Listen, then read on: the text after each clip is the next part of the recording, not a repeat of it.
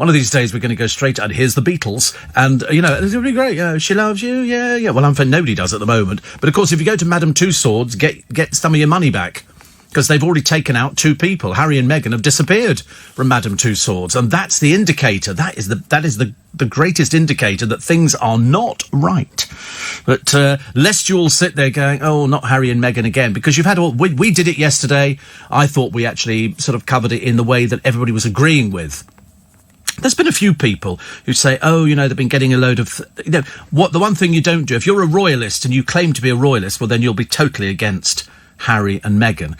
I don't think she respects the royal family. I don't think it's not her family. Why would she? She doesn't even respect her own family. So there's no reason why she should respect another family who is so steeped in history she couldn't even begin to understand it. I mean, I wonder whether she's ever taken a trip to Hampton Court Palace, for example, or the Tower of London, or any of these sort of places. The answer is, of course she hasn't. Why would she? It's not her family. She's not interested in things like that. And now we've got Harry, who doesn't even bother telling his brother. I can understand falling out with your brother. Loads of people fall out with their brothers or siblings, or falling out with parents. But this is Harry. He's a member of the royal family. They're supposed to be better than us, supposedly. Whether you believe it or not is neither here nor there.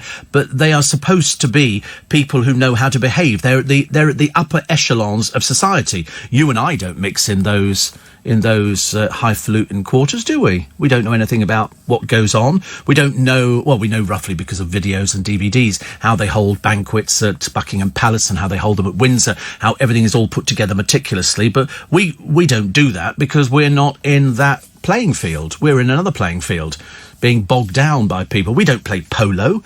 We don't know, they have had the most unbelievably privileged life. They've never had to worry, as Tom Swarbrick said last night, of paying a bill, worrying about food on their tables, putting petrol in the car, cleaning the car, nothing. They've had to do nothing. Absolutely nothing. And that's why it's so galling when they turn around and go, oh, we don't think we'd bother with this anymore. We think we're going to live in Canada. Well, go and live in bloody Canada. The public couldn't care any less. Harry, literally now not the most popular man. He goes from being popular and everybody like him because he's a bit of fun because he was the rebel in the royal family. Now he's just a pain in the rear end. Not to discuss things with Her Majesty the Queen is almost treasonable. In fact, years ago it would have been treasonable. You'd have been looking for the first public execution. Also, the council chief in the paper today says, if you can't afford food, stop having children. Oh, Prince Andrew, I'm sorry to mention another member of the royal family. They don't want him attending the Queen's birthday tribute. He's an embarrassment. OK, let's not invite him. Don't invite Zara Tindall or drunk driver Mike Tindall, who's had a 3-year driving ban. Now she's been banned for 6 months for speeding. And we're supposed to look up to this family. I thought that was what the idea was. I always did. Always did. Never changed. Always been a huge royalist. Not for, on the Prince Andrew side of it, I really couldn't care less whatever happens to them. And if Prince Charles is being honest and saying he's going to pare the royal family down, good for him. What annoys me is that all the royal families stand there, and then there's Meghan and Harry clinging to each other like they've been soldered together or stuck with araldite. I mean, it's just tacky. You don't do things like that. You don't behave like that. You're a member of the royal family. You're supposed to be better than that. You're supposed to be better than us. If you're not, go elsewhere. I was right, though, wasn't I, on the amount of money that Harry's got? About $40 million, about 35 million quid, and that would have come from Diana plus the investments. And I think he also gets, is it $500,000 a year in annuities and stuff like that. So whatever it is, he's doing very well. So all this baloney claptrap they give you about we want to be self-sufficient is just a pack of lies. The only reason is they don't... Have you ever seen Harry open his wallet and hand money over for a... Of course not. The Queen doesn't carry money. I don't think Harry knows what money is. But there's all sorts of, Meghan. I mean, I tell you what, I reckon this is her acting job of the decade. I'm totally convinced now. People were saying to me yesterday, do you not think she's been acting? I said, well, she's managed to snare him. But there again, he wasn't very experienced anyway, was he? He'd been out with a few little sort of, OK girls, people who'd wandered out of the set of Chelsea, Made in Chelsea. And then he meets her, and she's been round the block. She's been married. She knows what it's like to be married. He used to... If you remember, I remember saying on the programme, when Wills and Kate got married, it was Wills, Kate, and here's Harry. And everywhere they went, Harry went. Every event they turned up to, There's bloomin' Harry again, because Harry didn't have a girlfriend. Harry couldn't find a girlfriend. He'd been out with Cressida Bonus, he'd been out with various other people, and they weren't the right ones. They were just a little bit of manual dexterity, if you get my drift. And then he meets Meghan. And so they sort of started. She takes him on a trip around the world, I should imagine, and then they can't leave each other alone. It's like sort of watching lovesick teenagers. It's almost embarrassing. David Beckham is in the papers today. He's tried his hand at acting. Again, the last time it was a bit of an embarrassment. This time round, they've actually managed to get him with his top off. And Dave, don't get the hair wet. Don't get the hair wet. You know, he was doing something. And also the man who was a boxer, but is better known for his grills. That's George Foreman. He hit 71 today, so many happy returns of the day to him. How Robson Green got fit for a TV drama. And what was it? I think it's actually... Caroline Flack. The door is open for her to fall flat on Love Island again. To be honest with you, one of the very basic...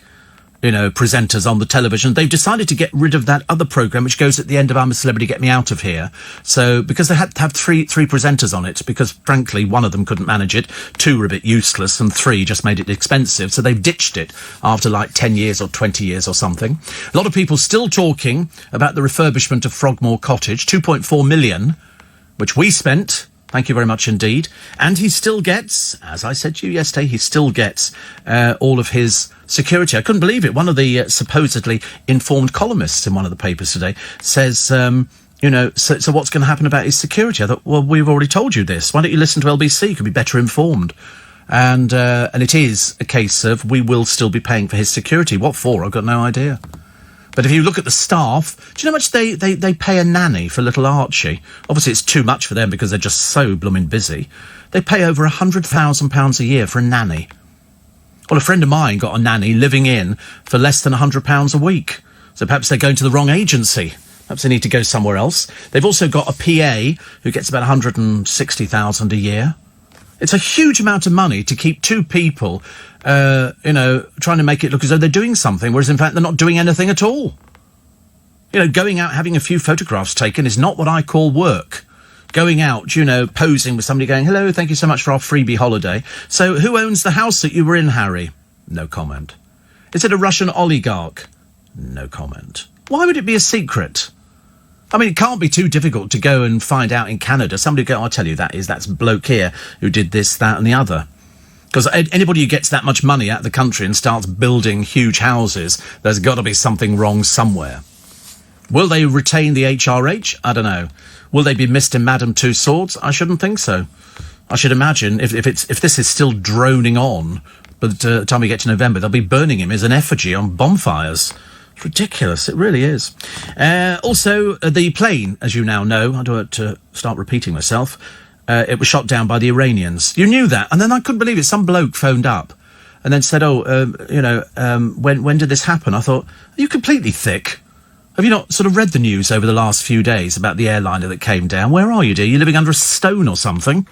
Stormzy used to go out with some DJ, but nobody ever goes, oh, what a great DJ she is. They go, here she is again, Maya Jama's out at another party. Very dreary. But Stormzy made a baby cry while signing albums. I know, I've heard it too. I cried as well. Not that we play things like that on LBC, but it's always good for a laugh, isn't it? And the diabetes drug which can aid births. Oh, and James Bond, he's gone teetotal. What did James Bond used to drink? Was it not a martini? Shaken but not stirred. That's my very best Scottish accent. That's great, isn't it? Miss Moneypenny, I'll have a... Yeah, I thought that was quite good, actually, for James Bond. Miss Money... If I do it closer... Miss Moneypenny, shaken but not stirred. No, not you, dear, the drink. I think it was quite good. Well, there you go. I'm going through my water phase at the moment. Do you know... I didn't realise how difficult it was. And for some reason, I've fallen into a trap. I had the fizzy water for a while, and I said I liked it. Now I get fizzy water every blooming day. I tell you, the inside of my stomach is like a little volcano, which is very exciting, isn't it? No fuss for Kate yesterday, as she turned 38. God, what a dream that would be. Turning 38. love to turn 38. Stuart Manning's off and about. He's been away, actually, for a few days. He said so, looking forward to the Spike. I'm trying to explain to people what the Spike is. The Spike, for those people who don't know, the Spike is where you look at the audience figures and you see everybody else's audience figures, and then at 4 o'clock in the morning, you see this, it looks like a rocket taking off, and it departs from all the other little coloured lines there, which is how they signify, to us which radio station is which. And then R1 shoots up to the heavens and then poof, and opens up a huge firework. And that's the Spike. And we've had it for years. Nobody's come close. I think somebody did once, but we sorted them out, don't worry. And the rest of the time, I'm always looking for people to sort of take on the programme. But God, they can't do it. Shaken, not stirred. It's so good, isn't it? I mean, it's almost like he was in the room. Perhaps I could do an interview with him for In Conversation without him actually being there. So tell us, Sean, when did your career start? Shaken but not stirred. Great, okay. So which part have you enjoyed playing the most? Shaken but not stirred. It could go like that for the whole thing, couldn't it, really? Heinz have been mocked again. We knew that because we did this the other day, but some of the papers are a little bit late with it. They brought out their special edition beans for Veganuary. But in fact, they were already vegan to start with, apart from a couple of snowflakes who are not sure what's going on. And how much does Katie Price demand from the paparazzi for photographs? Won't believe this one. Can't wait to tell you later on. Plus, the Friday night trip to the pub is becoming a thing of the past. Years ago, you would go, see you down the pub. See you down the pub on a Friday night. We'll sit there, we'll have a cigarette. See you down the pub. Nobody goes to the pub on a Friday night. People sit in. At the end of the week, you're so tired, you go, oh, people say, coming down the pub. You go, I'm not really, no. I'd rather stay in tonight. And so that's what we do. We end up staying in. Much easier, much easier. Dame Kelly Holmes calls for a builder to be named and shamed who left her out of pocket, and quite a number of other people as well. And what was the other one? Oh, Chris Packham reveals that punk rock saved him from suicide. Okay. Well, that's good. Mind you, how punk rock saves you from that, I've got no idea. And I do like the idea. Charities who are associated with Meghan and Stevie Company, it's Steve Allen's Early Breakfast on LBC. Reality stars.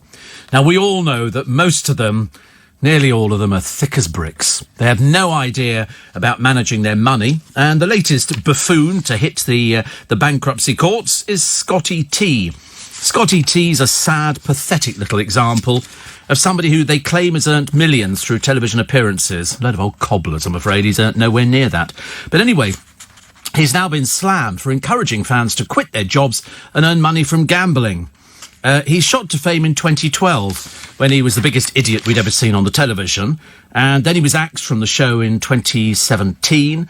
And he's now been endorsing a betting horse racing tipster in a now deleted post. I mean, the man's obviously more stupid than he looks. Small wonder. And at the age of 31, he's a total failure. It's almost as good as Katie Price. You never understand. I heard the other day, this is to go no further, okay? Now, whether it's true or not, I don't know. I suspect it probably might be. You know how the celebrity thing works, because we've seen it. And I think it happened with...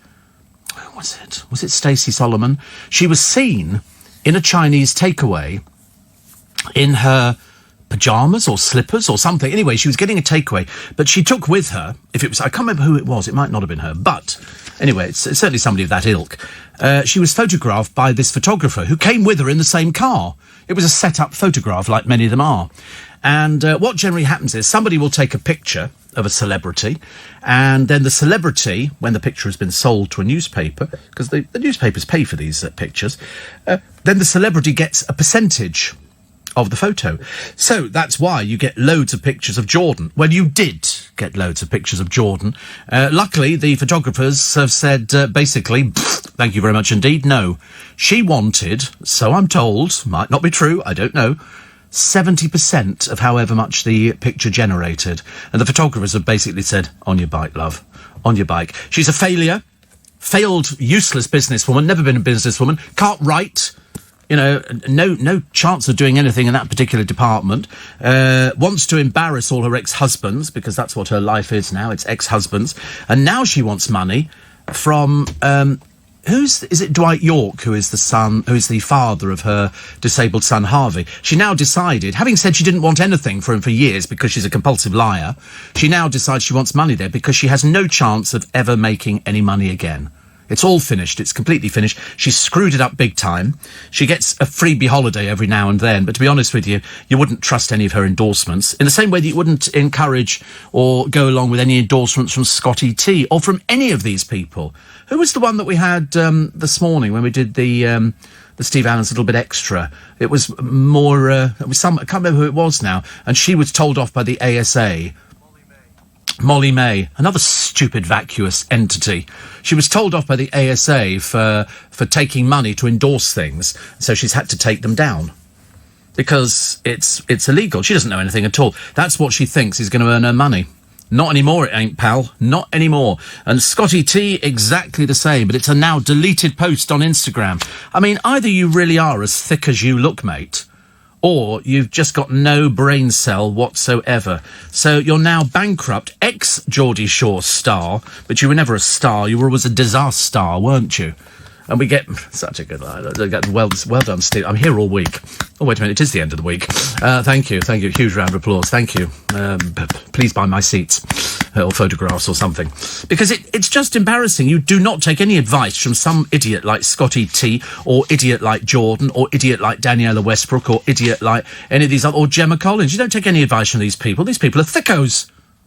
You don't take any advice from somebody who advocates you have an injection to help you lose weight. Did you see that ghastly old baggage, Dawn Ward, on the television yesterday from the housewives, or if I were to call it the ageing moggies of Cheshire? You've never seen such a ghastly bunch of people. It's even added to now by Leilani Dowling. God, blimey, honestly. There's another one. Nobody likes anybody on the programme, least of all Dawn Ward, who then decided to find out how many times people had sex in the course of a week. Well, to be honest. So, and this is on Pip Schofield and Holly Willoughby's programme, so she blushes. You know, you don't answer questions like that. But, you know, Dawn Ward, nobody wanted to talk about it. Least of all Holly Willoughby. Least of all Dawn Neeson. I mean, I don't know if anybody asked Pip Schofield. But you just don't ask people like that. Dawn Ward decided to tell people, because she would, that she has sex 3 times a week. In her mind, I suspect. It certainly can't be anything else. You've never seen anybody with so much troweled-on makeup. It's like polyfiller. You know, what's your name, Dawn? Euvisionaire Doubtfire. That's when, you know, when he goes into the kitchen and shoves his face in the bowl full of cream. That's what she looked like. What a ghastly old baggage she is. Oh, dear, honestly, we have to put up with these people. But then again, you don't have to watch it. I have to watch it. Because I get paid for watching it. I get paid for watching and for talking about television programmes. But I'm just longing that they bring back something that is decent. I was advocating the other day bringing back Noel's House Party, advocating Noel's Christmas Presents coming back, which was, you know, a brilliant programme. Or even the Ant and Dec Saturday Night Takeaway. The only problem with Saturday Night Takeaway was the biggest stars there were Ant and Dec, who are turning up, I believe, on Jamie Oliver's thing at the end of Southend Pier. They've started turning up to be guests now, which actually is not really their territory. You know, they earn quite enough money. It's like adverts with Pip Schofield on. I see too many of them thinking perhaps they're not paying him enough money, or perhaps he's decided to sort of start stockpiling. But on Saturday Night Takeaway, they'll end up putting stupid people on, like Joey Essex, like Gemma Collins, and you think it just cheapens the programme. You can find much better celebrities where, God knows. Sure, there must be somebody somewhere. Also, still a girl guide. A lady who's a girl guide at the age of 100. Now, I don't know whether or not how many of you listening did, when you were younger, were a member of the Boys Brigade. I don't think there was the Girls Brigade. There was a Boys Brigade, definitely, because my cousin John was in it, because I went along to one of them. And then there were the Boy Scouts, and then there were the Cubs, and then there were Girl Guides, or the Brownies. And I was a member of Hong Kong First Troop. And we used to say, Arcala, dib, dib, we will do our best. I never knew what our best was, but all I know is that at the ripe old age of 10, I could tie a sheep shank, I could do loads of other knots, and I could identify leaves from trees. And you had to save the leaves, and then you had to stick them in your book. And I could identify an oak tree or a willow or so anything like that. We'd have them all stuck in there. And then it kind of went a bit out of fashion, except in other countries. Overseas, they bring a load of people over. Do you remember they had it years ago and they all appeared at a house down near Chelmsford in Essex, in the grounds of the house. Was it Hyam's house? I can't remember. And it turned out that most of the troop that came from, was it Ghana or something like that, when they got here, they all applied for asylum. It was a way of getting into the country. Yes, we are scouts. No, you're not. No, you're not. It's shaken, not stirred. There's no but in it. Shaken but stirred. Where did the but thing come from? I don't understand that. Shaken, which is what we said, wasn't it? Yeah. It's shaken, not stirred. Well, you never stir things like that, do you? You always shake it. Ay, ay, ay. So in martini, it's always shaken, isn't it? And then you put... You can have them stirred, can you? Why would you know something like that and I don't? You were a bartender. Would you like a tomato juice? Thank you very much indeed. Tomato juice, £1.60. And a pineapple juice, thank you. Pint and a half of lager. Lager top. I'm so sorry, sir, we don't do lager top. And a beer. We don't do beers. And whiskey, yes. Can you make cocktails? You can make cocktails, can you? Can you do a whiskey sour? Can you? All right. That's all you'd put in it, whiskey, lime and sugar. Yeah. What sort of ice? Oh, cubed. I only do crushed. I had a little machine. You put ice cubes in and turned the handle, and it made shaved ice, which I thought was much easier to swallow. You've got that on your fridge? How exciting. I'll tell you your life. But can you drink all of that sort of stuff? It's not really conducive. Well, I don't think you should just have ice. You don't know where the water's come from, do you? Do you make your own ice? It comes. Oh, the fridge makes the ice. We're obviously in the wrong jobs here, Thomas. I mean, he's actually got a fridge that makes ice. We don't have fridges that make ice. I mean, I'm rich as creases, and even I haven't got a fridge that makes ice. But I do drive a Bentley. And anyway, that doesn't make ice either. Can you imagine? I'd love a fridge. That's my ultimate dream. Really, to have a fridge that you open up. It's a double thing, and it's got the freezer bits in the bottom, and then it makes ice and gives you ice-cold water. I like all the taps that we've got in this building to do the hot and the cold. That'd be great, because I reckon if it was just you at home, it would last for years. So you could have an ice-cold drink of water, and it's so much easier than boiling a kettle, isn't it, or doing anything like that. I had beef stew yesterday. That was quite nice, with dumplings. And I don't have any ice in the fridge, thing like that. So, used to be a barman. Did you used to be a barman? Oh no, Thomas had a paper round. Then he was a lifeguard. I've yet to see the pictures. He's decided not to bring them in to show me him standing there with his little surfboard, attached to his wrist.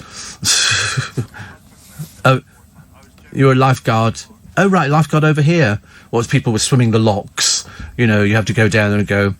Oh, indoor. I say, out the water.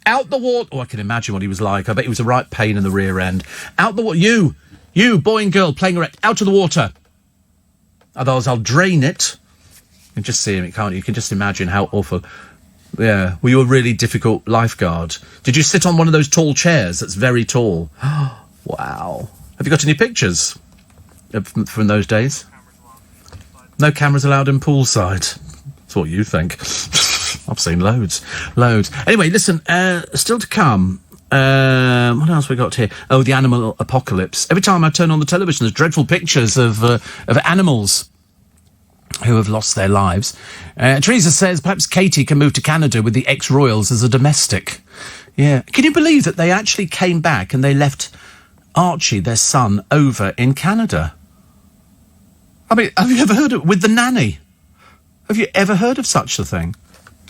Steve, I am sure I'm not the only listener who knows that you predicted this debacle with Meghan and Harry for months and months, says Val. How very, very sad for the Queen. Yes.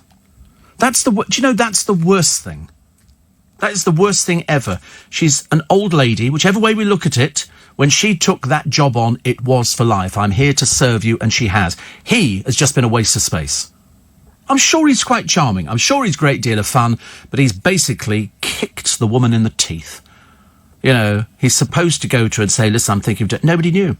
His father, nothing.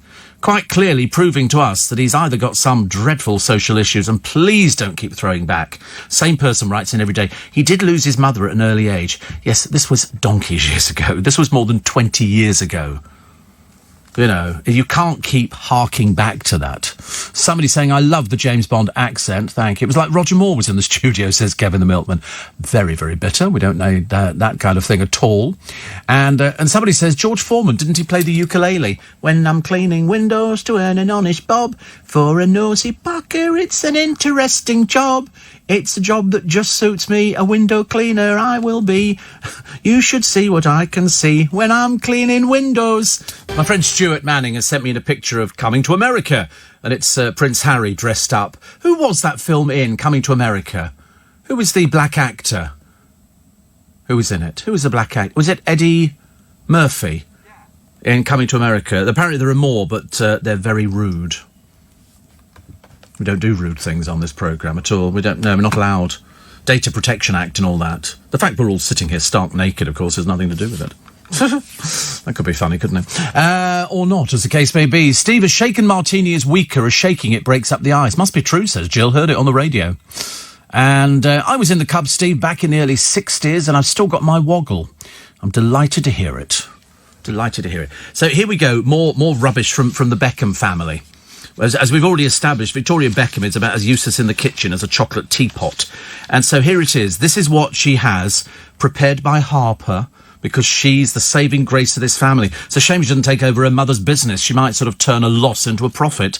Victoria Beckham reveals her very healthy morning routine. Unfortunately, it smacks of payola. Hot water and lemon, apple cider vinegar, a 2-hour workout, and chia seeds prepared by Harper. And that's it. I mean, what a load of old cock and bull, isn't it, really? And then they plug the name of the apple cider vinegar that she has, which is something like $10 a bottle.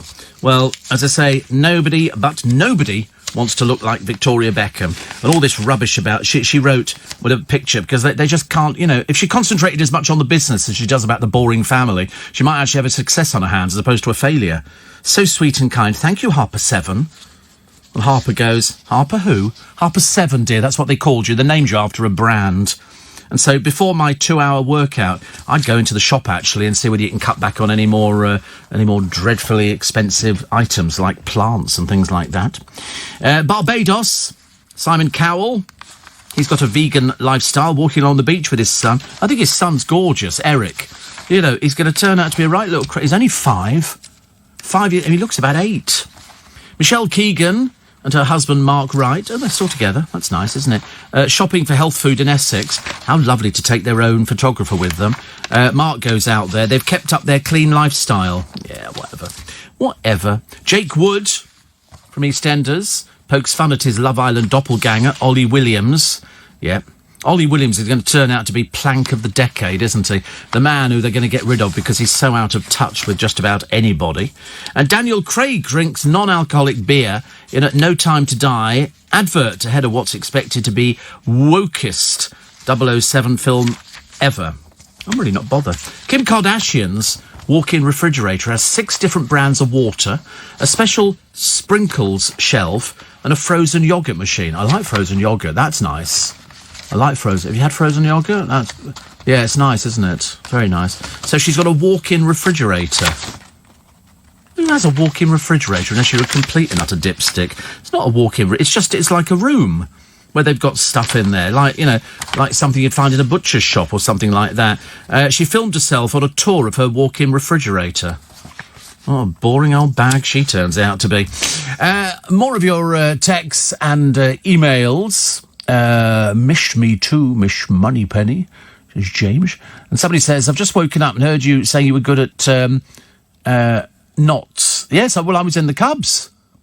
Jackie says you can get coloured plastic ice cubes. You keep in the freezer, use over and over again. You don't lose the fizz in the drink.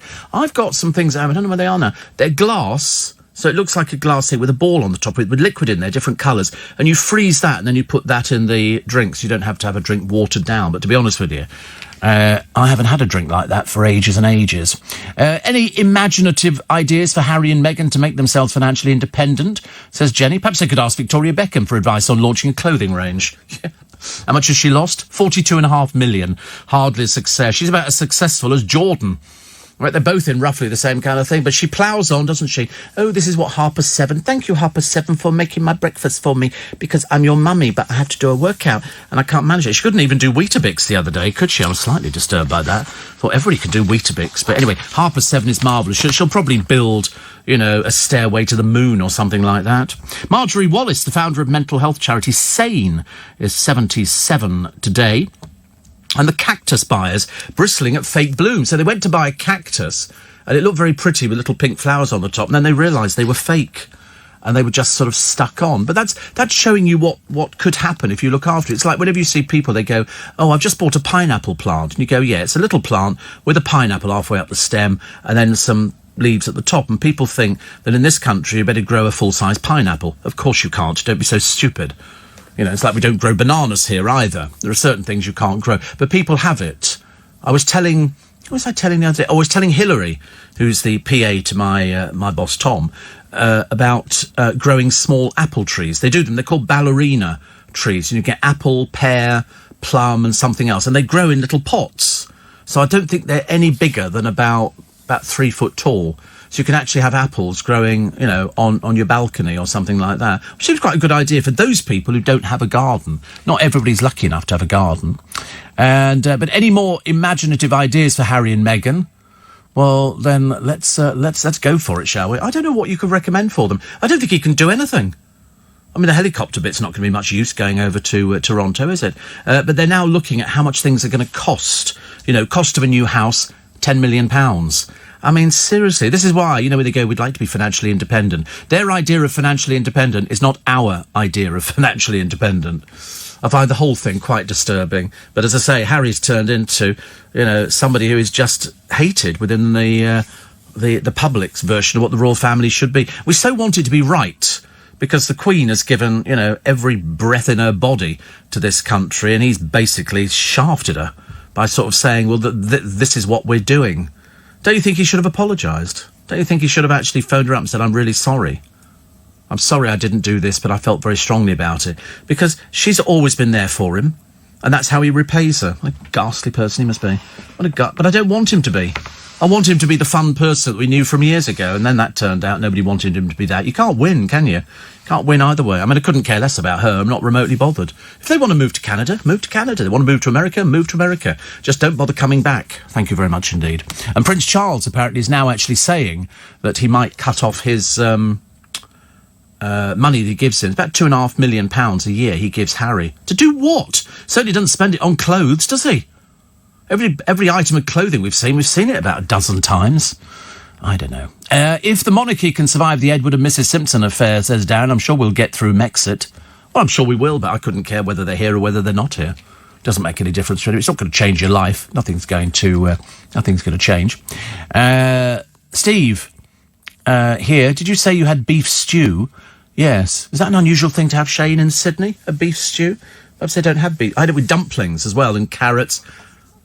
I love a beef stew. I had beef stew with dumplings and with Brussels sprouts. And I'm just looking at a picture of Harry and Meghan. They're being shown around something in the Canadian embassy. They couldn't look less interested if they tried. It's the holding hand. Now she's rubbing his arm or something. What's the matter with her? Not knowing. Oh, you've only just got Mexit. Yeah, and he was a barman. I mean, come on. Danny Dyer was a barman. And a few other ones. Who was that other ghastly one who went out with Paul Hollywood? She was a barmaid, wasn't she? Because they're only good for one thing. Serving drinks. They don't do anything else. I wonder whatever happened to some of these people. Where will they go to? Come the end of the month, you're going to be finding out who's going to be bankrupt. That's going to be a good one, isn't it? So we'll be finding out. There'll be all sorts of reality people. I ain't got my tax money. Why not? Spent it on a car, didn't I? Yeah, let's find out, shall we? I can't wait. There's going to be loads of people, I reckon. Excuse me? I'm so glad it's Friday. Aren't you glad it's Friday? Aren't you glad it's Friday? Steve, I was in the Girl Guides. And, I never did Girl Guides. I was a cub. I never made it to Scouts. So I thought we were still sitting on... I can't remember if we sat on mushrooms or not, or whether that was the Girl Guide sat on mushrooms or toadstools. You sat on and then you'd stand up and you'd do the Scout salute, or the Cub salute, and... dib, dib, dib, our Kayla, we will do our best. So look, every picture of Harry and Meghan, she's draped around him like somebody acting. Do you know, I think if she left him, I think he'd go to complete pieces. I wonder whether she's just using him to sort of further a career, because I think she misses the acting. I'm pretty certain. Pretty certain. Steve, I wonder what President Trudeau and Harry will wear at their next fancy dress parties. Yes. James says Harry and Miss Meghan Sparkles are very ungrateful, now unroyal absconders. Any bet she's the puppet master? No, that would be Puppet Meister, which I think is quite an exciting title. We don't know. We don't know. We're not privy to it, but I suspect, you know, he was never the brightest penny in the box, was he? Never the brightest penny. But I wonder really whether or not things are going to change within the royal family, because at the moment it's falling apart like a pack of cards.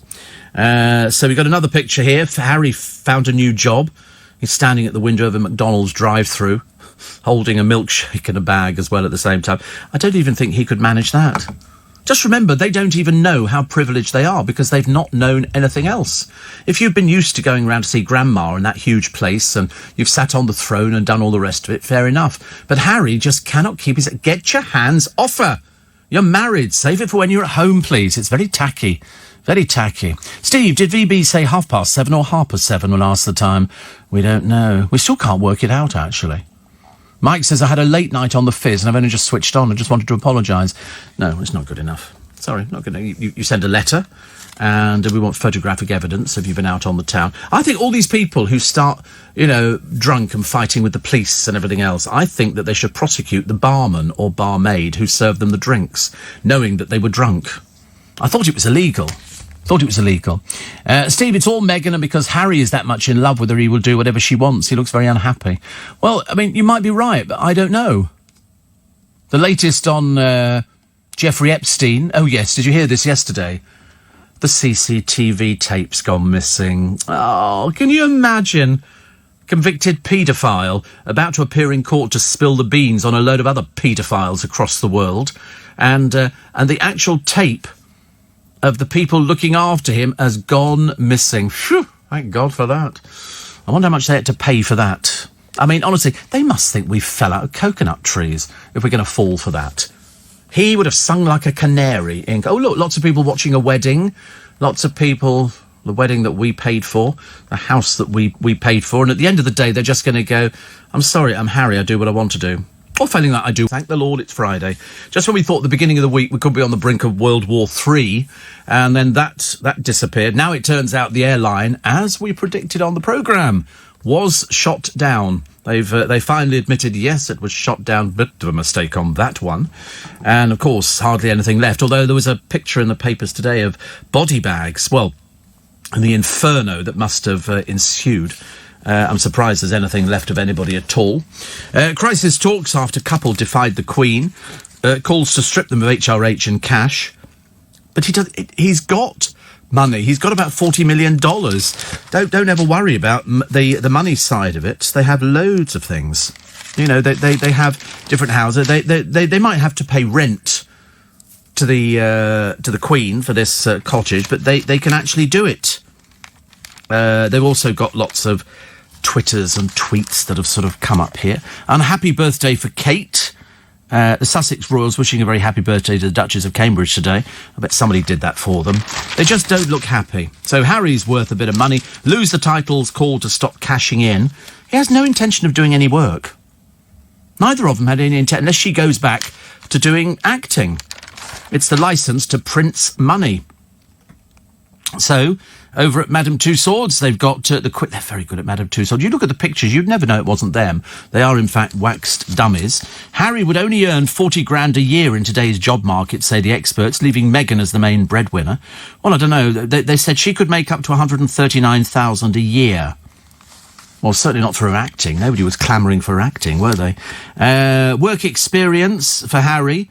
Cattle rancher in Australia. Lieutenant in the Blues and Royals, tours of Iraq and Afghanistan, captain in the army. Interests, here we go, so in touch with us. Polo, rugby, exotic holidays and saving the world. I think they just go, what can I do? Let's do charity. Charity seems to be a good thing to do now for the Royals. Winnie says, I was floating in dream state when I heard you say a walking refrigerator. I imagined a dog whistle to make it gallop around the kitchen. Helen says security would be a nightmare. Who's actually going to pay for that? We are. Yeah. And Dorothy says, come on, leave them alone. Dorothy, go away. Don't be so stupid. It takes up so many pages in the paper today. Out of one paper with, wait a minute, 59 pages, more than 10 of them are devoted. So, unfortunately, you're out on a limb. You're all by yourself. You're very. Steve, is Victoria Beckham calling her son Harper 7 or just reminding him what time she wants breakfast? No. The daughter is called Harper 7. I mean, we thought it was a bit of an odd thing. It's like, I don't know. But apparently she can do a lot more in the kitchen than Victoria can, who can't really run an outfit on the outside, which is not very good, is it? Somebody else says, I'm hearing you had beef stew, says one here, and says, I like Irish stew. Instead of dumplings, use potatoes. Oh, right. I didn't know that, actually. Did you make your stew yourself? No. Of course not. You just walk into a supermarket and buy it. I bought one the other day, and I can't remember where the heck I bought it from, but it was really good. It was sort of one that comes in a sealed plastic package, and then you just empty the package out, and it was really quite nice, and I added other things to it. I stuck some more vegetables in. I'm a very good one for buying something that's basically been done for me because I'm lazy, and then adding stuff, and the things you add would be vegetables. So it's quite nice. I had a nice thick gravy with it. Sounds lovely, doesn't it? I know, I must go and find out where it is, actually. I've got breakfast out today. I'm meeting a friend of mine who's down from Manchesterford, and we're going to go off for breakfast. Very difficult to find somewhere to go for breakfast that's near here at 7 in the morning. Yeah, we're meeting at, well, I said about 7:10, I think would be good. Because originally it was just going to be a cup of coffee, in which case that would be fairly easy. I could manage a cup of coffee. But we're going to have a little bit of sustenance, which is very nice. I gave Luke a free book the other day. We did that book the other day, and he's been looking through it. He's very excited, so he can sort of, do different recipes, because there were all sorts of things there. And the man who wrote it will know all about it because he's lost such a huge amount of weight.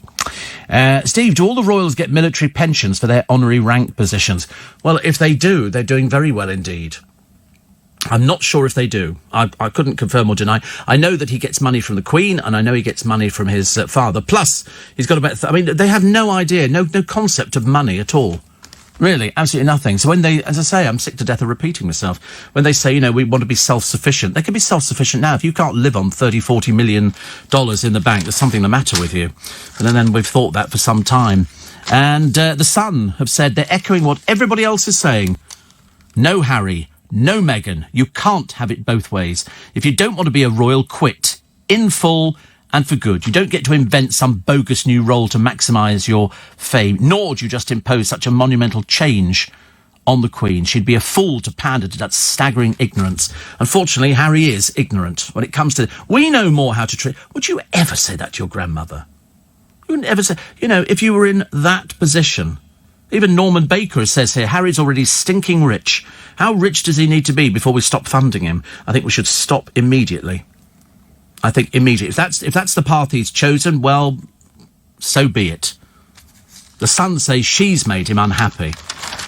She might have a hidden agenda. We don't know. But at the moment, he's certainly not golden boy numero uno. He's way down the list. Another one here. 84850 steve@lbc.co.uk. Everybody's asked about the thing, but I thought the Queen's already said she would pay for the royalty, for the security. Plus, they get all their flights for free. He doesn't have to go online. I shouldn't imagine he's ever been online in his life. And found out how he can get cheap flights to Canada. I think what he's asking about is what are the opportunities over there for him. He's just an embarrassment. He's turned into an embarrassment. We don't want him to be. He's just kind of been there. 9 BAFTAs. Best Film, Best Director, BAFTA nominee, Golden Globe winner, Best Motion Picture, Best Director. This is the film 1917, which comes with the strapline, Don't Forget to Breathe. From the director of Skyfall. It's in cinemas almost immediately. Dan Wooten, writing in his column today, and says, no privilege, no role, no minders. Well, unfortunately, they do. They end up with security. Everybody knows that. He doesn't lose security. Like, all the ex-prime ministers of this country, they've still all got security 24 hours a day. And he will get exactly the same thing. They say, is Harry really prepared for life as a civilian with no privilege, no security? He will have security. They won't let him go out by himself. He'll have security no matter where he is. That's already been decided. Already been decided. Also, a primary school, I'll tell you this one just for the news, has barred kids taking in fruit to snack on to protect other children from food allergies. Staff also say forks used to eat bits of apple, pear and banana are a potential hazard. Pupils must in future pay 30 pence a pop for fruit at a tuck shop in Welton Primary in Hull. One mum said there are no words. Another added, if there's a problem with the forks, ban those, not the fruit. The head teacher, Nikki Pigeon, said the aim was to keep kids safe and no parents have complained. They're so naive, aren't they, head teachers now? You know, we've been doing things like this for donkey's years and all of a sudden along comes some do-gooder, some little snowflake. They start telling you how to run your kids' lives. Terrible, really, isn't it? Brace yourself, triple whammy. Pictures the other day in Cumbria, snow. This weekend, when I was coming in, I could definitely feel sleet in the wind. I think there's going to be snow at some point over this weekend. I'm going to be a bit I was going to be a bit lazy. Then the producer said, I'm going to go out and take all my flatmates for a drink in the pub on Friday night. And there's just two of them, so it's his flatmate and him. So basically it's Billy No Mates going to the pub to sit there staring into an ashtray that you can't use because you can only smoke outside. And having the same... invite Ollie. Oh, dear Lord, you're going to be led astray, aren't you? That's it. You know what he's like. You know what he's like. Oh, right, OK. I suppose he might as well sort of enjoy it while he's young, because... all too quickly, life whizzes through and you find yourself, at the age of 65 plus going, where did that life go? Where did he go? Most hated man in all of Oz. This is a homeless drifter accused of starting a blaze in Australia. What a buffoon. Michael Truong was handed into police by furious bushfire victims in Jacksonville amid online calls to string him up. Locals put out a fire he allegedly set and chased him down. He'll return to court. I mean, he can't be that stupid, can he? He can't be that stupid, but we do get stupid people. I've seen them on the television. In fact, I see them on the television every single day. So we go to Cumbria today to just find out how much snow they've got. I'd like to see some snow in London, but just a little bit. A little bit of snow, we all look out the window and go, hey, it's snowing. And that'll make driving a bit of a pain. And then we go, oh, it's not snowing anymore, but you've got beautiful pictures that they take. Oh, here she is. Here she is. This is Love Island's Paige. Somebody. Whoever she is. I don't know who she is, actually. I think she's somebody who went out with somebody who's famous and she's dragging out her sort of 5 seconds of fame. It's a bit embarrassing, really. Badly bleached hair, teeth that have been whitened, and stick her in a bikini. And that's it. She went out with Lewis Capaldi. But in fact, she dated him, but that was years ago. And she's having to drag it out now. How torturously sad. Victoria Beckham's advertising on LinkedIn for a personal assistant with a high level of discretion. What for? They say the successful applicant will be an integral cog in the £700 million brand Beckham machine. What a load of cobblers. There is no £700 million. Why do the papers insist on lying about it? Why do they insist on lying? It's like Jordan. Jordan, who was worth 45 million, never in a million years. And now Beckham. She can't even find anybody. And having burnt son Cruz's Weetabix this week, she's clearly in need of a helping hand. She can't run a business. That's the problem. 12.5 million. She's had to be bailed out twice by Dave, who's having to actually get off his fat bum and do some work. They hardly work, do they? Now she has to tell us what Harper can produce for Allen's early breakfast. David says, does this mean Harry will lose his chance to be king? I would have thought so, yes. I mean, put it this way, there's very little chance of it ever happening. Is he sixth or something? I mean, he's way down the line. Every time William and Kate have another child, he gets pushed further and further down. There's going to be no chance of that ever happening. No chance. And I think that's why they've suddenly realised, that could be the hinge. That could be the hinge. You might be right. She might be going, so I could be the Queen of England at some point. And he's going, no chance. My brother keeps having babies, and it keeps pushing us further down the line. So she's now thinking, where do we go from here? And that's obviously the answer.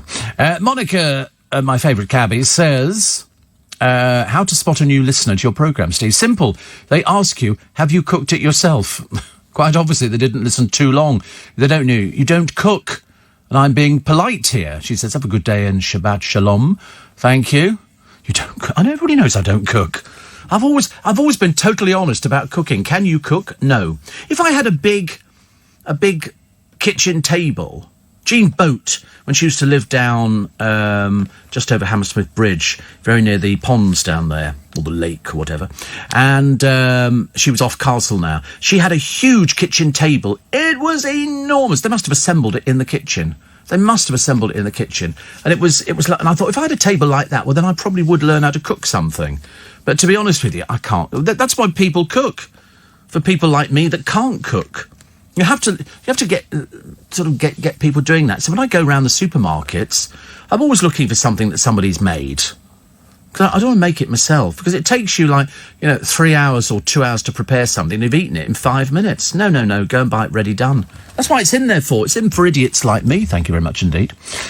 Steve says, Jenny, why doesn't somebody close the door of the walk-in fridge once Kardashian is inside?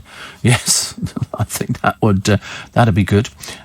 Steve says, Tom and the Spikers, it says something when a radio station we all pay for takes a clip from your show about Meghan and Harry. Are they running out of ideas? I'm quite flattered, actually, that they actually took clips. I was told about it, actually, from an ex-producer of mine. And I said, gosh, we are used to having things lifted. I think when I did the Dale thing on the programme, that fateful morning, that went on a few radio stations, which you pay for. It's because somebody said, oh, so-and-so's asked for clips of it, and somebody else has asked for clips of it, and so lots of people paid clips. I think because it was a genuine piece of radio. It's one of those things that you can't work it out. You can't say, this is how I'm going to play something out. It was just the way that it panned out on that particular morning. Bit sad, but there you go. But you're quite right. It does say something when a radio station that you pay for lifts items off my programme, which is quite nice because they don't have the freedom of doing things like that.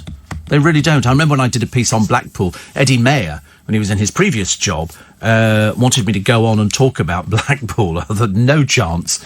Andy says, I don't know what the fuss is about. This is not new news. Private Eye reported in November that Harry and Meghan would step down from the royal family in the new year. He clearly loves his wife and his son and wants the best for them. What do you mean loves his son? They just dumped him over in Canada. They left him with the nanny and they flew back. How's that loving your son? Perhaps he's not allowed to fly. Perhaps he's sort of racking up all these air miles. Can you imagine if the son goes, I've got air miles. Thank you very much indeed. Steve, I follow a YouTube couple who live off-grid in a yurt, says Jane, in the woods on Vancouver Island. Harry and Meghan could do that. Actually, Vancouver Island's pretty close to paradise. You see, I quite like that idea. I'm always worried about the animals, though. Whenever they build, there's a thing on the television where they're building log cabins, but they're beautiful log cabins, built out of, they're like girders. These trees, they take them all down there, and this company assemble these huge places, which are just, but the only thing that worries me is bears. I mean, brown bears. You've got to make sure, is it safe around there? Is the barbed wire? Do you have to have flaming torches at the entrance or something? That would worry me. Although I tell you what I watched the other day. I watched a programme. You might have to tell me what it is. He's a magician. He's American. And he has what they call a hidden camera thing. And he does magic. Now, some of it I'm very happy with. Some of it I'm not too happy. I always think, if you're watching something and the moment that camera moves away, that's not good news. But he does things in... What did he do the other day? Oh, that's right. He's in a shop. And he's down in what they call the restroom, and there's this girl sitting down there, and he goes, "Oh, have you been upstairs?" Yeah, just having a little rest. And he goes to the fridge, and he takes out a rock-solid frozen piece of fish. Okay, and it's a whole fish, and it's frozen. And he goes, "How long do you need this in the microwave to defrost it?" She said, "I don't know. So I'm not really too sure." So he puts it in the microwave, sets it to 4 minutes or something. Anyway, after about a minute and a half, he opens it. He's been saying to her, how long do you cook it after you've defrosted the thing? He opens it, takes it out. It's a live fish. He puts it in a tank of water and this thing starts swimming around. It's huge. It's like like a foot long. And she goes, "How did that happen?" And and then he did something else to somebody else. They had, he was showing people around houses. And he said to this woman, he said, "So you're going to be my assistant today." He said, "Have you got, are there any flowers? Did they ask you to bring flowers? And she went, no. And he goes, oh, have a look in the bin. In the bin, there's a bunch of flowers that are all dead. And so he said, I said, listen, he said, we have little tricks in houses that we do. And he said, you need a vase. So he gets a vase, fills it up with water and puts in a lemon, and he puts in a piece of orange, and he puts in some... He said, you have to feed the plants. So she goes, oh, right. She's sort of thinking he's quite mad. And so he puts the bunch of dead flowers in the vase, and he's looking underneath it, and she's sort of looking at it. And then he takes the paper off, and they're all fresh. It's a fresh bunch of flowers. And she goes, how does that happen? He said, I don't know. He said, I know you have to feed flowers. He said, do you feed your flowers at home? She goes, no. They always find these people, don't they? When we used to have Candid Camera in this country, my favourite one was when they bring in somebody and they say, listen, you need to phone these people and tell them that somebody will be coming round to look at it. And so they gave her a list of phone numbers, and the top phone number is obviously part of the setup. And the person who answers the phone is a child sound-alike. So you go, hello. And so this one phones up and she goes, hello, is your mummy there? Hello? Is mummy there? Hold on. And the child, but it's not, it's an actor, puts the phone down. So basically cuts her off. So she has to ring the number again. She goes, hello, it's me again. Is your mummy there? I'll go and get her. And then she puts the... What? What's the matter now? What? Oh, it's all going on next door. It's kicking off, I tell you. Kicking off next door. Oh, here we go. Oh, I don't know what she's pointing now. What's she pointing for? What's the pointing bit? Why is Serena pointing?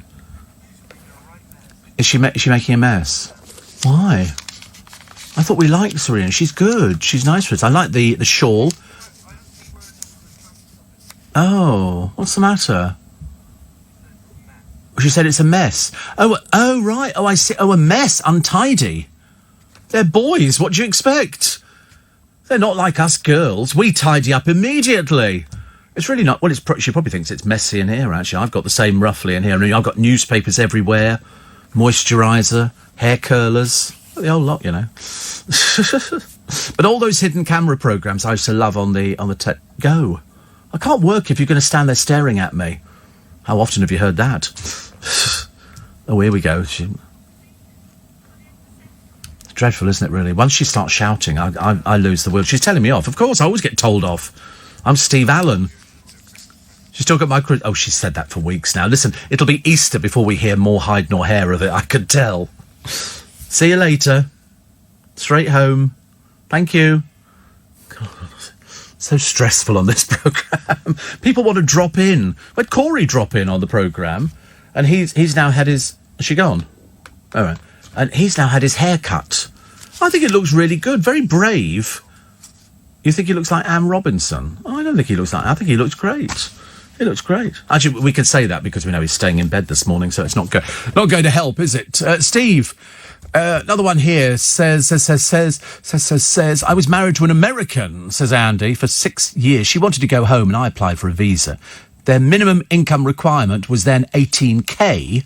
My government pension was double that, but as they don't accept foreign-based income, the visa was refused. She went home, we divorced. Harry can't go to America on the basis of those rules unless he's treated differently. Let me tell you, Andy, he's treated differently. He's a member of the royal family. Seriously, he'd be treated completely differently. He would have no problem getting a visa to go and settle in America. No problem at all. So you don't need to worry about that because it's something that he's able to... I know, it's gone cold, hasn't it? You managed doing the door as well? Don't spill it. Honestly, it's getting worse round here, isn't it? Bartending 101. Yeah. 101? What's that? It's 101. Is that a bar? Oh, right. I love the way he made out such a big deal that he used to be a barman. I would have thought that was... I've always said people become barmen so you meet people. You know, that's because everybody wants to talk to the barman. You know, set 'em up, Joe, and all that kind of thing. You go in there and you sort of drown your sorrows, don't you? Mary says, be patient. Usually snows in February or March. This is January, dear. Don't know whether you've realised that already. January, and I think it's going to snow this weekend. In fact, I wouldn't be at all surprised if I come into work on Sunday morning and they go, "So how did you feel about the?" Because I think London looks lovely in the snow. It does. It really looks lovely. You can see all the tyre tracks, all the slush everywhere. Have to get your car washed. Steve, the cooking doesn't worry me. It's the washing up I can't stand, says Shane. Paper plates. Paper plates is the answer. You literally get a paper plate, you put it on there, you eat, you throw the plate away. Plastic knives and forks, easy peasy. I haven't used a proper glass for pouring Prosecco for years. I use plastic mugs, plastic tumblers for pouring Prosecco into. I've never used a wine glass or anything like that. That would be ridiculous. That just makes work for you. That's, why do you think we sort of use socks and pants on a daily basis? Don't have to start filling up the washing machine. God, how tedious. No, the idea is to make life as easy as possible. And the easier it becomes, I'm all for it. I mean, if I could use paper plates, I would, but I don't use paper plates. I use foil dishes. Much easier. So I have all my food in a foil dish and I throw it away. Throw it away. It's just throw it away. I don't recycle it at all. No. Well, I mean, I recycle in so much as I put it in a bin. But I don't physically recycle something because it's a metal tin. It's one of those aluminium dishes. I buy loads of them. And I use them for all sorts of things. The only thing I don't is if I'm having a pudding, which is very rare, I just eat it straight out of the actual little thing it comes in, which is quite nice. I might have some stewed apple today. What did I think of the other day? That I think I must go to Iceland and get this. I used to have it before. Oh, what did I want? Oh, goodness. Isn't it awful when you can't remember? Anyway, I'll think about it later. Let's have a check on the road and rail this snow. Can he come back later on if he doesn't like it in America or Toronto? No, that's it. Thank you very much indeed. Goodbye.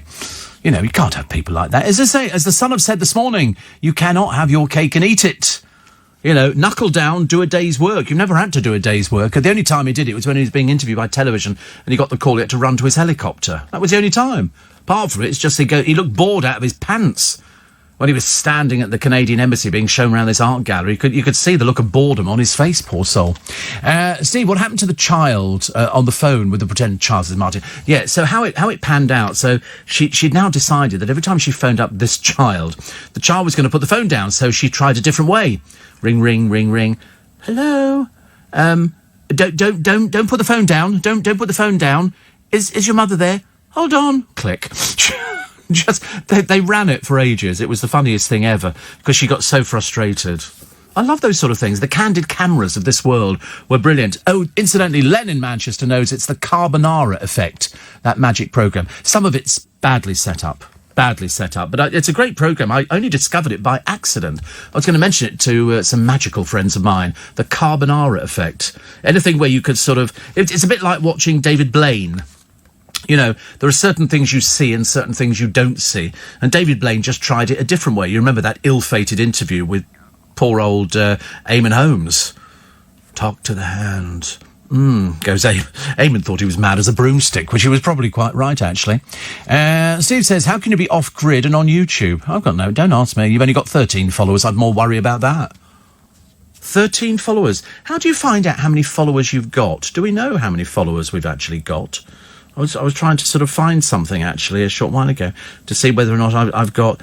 So it doesn't tell me... Oh, I've got 206 following and 49,300 followers. Is that the same sort of... I don't know if that's the same sort of thing at all. I follow 206 people and almost 50,000 follow me. Hurrah! Hurrah for me! How many have you got? How many you got? You've got 1% of the number. But I think it's fame by association. People who follow you because you're my producer, so they know who you are. It's not worked out very well, has it, really? Doesn't matter. Listen, it's the weekend. The weekend is nice. Yeah, nobody likes him. Nobody likes him. Oh, Campbellton Lock, I wish you were whiskey, Campbellton Lock on high. Who sang that? Who sang Campbellton Lock? I would drink you dry. It was such a good song, actually. I still like, and I would walk 500 miles and I would walk 500 more just to be Proclaimers, yeah. That's what that comedian, Andy Stewart. Oh, there was a soldier, a Scottish soldier, who wandered far away and soldiered far away, and on a hillside, a Scottish hillside. Do you remember that song? No. I could tell, actually, just with that vacant look on your face. You know Loch Lomond. On the bonny, bonny banks of Loch Lomond, you take the high road and I'll take the low road, and I'll be in Scotland afore ye, for me and my true love will never meet again on the bonny, bonny banks of Loch Lomond. If only you could hear the harmonies that are going on. Lady, you would be reassured that all is well with the world. We couldn't care less about Meghan and Harry, who must sit there. What do they do to entertain themselves? As if we didn't know. What do they do? They don't exactly have engagements every day. They had to go to the Canadian Embassy the other day for a photo opportunity.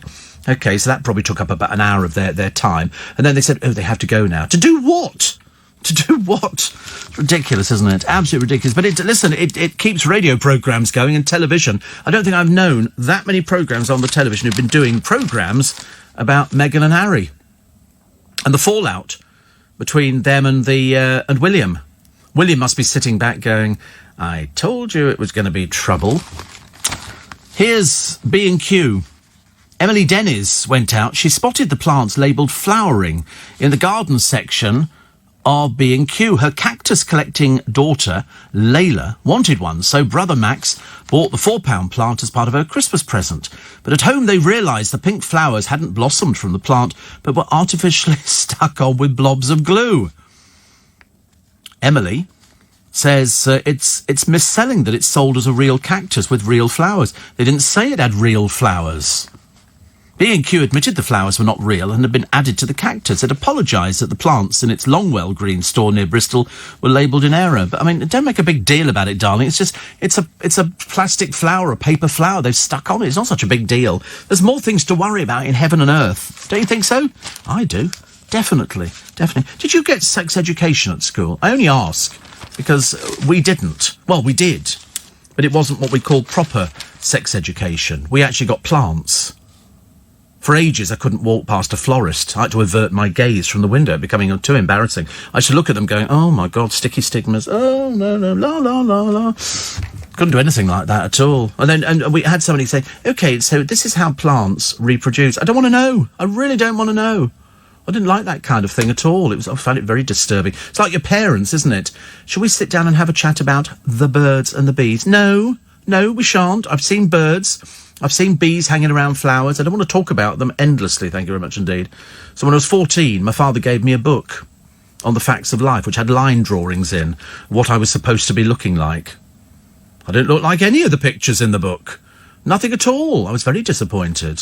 But that was sort of... Parents just don't talk about sex anymore. But hopefully, as we get a bit older, we should be actually a little bit better. I'm still coming to terms with naked attraction. I've said, why these people who do perfectly normal jobs want to stand on television start naked is totally beyond me. I can't understand it. Why would you want to do that? Especially if when you take all your clothes off, you don't look so great. You've got to be toned up. You've got to look a bit buff. Ollie Murs reduced to tears. This is obviously their only thing to get you watching The Voice this week, that Ollie Murs, because it's all been filmed, is going to cry on the programme. He's bleached his hair now. He looks most peculiar. Holly Willoughby left red-faced about quizzed how many times a week she has sex. Unfortunately, she couldn't shut up Dawn Ward from The Real Housewives of that dreadful place called Cheshire. She was very happy to reveal she has sex around 3 times a week with her husband. And Holly says, I'm not part of this. It's not something anybody needs to know. I can be honest with my friends, but I'm not going to talk about this on air. And I absolutely agree with her. I wouldn't dream of asking, the producer how many times a week. That would be just outrageous. How many times a week? Yeah. Oh, right, yeah. It depends if his girlfriend's here, if she's not here. Well, at the moment, she's not. So the answer is 0. Yeah. So 5 times he's really enjoying life at the moment. That's it. I know, but yeah, does it make any difference? Does that mean you just bone idle or something? How many times? I know people who actually live together, couples, and they don't get sex at all. Because if it's there, you don't really want it. You feel you can have, it's like, oh, tomorrow? Yeah, tomorrow, whatever. Weekend? Yeah, maybe the weekend. Is it a leap year? Yeah, it's a leap year. Oh, let's do it in February. You don't need to do it all the time. Let's face it, you know everything about somebody if you live with them. Why do you think I don't live with anybody? What a ghastly thought. Imagine. Actually living with somebody and sharing a bed. Ugh. Horrible. Not a nice thing at all. So that's how we all pan out here. But Holly wasn't going to tell us. I reckon it's loads of times. Don't you? I reckon it's loads of times. But also the fact that she's working every single day. It's like Pip Schofield. I mean, he's got, is it 2 daughters or 3? Whatever they are, they're very lovely. Steve, are you worried about being abducted by aliens? I live in hope of being abducted by aliens. Happens a lot in America. Of course it does. They're mad. They're absolutely mad. You'll always find 2 old biddies in Arkansas who claim that they've been abducted and taken up into a spaceship. No, we don't believe anything like that. We just sort of leave things like that alone. Because it's never going to happen. We keep inviting aliens. Well, you heard the other day, didn't you? Who was it from? I can't remember. It's one of our astronauts who said that aliens could be amongst us, but they could be invisible. Well, what's the point of that? There's no point in somebody being invisible. You go, hello, where are you? You know, that's how it would work, isn't it, really? So more on Ollie Murs. It's about the most boring story under the sun. And apparently they had some twins on this dreary programme. And so, I mean, he's not spoken to his brother or seen him, I think, for about 10 years.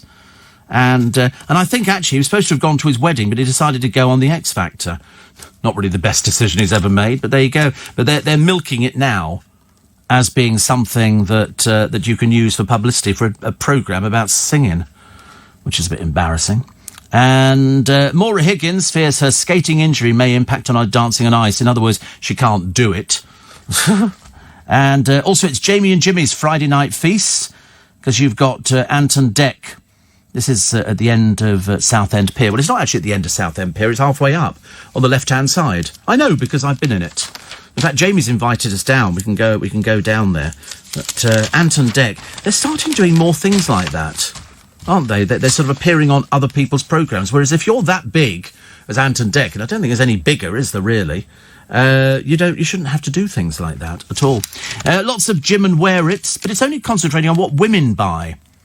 And all the television programmes at the moment are doing, items that you can buy to help get you fit so you can go out into the countryside. Pisceans, according to Mystic Meg. It isn't Mystic Meg. Mystic Meg must be about 90 by now. This one here is wearing the same wig. And they say the luckiest full moon of your year can make this the day you win what makes you happy. Whether that's cash, a dream job, or a personal wish. Whoopee! I bought some lottery tickets for tonight. Do you think that could be it? Do you think that could be it? That could be. They could be telling me that could be sort of hidden meaning for tonight. You're going to pick up 60 or 70 million. That'd be so exciting, wouldn't it? You could have so much fun. I'd love to come in and just say to everybody, I just won some money over the weekend on Friday night. Wipe the smile off your face. The humiliated Queen kept in the dark, and here she is. And then they've asked in the Express today, and every single one comes out against, all the surveys against Harry. And it's big gap. Should the UK public continue to pay for Harry and Meghan's security cover if they step down? Yes, 18.6%. No, 70%. So, also, one here, and it's always in the 70s. Would you describe yourself as a royalist? 42% say yes, 48% say no. See, I would consider myself a royalist, but not for all members of the royal family. Somebody says here, how much sympathy, if any, do you feel for Harry and Meghan? No sympathy, 42%. Way in advance of any of the other things. Was it right that Harry and Meghan released their statement saying they were stepping back from duties before they'd even informed the Queen or Prince Charles? Perhaps they don't care about them. Perhaps they're not really bothered. Perhaps, she says, don't worry about them. I'll always be there for you. And he's gone, OK, fine. So he sort of leapt in. They were wrong, say 66%. Only 18.5% say they were right. Another one here. Who's your favourite royal? Well, the Queen is top of the list. Philip is 4.4. Charles is 4.5. Camilla, 0.95%. Andrew, Duchess of York, 1.05%. Sarah, 1.05%. Edward, Earl of Wessex, 0.20%. Obviously not popular at all. Princess Eugenie, 0.15%. Princess Beatrice of York, 0.10%. Meghan, 2.65%. Harry, 8.45%. But that's a long way away from the Countess of Wessex and also the Duchess of Cambridge and the Duke of Cambridge. Actually, the Duchess scores better than William. Kate scores better. A little bit late. Here with the news. Furious taxpayers are demanding Harry and Meghan relinquish their state-funded perks. I have to be honest, they've never had to pay a bill. They don't have to do anything. I mean, you've no idea how simple this life is. It's so... You only have to do maybe one gig a week. The rest of the... I don't know what they do. Perhaps they do jigsaws. Perhaps they do colouring in. I've got no idea. And once close, now the brothers are divided. Mainly because Harry sees that there's no future for him in the royal family. He's never going to be king, is he? Unless there's a total disaster. Meghan doesn't speak to any of her family. So they'll be in good keeping. They've only got themselves. Whereas, to be honest with you, I think they should hedge their bets, especially him. So the waxworks out from Madame Tussauds, so they no longer appear in the royal family set. They've not wasted any time. And they're the indicator. They are the indicator, definitely. Boris urges peace and prisoner releases from Tehran. And what was the other one that we had here? Oh, yes, it's a kebab lover. It's always the old rubbish that you get, isn't it? Where they go, so there'll be one of these diet companies, and they're always looking to try and recruit as many people as they possibly can. So they'll come up with one person out of thousands of people who has slimmed down, to 9 stone 9 pounds from 14 stone. Typically, she eats Weetabix and a banana for breakfast, salad and fruit for lunch, and fish, rice and vegetables for dinner. How boring, honestly. Imagine doing that every day. That would be very dull. But here she is. She's a kebab lover, and she's lost 5 stone 3 pounds. But bear in mind, that's one person. That's all they've managed to find is one person. I think you have to be very careful with diets now. Just little and often and exercise. And that's the thing. That's the thing to do, isn't it? Little and often. We're all debating what food we're going to eat later. When I say later this evening. Like Chinese takeaway. Chinese takeaway, what are you eating? Are you eating something? Oh, you're not eating something. All right. I noticed I left a bit of fruitcake outside yesterday. That went. Didn't take long for people to eat fruitcake. What's he doing? He's going backwards and forwards. Like he's on roller skates or something this morning. I quite like that idea, actually. I always wanted to. There was a place once, where was it? They used to serve drinks, and the people were on roller skates, coming round with their trays, but they were sort of skating and then braking and then sort of serving the drinks. Did you ever do it on roller skates? Is it a place in New York? Stardust Diner. I quite fancy the idea of people delivering your drinks on roller skates. I think that's quite a good thing, actually. But, I mean, cocktails are a terrible waste of money. They're so expensive for the piddling amount of booze that you get there. Sorry. There's a bloke here called Rawson Robinson. What a name. And he's in Cumbria. He's in a place called Nenthead, and across the northwest towards the Scottish border. He had gales of up to 70 miles an hour. What does he have? He has a model village in his garden. And it's covered in snow, and it looks absolutely... He also collects phone boxes, obviously slightly peculiar. But they reckon that the snow that's coming in could provide travel chaos, which is not so good. Only south of the Thames Valley, East Anglia and parts of Northumberland are likely to escape the worst of the weather. Oh, lovely. But actually, I don't mind, because I've got nothing to do this weekend. I'm going to have... Occasionally, you need to do the sort of recharging of the batteries. And if you recharge the battery, then you come back in on the Sunday morning feeling terribly refreshed and, bouncing around, looking forward to talking to as many people as possible, which I do. Frank Skinner's just popped up over the road here at the Garrick Theatre. And reflecting on the Harry controversy, Frank Skinner cheekily suggests, I think it's tough being a ginger in the royal family. Sarah Ferguson didn't last. Skinner, who reportedly boasts a fan in Prince George, says when he goes, only the corgis will be left on the ginger front. I wonder what it is about corgis that the royal family like. Well, the Queen seems to like corgis. And I've never liked corgis, but they seem to follow her everywhere. And quite interesting. Fakeaways. This is some recipes for a healthy takeaway. Thai fish cakes look particularly nice. I could eat Thai fish cakes now. There's a lamb vindaloo, king prawn scampi. Oh, love scampi. I could have scampi this evening. No, I fancy a Chinese. I don't know why. Whether or not I'm going to actually end up with a Chinese is another bet. Might have to be I should just go a sort of a chicken curry or something. Don't talk about food, it's ridiculous. Birthdays, Rod Stewart. I am sailing. 75 today. Abby Clancy is 34. George Foreman's 71. He's worth around £260 million. You know why? Those grills. The George Foreman grill, you put the thing on it, it's fantastic. You know why? It was on a slope. So, of course, all the fat was going to drain off it. How else? And Pat Benatar is 67. I can't remember Pat Benatar's hit single, but very good. All the letters, it's, I'm sorry, whichever way you pays your money and you takes your choice, they're all basically blaming Harry for this. The Queen doesn't deserve this torment. She doesn't. She had a bad year last year. Not looking very promising at the moment, is it? You would think that they could have actually sort of, been nicer to her. But obviously they don't care, which I find even more depressing.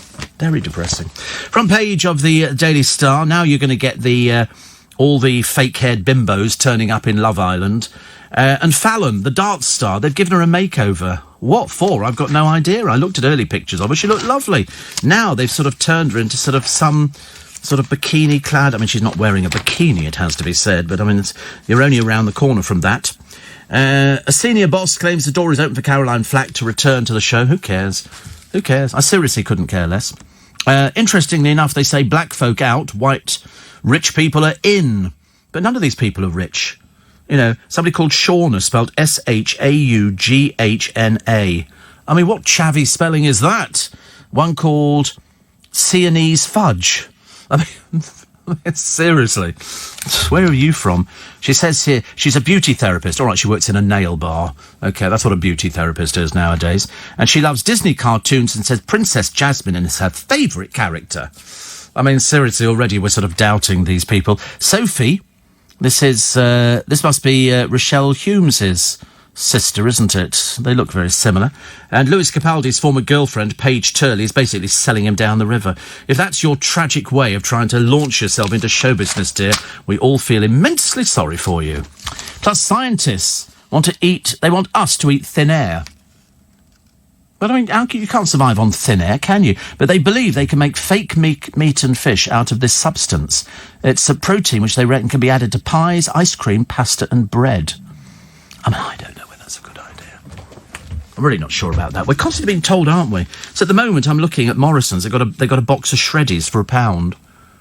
I can't remember if I like Shreddies. I think I do. And then pot noodle, half price. Still couldn't tempt me. Not with a pot noodle. But it's tins of soup. 10 tins of soup for £5. Any 10. And this is sort of Heinz chicken and all sorts of other different soup. For £5, that seems quite good, doesn't it? Doesn't it seem good?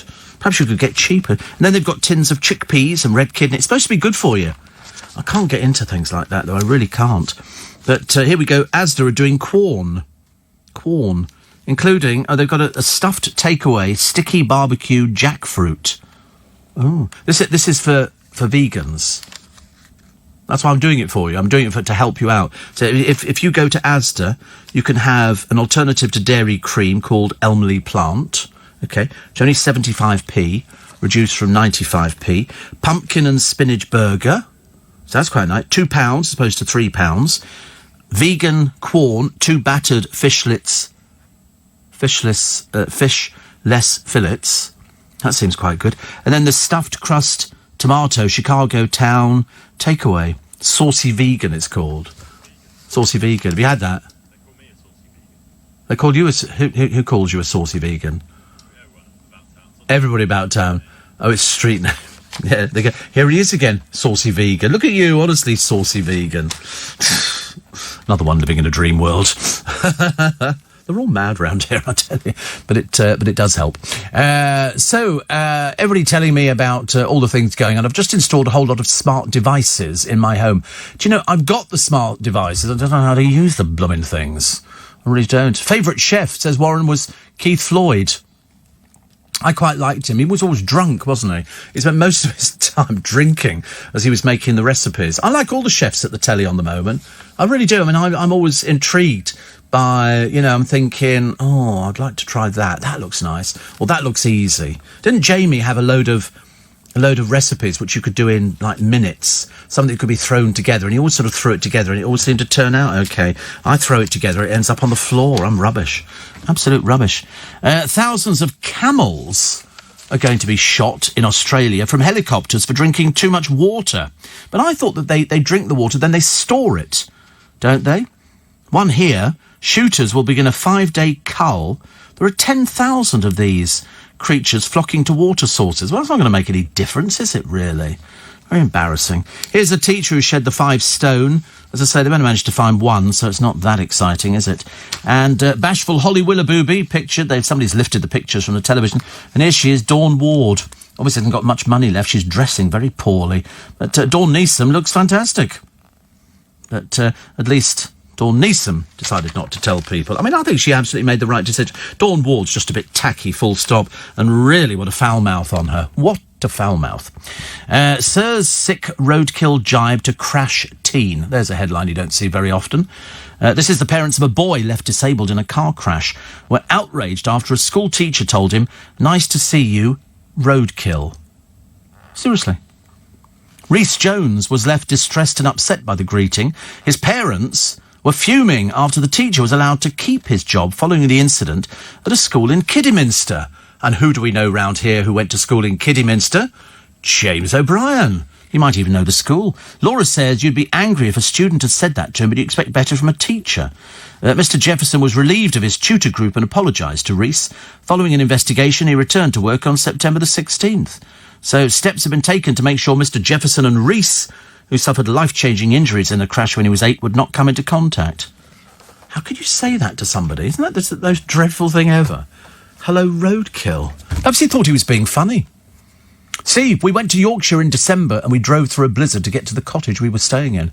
That's quite nice. I think that's quite romantic, isn't it, if you go and stay in a cottage in a blizzard? Where is this? I keep seeing this pub. It's on an advert on the television. They put some double glazing windows in. And it's apparently the highest pub that we've got in the country, but it's remote. It's like in the middle of nowhere. And when they have snow, people get sort of, barricaded in. What are you eating? Barricaded in? You're eating I know you're eating something. What are you doing? What are you eating? Every single newspaper is running the Ollie Murs story. He's not seen his brother for 10 years. Nothing new about it at all.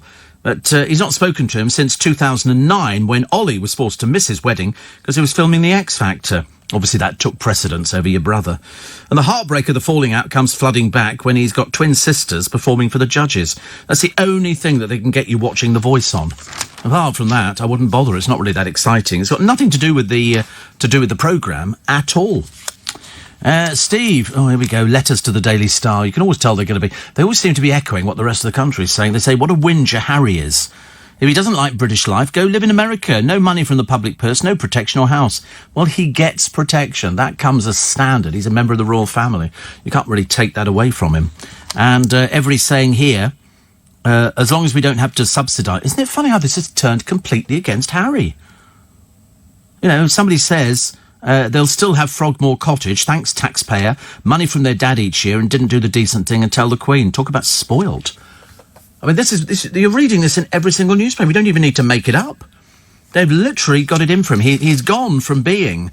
It's almost like somebody who's on a reality show and they go from being loved by everybody to being universally hated. And that's what Harry's done. The rest of the family are trying to maintain a discreet distance. We thought it was bad enough with Prince Andrew and his association with a paedophile. But, nothing compared to the public... Well, I don't know, probably the same sort of amount of coverage in the newspapers, I think, that's been used time and time again. Where he goes from here, I've got no idea. But if he was complaining about the treatment of the press at the moment, you think the Prince Andrew thing is worse? Do you? I just think it's a disruption to the royal family. Prince Andrew's never been charged with anything at all, so I don't think it's necessarily worse by... I think they're equally as bad that they brought shame on the royal family. Harry, because he's so rude that he didn't even bother telling his grandmother, the Queen. Like, the Queen. Andrew, just a complete idiot. But there again, he's always been a complete idiot. But then in a certain way, I think you find that Harry's been exactly the same. Whether it changed when Meghan came into the family, I've got no idea. But nobody seems to talk to each other. Is it because Harry doesn't like what he's got? Because he's got everything. He's got loads of money sitting in the bank. He's got a lovely wife, but they just don't seem to be happy. Perhaps it's too much work for him. Perhaps he's decided he wants to be a celebrity and treated like a celebrity. Eventually, I think it does get people. People go around and bow and scrape, hello, how lovely to see you, and all that kind of stuff. Steve loves Chicago Town pizza with tomato in the crust. Well, this is the vegan version. This is the vegan... See, I don't really eat pizzas very often. Steve, you sang I Am Sailing when you mentioned Rod Stewart's birthday, which is a good choice because that was out in 1975. And he is 75. So you're right, it fits in very nicely. Rod Stewart, a celebrity. Daily Mirror, Royals in crisis talks. I mean, they're going to have to bring the government in and everything on this if Harry really is quite determined. But now he can't go back. He can't go back. I mean, I don't know whether or not he actually thought this was probably a good decision. At what point did somebody say to him, good decision, good decision. Don't bother telling the Queen or your father or your brother anything at all.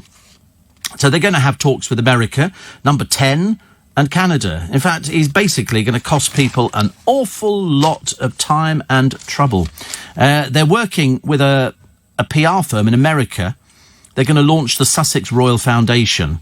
Well, of course, that was such a big success, wasn't it? In her own foundation, I think, for Sarah Ferguson. Another deep embarrassment to the royal family.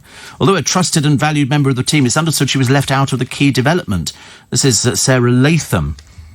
Sources suggest the American is considering her future role in the setup. Harry and Meghan also hired a social media guru, David Watkins, who worked with Burberry and Apple. God knows that to turn Burberry around after Daniela Westbrook practically destroyed the brand.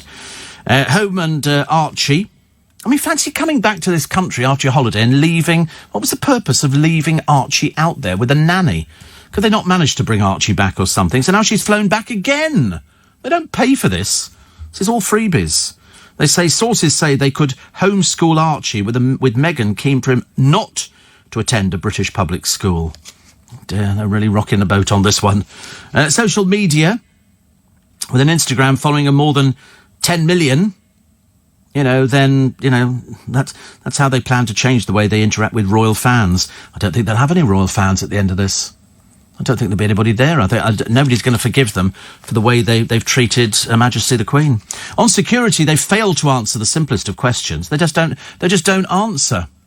It's like Buckingham Palace, do you have a comment? No, we have no comment at all. They expect they'll keep their state-funded Metropolitan Police Protection Officers, who are paid for by the Home Office. The bill tops $600,000 a year. With overtime, travel and accommodation expenses, that could reach $1 million quite easily. The issue of the Sussexes splitting their time between the UK and North America has given major headaches to government departments on both sides of the Atlantic. Again, it's understood the couple haven't suggested how their security in America would be paid for. Well, they can pay for it. They're not short of money. They can pay for it. Don't keep sponging off us. Listen, we're coughed up for the wedding. We're coughed up for the house. Goodness sake, I mean, how far do we go? He's changed. He's changed, and he's not the sort of person that we thought he was. Also, his key roles as head of the Royal Marines was in jeopardy. He was made Captain General of the Elite Corps last year, replacing Prince Philip. But now Royal Navy sources say his position is in doubt. It's like Prince Andrew, isn't it, being dropped from all these things, and nobody wants to be associated with him. That's not the best thing.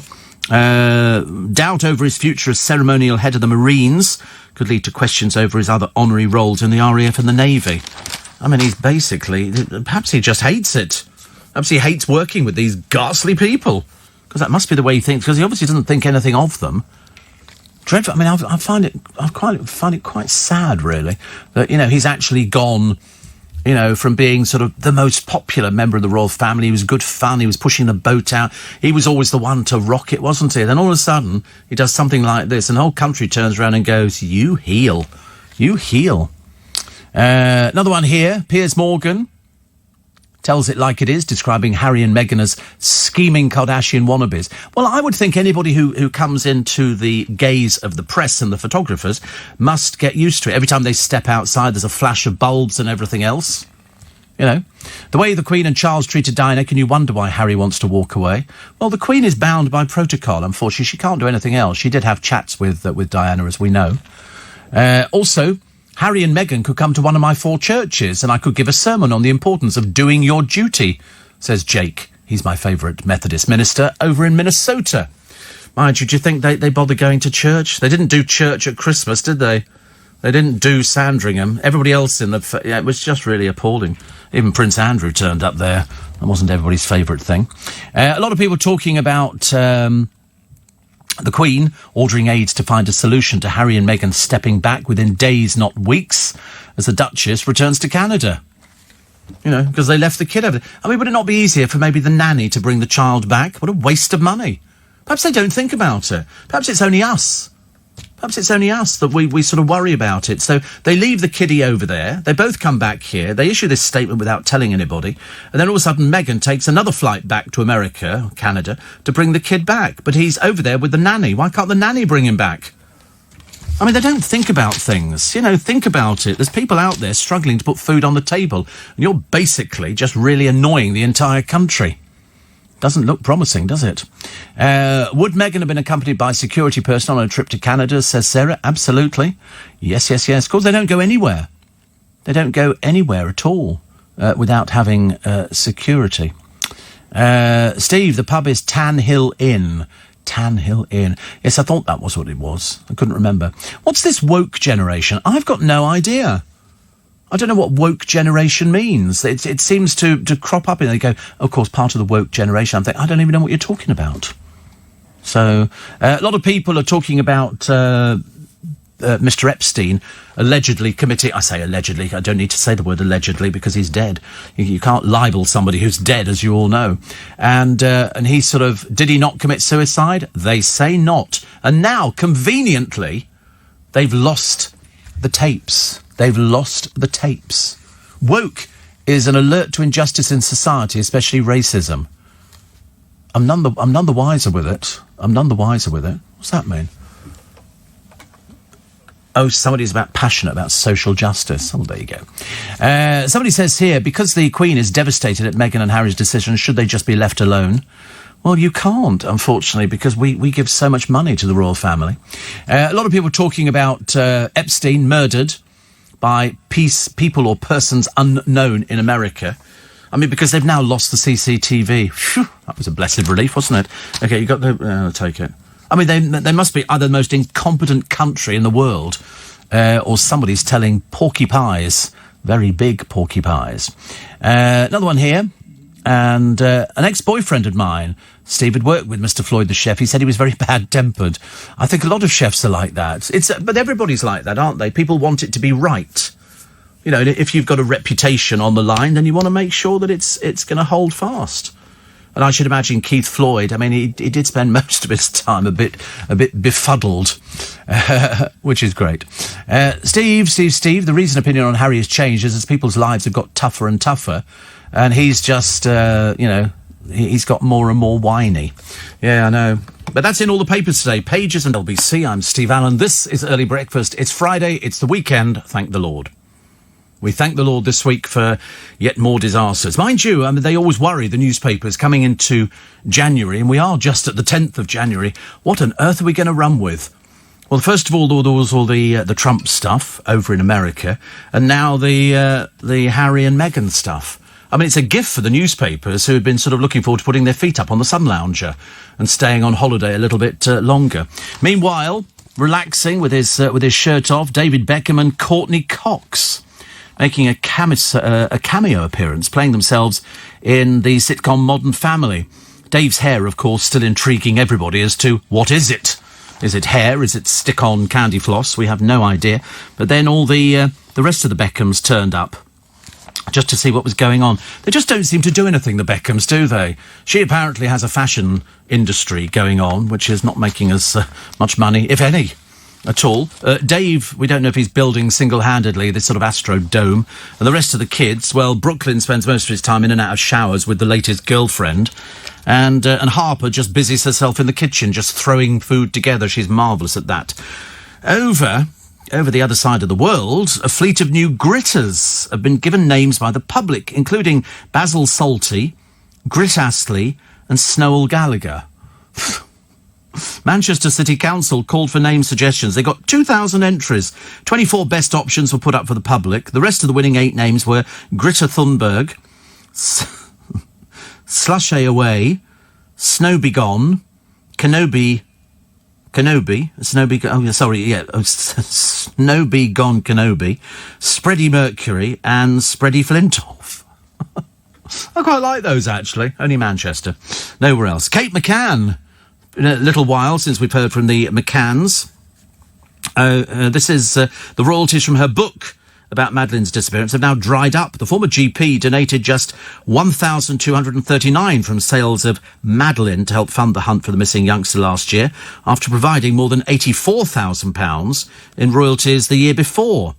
Madeleine's fund, Leaving No Stone Unturned, was set up in 2007, raked in £2 million in donations over 10 months. It's got £844,000 in assets after making $21,000 in the past financial year. That's also a slump in its 2017-18 profits of £100,000. And Madeleine would now be 16 if she was alive today. In June, Scotland Yard's Operation Grange was extended for another year, £300,000. That's now cost nearly £12 million, and we know nothing. Nothing at all. It's taken, they've investigated more than 60 people of interest. Portuguese police shelved their own investigation back in 2008. We're still pumping money into just blindly going nowhere.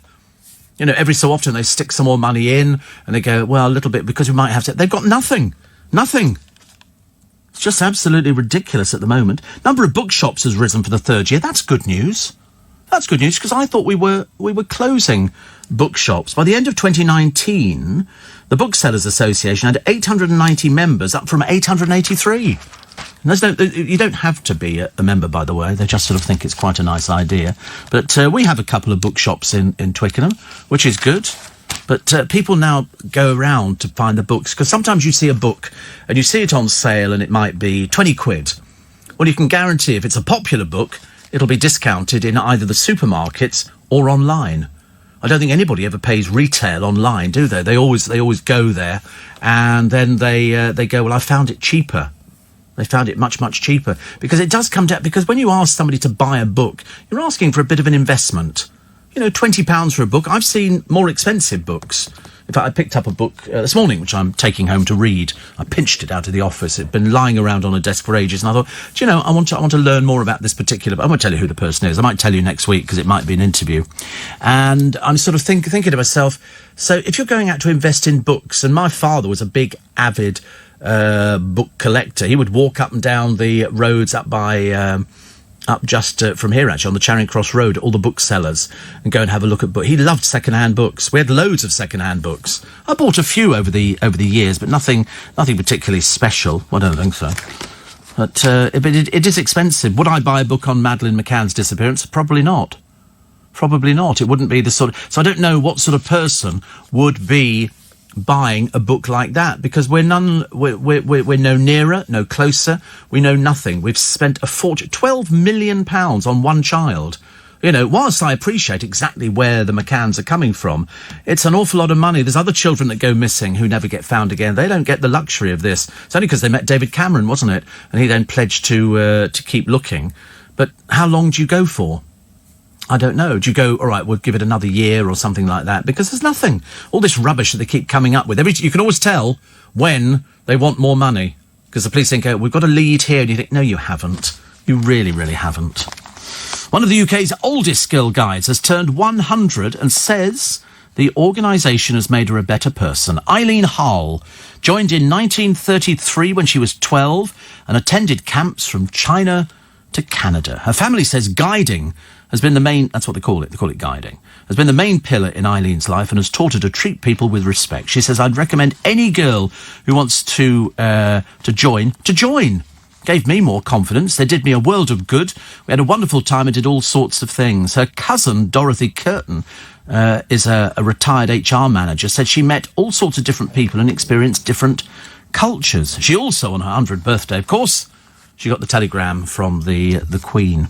And Kath Dixon, a guide leader for more than 35 years, says Eileen is inspiring. So that's what it gets to get people to join, isn't it? To get them actually into there. I mean, I don't know whether you can encourage children nowadays to join the Scouts or the Guides or the Cubs or the Brownies, but it's supposed to make you feel a better person. It makes you, and also you can learn different skills, different things, and you get to wear the uniform. And that's what you're supposed to be most proud about. I get the feeling that nowadays kids don't even want to wear school uniforms. They're seriously not remotely interested. Judging by the states that get on the buses, I mean, dear Lord. Absolutely, it said tremendous. Absolutely horrendous. Their clothes don't appear to be clean or washed. They all look a bit grubby. Most of them don't appear to want to comb their hair anymore. Perhaps people don't comb their hair. Perhaps it's this new look. So here we go. The Mail today has got pages and pages and pages and pages and pages and pages. So far I'm up to page 7 with Richard Littlejohn saying Her Majesty deserves better than this. She certainly does if you call her Majesty, not Her Madge, thank you. There's over 100 Sussex royal items already trademarked. They could be the world's best paid celebrity couple. Yeah. No, we seem to have coughed up for much of it, haven't we? They've got all sorts of places that they could buy. There's a weekend retreat on Vancouver Island, up for 5.2 million. There's a place in Toronto, 34 million, but they can't afford that. Potential income, they reckon, about 24 million a year. Appearance fees, one a month, £2 million. That's what they reckon. But to be honest with you, I feel that we've actually contributed this. We've been paying for it for such a long time. Annual outgoings at the moment... about 1.7 million. That's what they reckon. Travel, 500,000. Holidays, 500,000. Donations to charity, a bit unknown on that one. Home upkeep, 100,000. Frogmore staff, 100,000. Why can't they just lock it up? That's what, Henry VIII did with Hampton Court. The nanny, 104,000 for a nanny. Blimey. The housekeeper, 30,000. And the private secretary, 146,000 £. Inheritance from Diana, 20 million. Inheritance from Queen Mother, 7. Army officer salary, 10 years service, £450,000. Meghan earning from Suits over 7 years, about 2 million. Movie earnings, 300,000. And earnings from the TIG block over 3 years, £180,000. Either way, they're not poor. You know, they might say, we can't afford to do this. They've got loads of money. Believe you me, they are absolutely stonking rich. Stonking rich. The charities, could they be ditched? We don't know. We really don't. I mean, we've not had a suck it and see like this for ages and ages. William told Harry to heed their mother's warning not to marry in haste, and the rift began, and that's been it. That's been it. I wonder, though, I've said before on the programme, how many... we're up to page 13, and we're still running with them. This is in the Mail today. They've got, 2 weeks, and Harry coming back. No baby. We decided to dump that over in Canada. Also, 5 things they got right. A boost for Grenfell, her first solo project with the launch of a cookbook. A real tour de force. Their trip abroad in Africa seen as a success. And also, Meghan's returning to official duties. Meghan launched a capsule clothing collection designed to help get women back into work. Because they've got to find something to do, haven't they? The missing Markles, when they actually got married, it's the way she drapes herself around him. The trouble is, she has no class.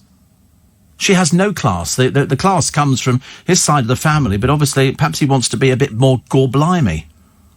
That'd be nice. Apples and pears, Meghan. Perhaps he could sing songs or something. But he has stolen Eugenie's thunder. Because, let's face it, Princess Eugenie's wedding to Jack Brooksbank in October 2018 sort of made it, we weren't really that interested. And the other one, Beatrice, because of the Andrew thing that's still raging within the royal family. Nobody's talking to anybody at the moment, are they? Least of all Zara Tindall, another failure on the roads. Dear me, honestly. What do? Dodging the festive fun, they didn't bother going to Christmas with the royal family. They'd rather go on holiday again. Perhaps that's what their life... 6 weeks holiday. Dear God, how many weeks is that they've had last year? But number 10 is desperate. The crisis doesn't become a political pantomime. It is becoming. As somebody said, they must learn the lesson of Diana. The Yard, Scotland Yard, will now review the Sussex's security as the bill could soar by millions. Who's paying for it? But it appears to be us, actually. And the HRH egos have landed, goes Patrick Jeffson, who was Diana's private secretary. He says they've let rocket-fuelled vanity triumph over duty. Well, it must be very difficult. Oh, Harry, look over here. But now, according to what you read in the newspapers, and they will be reading the newspapers, I promise you, they turn out to be far from the most exciting couple in the world. They've really done a great disservice. One of the worst disservices. What advice they were given, God alone knows. But whatever it is, they didn't take it. Tensions continue to rise in the Middle East, and the Duke and Duchess of Sussex say they'll be splitting their time between the UK and America. United States Ambassador Woody Johnson will join Nick in the studio to discuss discuss both crises. Meanwhile, there's calls for greater police collaboration to tackle county lines, drug offending, and the government's plans to reintroduce Ofsted inspections for outstanding schools. And Nick will bring you the latest as a deal emerges to return government in Northern Ireland. That's all from 7 this morning. Nick Ferrari at breakfast right here on LBC. Basically to sort of ease you into the weekend. When they tell us it's going to snow, where it's going to snow is one of those free kind of things. They sort of say, well, it could be here, it could be there, it might be here, we're not too sure. A little bit in London, maybe not, maybe, so we don't know, actually. Steve, double sausage and egg with 2 hash browns. And do I wait for a proper cafe on the A64 to Scarborough? I don't know what I'm going to have for breakfast this morning, but I'm definitely having breakfast. And it will involve sausages. And it will ensure beans as well. And it will ensure toast. Got a thing about toast. I love toast. Can't beat enough toast first thing in the morning. In the papers, we'll do the front pages very, very shortly. But they're looking at Jan Moyer, big bucks and adventures in the Oprah land of opportunity, because she's very, very successful. Although I'm sort of warming much as I adore Oprah Winfrey, because the American chat show hosts are sort of bigger and brasher. On Ellen DeGeneres' show, they're constantly giving things away. I never understand how they can do these things, but then I suddenly realised it's free publicity, isn't it? You give publicity to somebody, and then all they've got to do is give the audience one of everything, and that's how it works out. So when Ellen DeGeneres does her 12 Days of Christmas, most of the audience go home with 65-inch televisions. Well, they don't. They have to sort of have them sort of delivered to them, because they go, you're all going home with a television, and the audience go ballistic. But like us sort of standing here this morning, or sitting, as we're prone to doing, and saying that you're all going to get a brand new digital radio, just in case you've just turned on the radio that I'm just demonstrating there. Dave says, listen to you every morning. Will the Global Player app work outside the UK? As far as I know, yes. Yes, absolutely. No problem with that at all. So you must download it, Dave. Definitely. In fact, the more podcasts you actually download, I'd start downloading now. Never enough hours in the day to have enough podcasts. He says, but I do listen every morning when I get into work. I'd love to know what you're doing in South Africa. That would be very interesting, wouldn't it? Meatballs in a new kitchen. It's IKEA on the High Street. They've spent 170 million in Hammersmith, West London, where they will create the store selling over 2,000 home furnishing items. And it has pledged, IKEA, to provide a Swedish food space in King's Mall to satisfy meatball lovers. I love meatballs. You don't get them for breakfast, do you? I don't know why.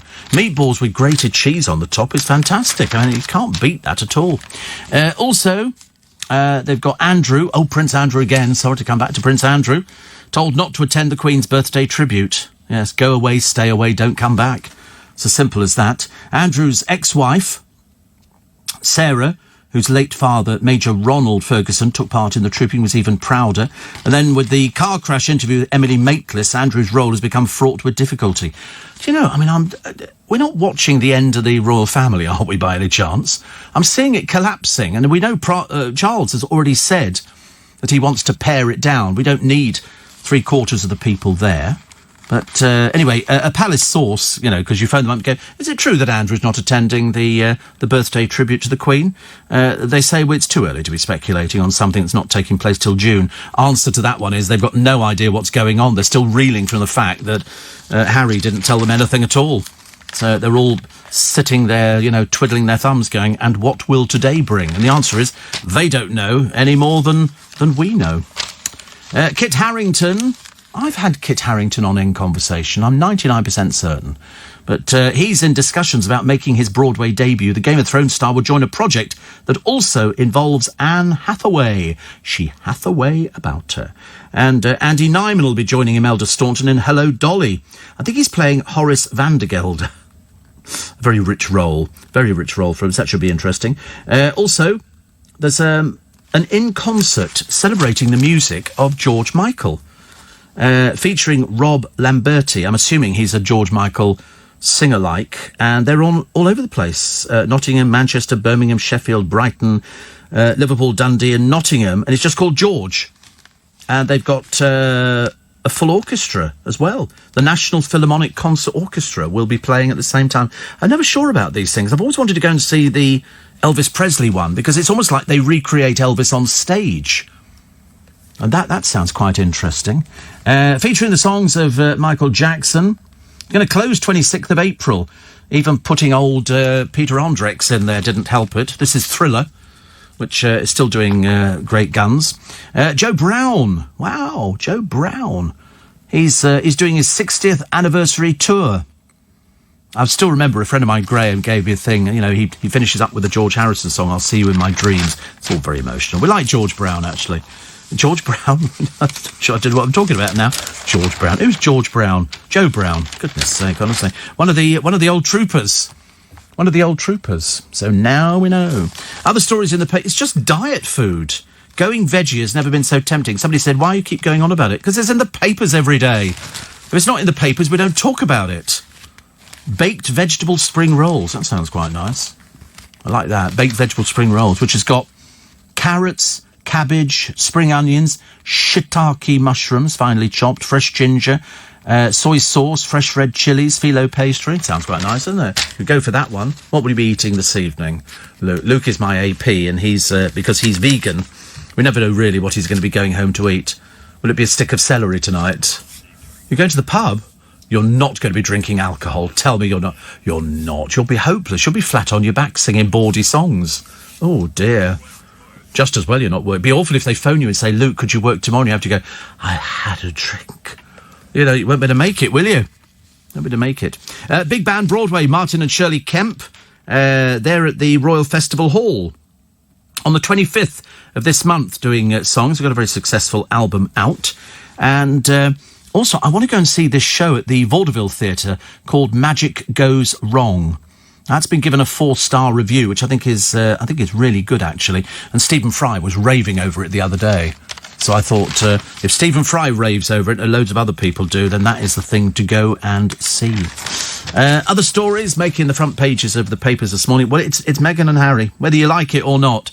There are 2 snowflakes, you know. There's only 2. Nobody else is interested because they're out on a limb. They've unfortunately been superseded by everybody who's going, they've got to go. Harry made a big mistake, rude, offensive to the Queen. I couldn't care less if he doesn't like us. We're not bothered about things like that. But to be rude to Her Majesty, who has made it to the age of 92, 93, only to be sort of, you know, having knives thrown at her back by Harry and Meghan. I get the feeling that that Meghan isn't really a big fan of the royal family because they've got a way of doing it. And I can understand it. Diana found the same problem with the royal family. So Meghan is no different. She's only getting what Sarah Ferguson got and Diana and loads of other people before them. So, you know, to defend Meghan would be ridiculous because surely she should have been able to persuade him. No, you must tell your grandmother. Have you not seen the relationship that's grown up? But when he basically says, we're not coming up to Sandringham for Christmas, so you can all stick it. We're actually going off on our freebie holiday to go and stay in a house. We have no idea who owns it. Yeah, right. They must think we fell out of trees, these people. Daily Express. Again, it's Harry and Meghan. It's this sort of Meghan looking down her nose at the Queen, and the Queen obviously sort of not really going with any particular way. The jet downed in the missile blunder. This is the Iranian crash. Plus, record A&E wait is the NHS's cry of desperation. They say that they recorded their worst ever performance last month with almost 100,000 people waiting over 4 hours for a bed. Why is it that I seem to get a completely different NHS experience? I get no end of people writing to me saying, well, my mother had a dreadful time in the NHS. She was waiting for hours and hours for a bed and they didn't do this, they didn't do that. And every time I've gone into the NHS, I always have a good experience. I've never had a bad experience. I've never had somebody say to me, we're going to send you home because we don't have enough time to do it, or there's no bed space or anything like that. I've always been lucky. I've always been very, very lucky. And then at the end, they always phone you and they say, would you... It's funny, it's a very old thing. They say, would you recommend this hospital to other people? And I was right, yes, absolutely. So I never understand, you know, when you get people, 100,000 people waiting over 4 hours for a bed. This must be in certain parts of the country where there's a lot of very sick people, and they're obviously overwhelmed by it. 2,347 waited more than 12 hours, which is another record high. Downing Street says winter is always challenging. It is, isn't it? It is, and we are a growing old population, so consequently we're going to be taking up more hospital beds. Cancer waiting time targets were also missed. Tens of thousands of people experiencing delays in diagnosis and treatment. But as I say, that's not my experience. So it must be in certain parts of the country where they're literally overrun and they just don't have the staff or the resources or the beds. Perhaps we should start building more. Well, I don't know. One time I was saying let's build more prisons. Now I think we should build more hospitals, putting up some perhaps going back to the old-fashioned hospitals, the little cottage hospitals. That'd be quite nice, wouldn't it? Another one here very quickly. This is amazing photos of Thomas Hardy, which have appeared, inspiring one of his most famous books, which are on sale nearly 100 years after his death. He gave a literary friend, John Drinkwater, a guided tour of sites featured on the Mayor of Casterbridge, based on Dorchester in Dorset, 40 years after its publication. The photographs, I always love looking at. I've got some London books. Diane Burstein brought one out, which had a picture of a piece in, just supposing it was Holborn Circus. And then Holborn Circus taken from here, and then reproducing an identical photograph of 50 to 100 years ago, looking at what used to be there. And that's the most interesting thing for me, seeing what happened. If you go up to Holborn Circus, you can see where the Holborn Empire was. There's little bits of it, which are there, just little bits of it. And that was a huge variety theatre. There'll be lots of people listening who go, the Holborn Empire, remember the Holborn Empire. And it's there just round from that corner, and these photographs show you what it used to look like. Why we couldn't keep them? We had beautiful theatres in Leicester Square. Leicester Square was absolutely chock-a-block with, the Alhambra was here. Fantastic, really, really big. And where the Barclays Bank is, that's where the Alhambra was at the back of it. And then it went all the way to the front in Leicester Square. LBC News Time, 6:45. Everybody, nice to be company. IKEA in Hammersmith, says Philip. How do you get a wardrobe on a bus to Twickenham? Flat pack. It's flat pack. I mean, there would be a way. If there were two of you, you could absolutely get a wardrobe on a bus. I don't know whether or not there are rules about things like that. Steve, I was really proud we were gaining a multicultural royal family. Instead, we're losing a ginger. This will sadly confirm the worst of fears about acceptability with the firm for a very long time to come, and will be Harry and Meghan's responsibility. Well, we don't know, do we? That's the stupid thing. We don't know. They want to go to America. I mean, they don't like the press, and yet they need the press. If the press just turned their backs on them and went, so we're not covering that. And so they went out to do something and there was nobody there taking pictures. That would hit them hard. It happened years ago to Bros. Bros were going out and they'd said something derogatory about the paparazzi. So when they turned up, the photographers all turned their backs on them. Didn't take any pictures at all. And the boys got so insecure about it, we were going, oh, really sorry, guys, and all the rest of it. Then it was all well again. But you don't sort of bite the hand that feeds. And in the case of Harry and Meghan, there was a lot of biting of hands, I think. And Anastasia says, I heard you on Radio 4 yesterday. Yeah, they lifted part of the programme, talking about Harry and Meghan, because, I mean, it's the hot topic, whether you like it or not. You always get the snowflake who writes under about 6 different names because they're slightly cracked upstairs. Steve, your treatment with the NHS isn't luck.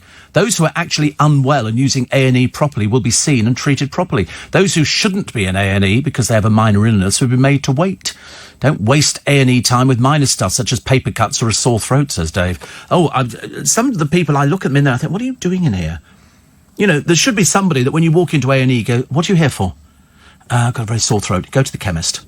Go to the chemist. Go and ask the chemist for some sore throat tablets. Don't waste A&E. You're right. That's what you do get people who waste A&E. Did you see it was done on? They showed it on one of those programs on the telly in the morning where they were looking at people who fake things. And this particular bloke, he was so stupid. He didn't realise that this place where he was, which was a firm's canteen, was CCTV'd up. They had hidden cameras to sort of monitor everything, obviously. And he goes there and he's going to get a cup of coffee, but he gets a glass of water and he throws it on the floor. And then he lies down in it and then starts making all these noises. Like that. And so, of course, they got an ambulance, took him to hospital, suddenly realised he's a fraud, he's a fake. So he was charged with it because they said, you're on CCTV. You just lay down. You didn't trip over this at all. You get crooks like that. People do it. Chris in Bedford says, I'm semi-retired. I had to do a project in Wembley in December, had to be on site at 5 a.m. I found you then, and you're now a permanent fixture. Thank you very much indeed. David very common name this morning, David. He says, do you think the royal family will survive? I can't answer that. I wish I could. I wish I could answer that. I don't know. It does seem to me that, as I say, you've got the Harry and Meghan thing and his disgraceful treatment of the Queen, which I think he will not be forgiven for at all. You've got Prince Andrew bringing more shame on the royal family. Sarah Ferguson, who's been an embarrassment for years. Then you've got Zara Tindall and Mike Tindall, driving bans, one for drink driving. I mean, this is in the royal family. I said yesterday, these are people we go, it's the royal family. And you think, actually, you're no better, are you? It turns out you're doing exactly the same things. The only people who are sort of perfection is, I mean, even the Duke of Edinburgh has come in for his sort of criticism from people where he sort of maybe made sort of a gaffe over something. But the Queen, absolutely perfect. Absolutely perfect. Charles has made mistakes. I don't think Camilla Parker Bowles has made mistakes. Camilla's great, isn't she? She's great. I mean, she doesn't make mistakes. William, I don't think he and Kate have made mistakes. And then you've got other people within the royal family. It's a bit difficult, isn't it? So if you pare it down, that could possibly be the best thing to do. And if, as I say, they want to go and live in America, or they want to go and live in Toronto, or go and do it. Go and do it. No skin off our nose. Thank you very much indeed. The country's bigger than you. Much, much bigger than you. The people are bigger. Everybody's bigger. So, in respect to the question, will they survive? I don't know, but you're certainly seeing something very interesting. Really very interesting. I've never been seen before like this. Not as bad as this, with all these accidents happening. The Sun this morning, front page, furious Harry quits firm. Yep, they basically just called him rude and offensive. Perhaps he doesn't realise. James Bond's gone woke to plug non-alcoholic beer. Miriam Margolyes gets into trouble. She uses a rude word on This Morning yesterday. So Philip Schofield and Holly Willoughby, because they're so geared up for these sort of things. But you know with her she's going to come up with something. They immediately apologise, because you have to do that. If somebody says a rude word, then you have to apologise. Because otherwise, there might be somebody sitting there going, oh, I was really offended. And, you know, it's not really as bad as that. Harry and Meghan have asked neighbours to sign non-disclosure agreements during their 6 weeks break. One source said the pair's aides asked locals to sign documents preventing them publicly discussing the couple. Oh, grow up, for goodness sake, honestly. How ridiculous. How ridiculous. But a grave insult, says Dickie Arbiter. Dickie Arbiter was LBC's royal correspondent for many years. And he's the former press secretary to the Queen. He says it's a grave insult to Her Majesty. It is, but they don't care. They really don't care. They're sticking two fingers up to the royal family. Well, that's great. If that's the way you want to go, play that game.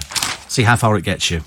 Because at the moment, it's not going very far at all. Unless, of course, you're in Norwich, where a tourism webpage to promote Norwich directed visitors to a pornography site.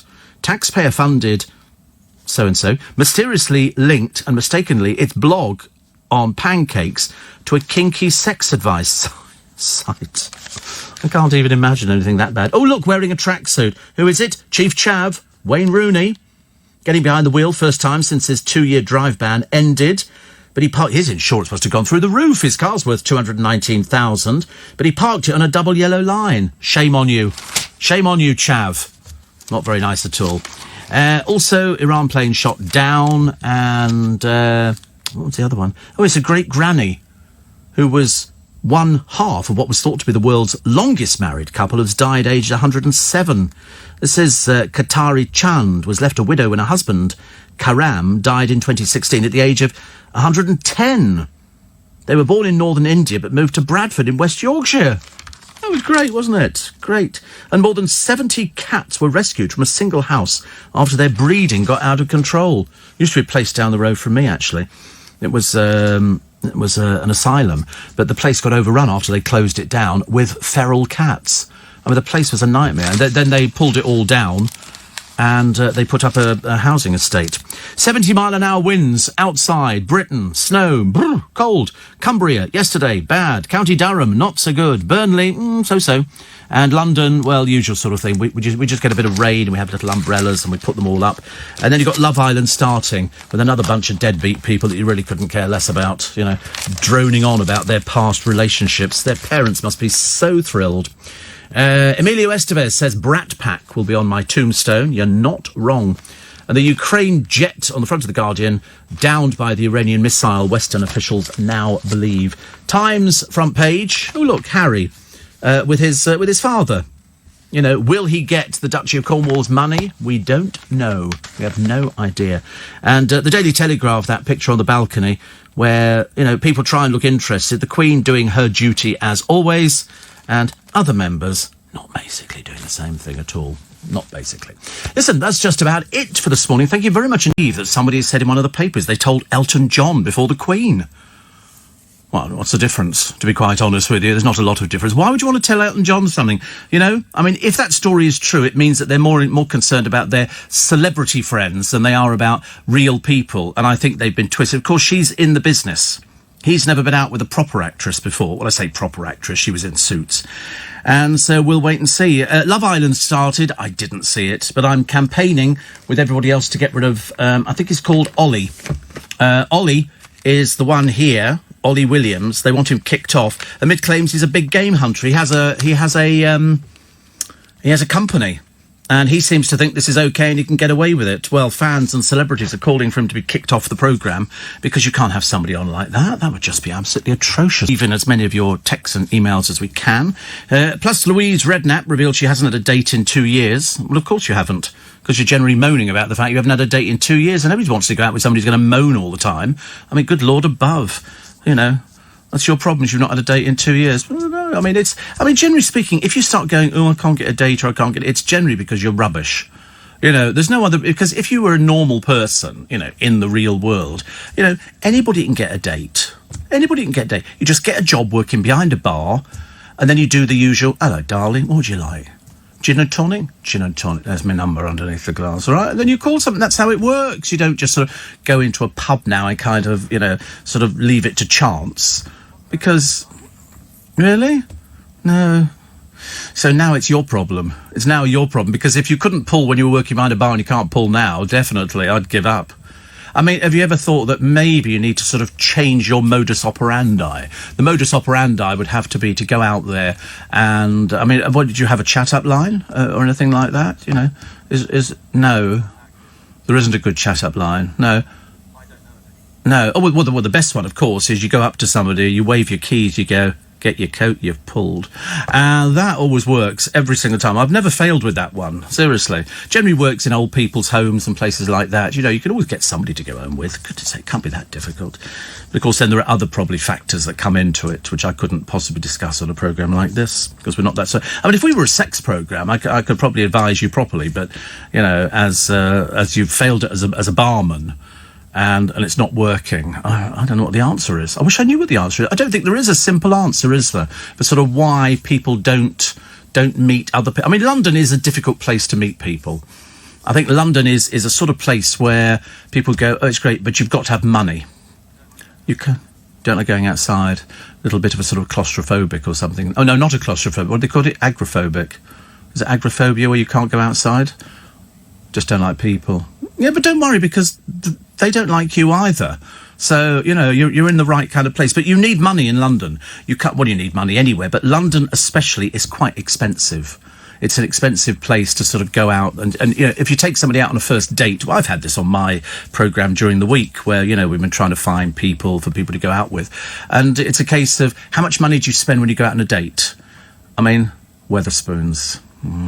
Maybe not the best choice. I know the breakfast is quite inexpensive, but no, you need to find that you don't want them to eat.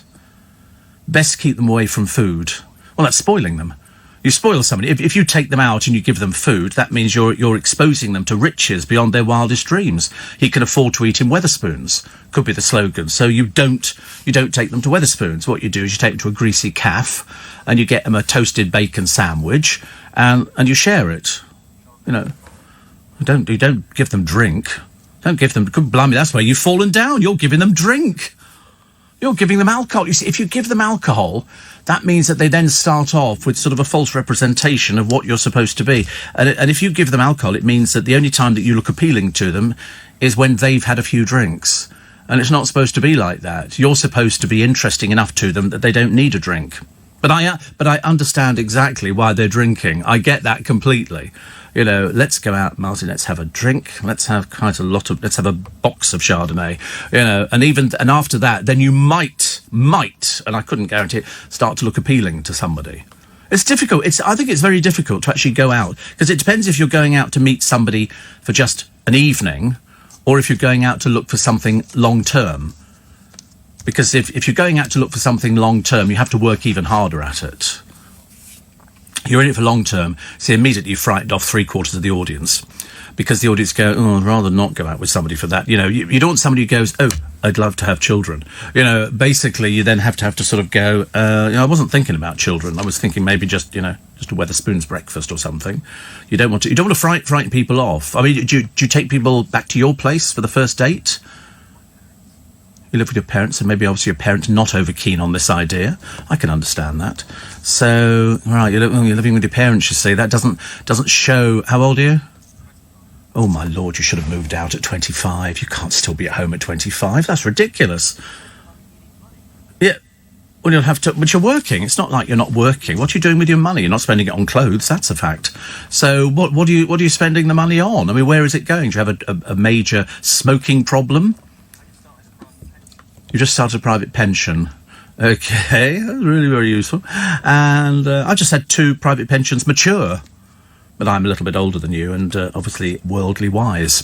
And so you just started a private pension. Well, you can't be spending a lot on those, can you? What would that be? 2 of them, 100 quid a month? 25 a week. There you go, 100 quid a month. I was not far wrong. Not far wrong. That's what generally people do, isn't it? And then they sort of have a... I don't know. See, the trouble is what you're doing is saving for the future.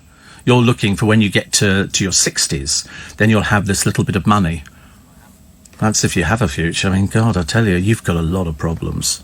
A lot of problems. I mean, I don't even know. I mean, possibly, you could be helped by mediums or something like that. Priests. Well, no, I wouldn't suggest priests. But, I mean, I don't know. There's obviously more issues here than meet the eye, aren't there? There's obviously more difficult things. Have you been hurt in the past? Yeah, many times, I should imagine. Many times. Once or twice, yeah. And what is it generally over? Is it over the fact you're not attentive enough? You haven't got enough money? You work too much. See, all work and no play makes Jack a dull boy.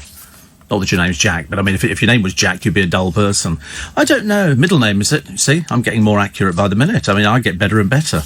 In fact, I'm looking at the moment like your best option. Everything else is kind of faded into the distance. Even the girls think so. So, they've just matured, my pensions. Yeah.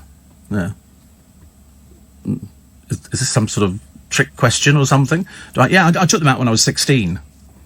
When I was 16, I took out private pensions. Well, I took out one when I was 16 and one when I was 18, and they both matured, which is quite nice. They're not huge amounts of money, but there again, what would I do? I'm not going to retire anytime soon. I don't think I'm going to retire, unless the management have got some new idea that I've not heard about. But no, I just think it's quite... In fact, I'd completely forgotten about them. Sort of. Yes, they always say, don't look at a pension and go, oh my God, it's gone down, or take the money out again, because you'll lose. You just put it in, leave it. It's like having, an ISA and things like that. You put the money in there, leave it. Don't worry, it'll go up, it'll go down, but you don't need to worry about it much. No, because it's fine. But I mean, as long as you can survive at the moment on the money you earn. Do you run a car? Your mother pays for your car. My God, you're very... Oh, it's your mother's car. So it's sort of like a Cinquecento or something like that, is it? Or Renault? Oh, Vauxhall Corsa. That's a cassette tape player. That's marvellous. Well, it's not a babe station wagon, is it? You're not going to be pulling anything with that car anytime soon. And this is my mother's Corsa, but I'm pretending it's my car. It's not the kind of thing, I think, to work on. But it doesn't matter. I mean, everybody's got to start somewhere, but you're leaving it a bit late at 25. What do you mean you can't move out? Of course you can move out. I've got a producer who's the same age as you. He's moved out. All these people listening at home at the moment, they'll be going, oh, I moved out of home ages and ages ago. Oh, right, your life is not together. Your life is just a bit dismal. Yeah. Oh, well, that's a shame, actually. It is a bit of a shame. You'll hate the next story, because I don't know if you've ever seen the film Gone with the Wind. No. It's a very good film, very, very popular. But they've got a theatre version of it, but they have to apologise now to the theatre audience because it features peanuts on stage, and people now are a little bit worried about allergies and things like that, so don't touch the stage, you might pick up the peanuts. No, you still get smoking on stage. I think you have to tell people if you're going to smoke. You can't just do it without.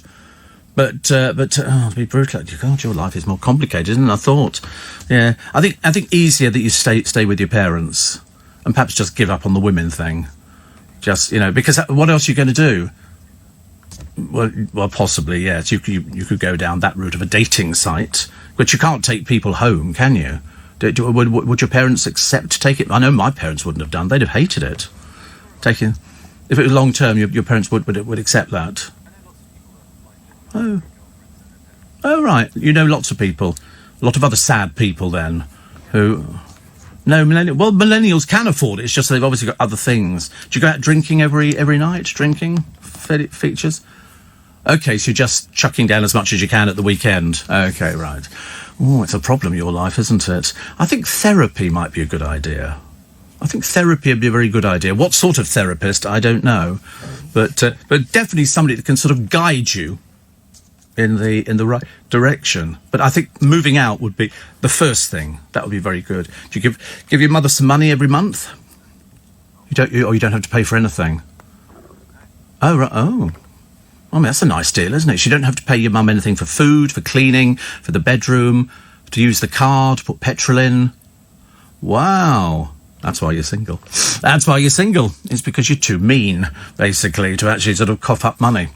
God, I tell you honest, I'm stressed already. It's only looking at flats at the moment. But I said to him, that's why. I remember when I first moved into a flat with the help of parents. Parents are very useful for that. Not everybody's parents are good for things like that. My parents were. They gave me the deposit, and they paid all the legal bills, which amounted to some few £1,000s. I remember looking at it thinking, what the heck are we going to do with that? Honestly, it must be like being Harry and Meghan. Can we afford to buy a little place when we only got a combined income, of about £3 million a year, and we got about $40 million saved up already? Not they had to save anything. His mother died, so he was already in the will anyway, together with William and her charities. And then the Queen Mother dies, and she also left the boys some money. So, in fact, they've basically been looked after, both of them, really, really well by the royal family. And then, that's what nobody can understand. Harry then turns around and basically doesn't tell his grandmother anything at all. She must be sitting there thinking, what did I do wrong? The answer is you did nothing wrong at all. You did exactly what you're supposed to be doing, but it just didn't work, actually. Steve, I recently got a job as a spout for a teapot, but to be honest, I'm the poorer for it. Very good, thank you. And, Steve, are you taking a tax-free lump sum from your pensions? No. No, I could do, but I don't need it. So, and my mortgage is just about to finish as well. So it's a win-win situation. Ooh, very shortly I better have a Wetherspoons breakfast. So exciting. Can't wait to that. Actually, funny thing is, Nick, my other producer, he likes a Wetherspoons breakfast. Although the majority of people now, 8 out of 10 young people prefer meeting their friends in the gym rather than a pub. Well, I can imagine not, of course. I mean, that would be ridiculous to think that you might actually go to a gym, have to put your little shorts on and sort of sit there attempting to sort of, lift the weights or, do the running track or stuff like that. But that's where people meet. But of course, I mean, you're actually at a disadvantage here because it said 8 out of 10 people prefer meeting their pals in the gym. Well, what pals are we talking about here? It's a bit difficult, actually. A little bit difficult. I don't know. I mean, to be honest with you, I think just settle down for the single life.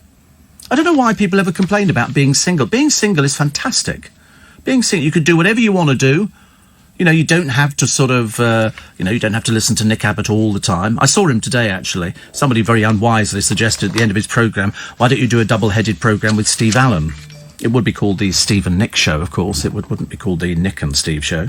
And then he said, no, I don't think that would work. And I'd already decided, actually, the moment somebody put it forward as a suggestion, I was shouting into the car radio, don't be silly. There's no way. I mean, he does shows with Carol McGiffin. Well, I don't look anything like Carol McGiffin. I think, if anything, she looks a bit more like me.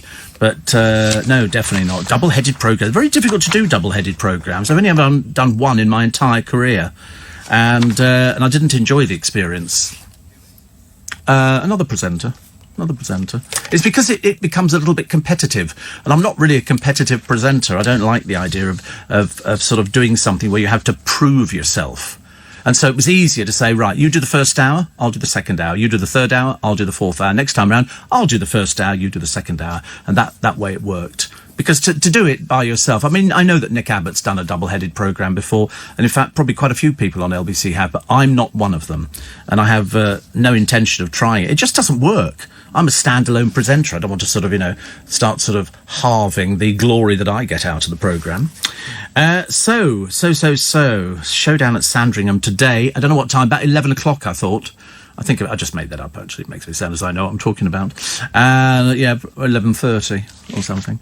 And the Queen will be there, sort of sitting there waiting with a cup of tea, rich tea biscuit, and probably some custard creams, waiting for Harry to turn up. Woe betide him if he's late. Woe betide him. I mean, do you think the first thing he's going to say is, sorry, Gran? That would be a nice thing to say. He's not going to say that, is he? I've just got a feeling he's... we were discussing this earlier on, actually. I'm quite worried about him. I am seriously quite worried about him, because he's never been out with anybody like her before, let alone marry them. If you remember, when William and Kate got married, it was, William and Kate, they look great together. Oh, look, here's Harry again. And Harry used to tack on behind them, as sort of like the spare part. And they sort of all go out, and there was Harry again. And it didn't really work. And so then obviously somebody said to Harry, could you not find your own girly friend? And so Harry then went, oh, yeah, OK, I'll find a girly friend. So Harry found a girly friend. Unfortunately, she'd been round the block a couple of times. She'd been married. She'd had boyfriends. He hadn't been married. And I don't think he'd ever met anybody like her at all in his entire life. I think she's way stronger. No, Harry had no boyfriends at all. And, of course, was Matt Stadland trying to link himself to him because they're both ginger. I noticed that. I thought, well, you can't do that. That's just ridiculous, honestly, just because he's ginger. But he's had a new hairstyle. He thinks they're twins. Yes, but Matt's still in the process of going to Specsavers once he can find the high street. And then he'll be sort of wandering. I mean, at the moment, he's wandering in and out of doors, mainly Wetherspoons. And he needs to sort of find it, because you can't do that. It doesn't work. Ginger's very popular. Very popular. It's supposed to be very fiery, very sort of, all this. But I don't think Harry's like that. I think Harry is actually quite sort of dull and boring. I don't think he's... although they do cling to each other like limpets. I've never seen anybody cling to each other and sort of try and make it work. I don't know. I don't know where they go from here. I'm going to take a bet that it doesn't last. I don't know why. And there's no reason for it, apart from they've only been married a short amount of time. There is a child. There might be another child on the way. And I don't think the royal family have ever come up against anybody like her, because she seems to be fairly forthright. She seems to be fairly sort of thrusting, certainly where Harry's concerned. And which is, it's quite nice, but it's not the royal family, is it? You're looking for somebody like Kate, who fits in, they must be laughing their socks off. I was feeling that Meghan has probably said to Harry at some point, told you we could change it. And I think they believe that they are changing the royal family. I don't think the royal family's for change. Not just yet. Charles said he will pare it down a little bit, which is okay. And then if the story's true about telling Elton John before the Queen, that's just absolutely outrageous. But then it only goes to prove, was that Harry's idea? Was that Meghan's idea? We don't know. We don't know. Somebody somewhere could say, well, he actually phoned and said, can I come down and have a chat? We're thinking of doing this. Why you'd ask Elton John, I've got no idea. Poor old soul, still touring at the age of 70 plus. Plus the Love Island stars promoting a buy now, pay later scheme, luring young people into debt, which is not very good, is it? Not very good at all. Also, Mothercare vanishes from the high street today. Debenhams lose 19 stores shut before the 20th of this month. And the most haunted star's widow, this is Derek Acora, revealed she's already in touch with him. Don't be so silly. Of course you're not, dear. Of course you're not. You've had a bottle of Prosecco and you're talking to yourself. OK? There is no talking to Derek Acora. There is no let's join hands and contact the other side. There's none of this. So, don't start believing the old rubbish. He couldn't contact the other side. Woo! He did a dog once, didn't he? Do you remember he actually channeled his inner thoughts through a dog? And we all went, you're off your chump, aren't you? Plus, the 2020 nominations for the Brits. And the NHS diverts 2,000 patients a day to the chemist. You know why? Because people turn up inside A&E and they're more than happy to sit there for days on end. They don't care. It could be hours and hours just to get the free medication. And in fact, really, what they should be done is sent off to the chemist, and that's what the NHS are doing. They're now diverting people to go to the chemist. which is a brilliant idea. That's what the chemist is there for. It's not to, to have people going into A&E and wasting everybody's time. A&E should be for something that you need to go to A&E about, not just to get your free medicine, OK? Plus, what was the other one? Oh, yeah, Kate and Meghan apparently haven't spoken for 6 months. So they say. I think they must have done... I don't know what they talk about. I don't know. They've got nothing in common. That's the trouble, haven't they? Nothing in common. Also, axe the Love Island hunt nut. This is Ollie. I think your days are numbered, Ollie. He apparently, they say, needs to be kicked off the show, claims he's a big game hunter, and photographs have emerged online. Quite sickening photographs, actually. Quite sickening photographs. And I personally think that he shouldn't be there at all. He's been photographed with a dead eland and a warthog and everything else. Former Towie star Mario Falcone said, disgusting. How have Love Island missed this? Well, because they don't do anything like that. They have no idea, do they? No idea. And a lot of people says can't agree with killing for sport.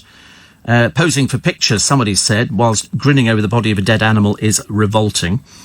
Last night, a Love Island spokesman refused to comment, but a friend of Ollie says it's categorically untrue to suggest he's involved in hunting for sport. Well, are these pictures made up then here? Are they? I mean, I don't quite understand. At no point has Ollie organised or booked anybody to go to Africa to shoot game. Well, what are these things here? Why are these pictures of him with dead animals? What is that? It's not right. Not right. Louisa Zisman slammed the producers for giving Ollie a platform and called for a boycott. But many said they would boycott the new winter series set in South Africa. He wasn't removed. I mean, there's got to be some reason why he's posing with dead animals, don't you think so? I would have thought so. But at the moment, we can't find out what it is. Not so good. Not so good. Also, Ron Weasley actor Rupert Grint wants to present the Antiques Roadshow. I don't know why. He says he would love to land a role on the Sunday telly favourite. King Collector Rupert says, I love hearing these stories of the relationships people have with these objects. Fiona Bruce is really good at presenting it. I don't know if I could do it any better. Well, of course you can't. You're a man. That's why Fiona Bruce is doing it. And he says here, he once considered swapping showbiz for selling ice cream, but ditched the van because he learnt to drive in because of the ice cream mafia. There is an ice cream mafia in London. It's huge. It's absolutely huge. If ever you go round in the summer, around the museums, you will find ice cream vans. And they're staffed by, let's just say, some not particularly nice people. It's a big wars to get the best position outside the best museums. It ran for years in London. Actually, talking of things, I've got a great story. I don't tell you now, I'll tell you later. When I went to buy some aftershave in John Lewis yesterday, a fairly simple thing, you would think. I just wander in there, see an assistant, say, hello, I'd like a bottle of Creed Aventus. And they then go off and get the Creed Aventus, put it in the Creed bag, and then they come back. No, it wasn't like that at all in John Lewis in Kingston the other day. In fact, it was actually quite traumatic. And it was quite traumatic because, firstly, you had to find an assistant. They appear not to have any assistants on Saturday morning, first thing. You've got to wait till they bother turning up. And so there are three people chattering away on one of the tills where they have a thing, please pay here. And but unfortunately they weren't where I was, which was by the aftershaves, and I'm sort of standing there feeling like a right Herbert because there was nobody round there. And in the end, I had to walk, and I don't do much walking. I had to walk over to the three people working on the till, who were obviously having a great old time, and say, is there anybody serving over here? And so one of the girls then motivated herself. Oh, yes, what was it you wanted? I said, I'd like some Creed Aventus. And so the other one, they'd said something really odd. I think she had something like ice cream, which didn't fit them. I said, no, I think we're missing the point here. We want some Creed Aventus. So she wandered over there. Which one? The Creed Aventus. Okay. And I said, there are three people. Why is there nobody over here? There's normally somebody wandering around. But eventually we actually managed to get what we wanted. But then she came up with the ultimate. She said, do you need a bag? And I said, Creed Aventus comes with its own bag. So if you go and buy something from Estee Lauder, it comes in an Estee Lauder bag. But right. This is good. I went down as probably the worst customer of the morning, I should imagine. I actually dared ask for a bag. But eventually we got it sorted out. You'd think for nearly £300, they'd be providing you with a bag and possibly carrying it to the car, but it was not to be. So it's summoning day. Summoning day is where the Queen summons Harry, like, oi, you up Sandringham now. They could have done it in London, couldn't they? But there you go. And also, Harry's wife Meghan is set to join in the Crisis Summit at Sandringham via a video link from Canada. What is going on here? First of all, they were on holiday for 6 weeks, so they go to Canada. Then they both come back because of the disaster which ensued. I mean, my God, he's gone from being most popular member of the royal family to being the most hated member of the royal family. And then she then goes back to Canada, presumably to pick up the kiddie and bring it back again. Why do they not? I mean, it's out there with the nanny. It's not fending for itself, you know, having to put the credit card through the machine and all the rest of it. So why not? I mean, I don't quite understand why they didn't bring the kiddie back first time round. Perhaps they didn't want to. But also, she's been over there a few days now. I mean, could she not have gone over there, picked up the kiddie at the airport, got on the plane and come back again? It's not like they're paying for the flights, is it really? So now they're going to be doing this this sort of video conferencing, I suppose it is. They've had a top-level meeting, police forces as well. Meghan's expected to dial in from the couple's rented mansion. They're not still renting that place, are they? That's owned by a Russian oligarch, isn't it? He owns this £14 million place. I mean, in Canada, you practically buy Canada for $14 million. There's a lot of sort of this sort of property out there. And it's on a sort of an island-type place. But if they go there and live, which I don't think they will, because there's not exactly much going on in Canada. You know, it's all what? Tundra? Tundra in Canada? Was it? Loads of tundra? Oh, right. Oh, what, moose? Lots of moose. Oh, right. And lots of mounties. What's that? Mounties? You don't know what mounties are? Well, you see them on the tundra all the time. You can't move on the tundra for mounties. You don't know what a mountie is? That's slightly disturbing. Did you have an education? What sort of education was it? Were you just going sort of... It was Monday to Friday, we just popped in on Thursday. Perhaps you didn't do mounties. You never heard of the Canadian Mounted Police? We don't have to do geography. I didn't do geography either. I was useless at school. But no, the Canadian Mounted Police are called Mounties. Oh. What do you think they were called? Police. Yes, no, the gendarme would know. They would not be over there at all. No, the gendarme would be in Paris, nearly Tour de Eiffel. And I think you would find the Canadian Mounted Police are the ones who are known as Mounties. The slogan is they always get their man.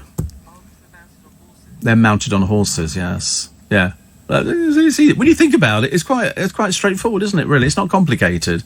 You see, you can keep a conversation going with somebody you meet in a Wetherspoons. Can't be that difficult. You just bring up Canadian Mounted Police. Do you know about the Mounties? On the tundra, they're there all the time. And immediately you've got now a new opening into another door of your life.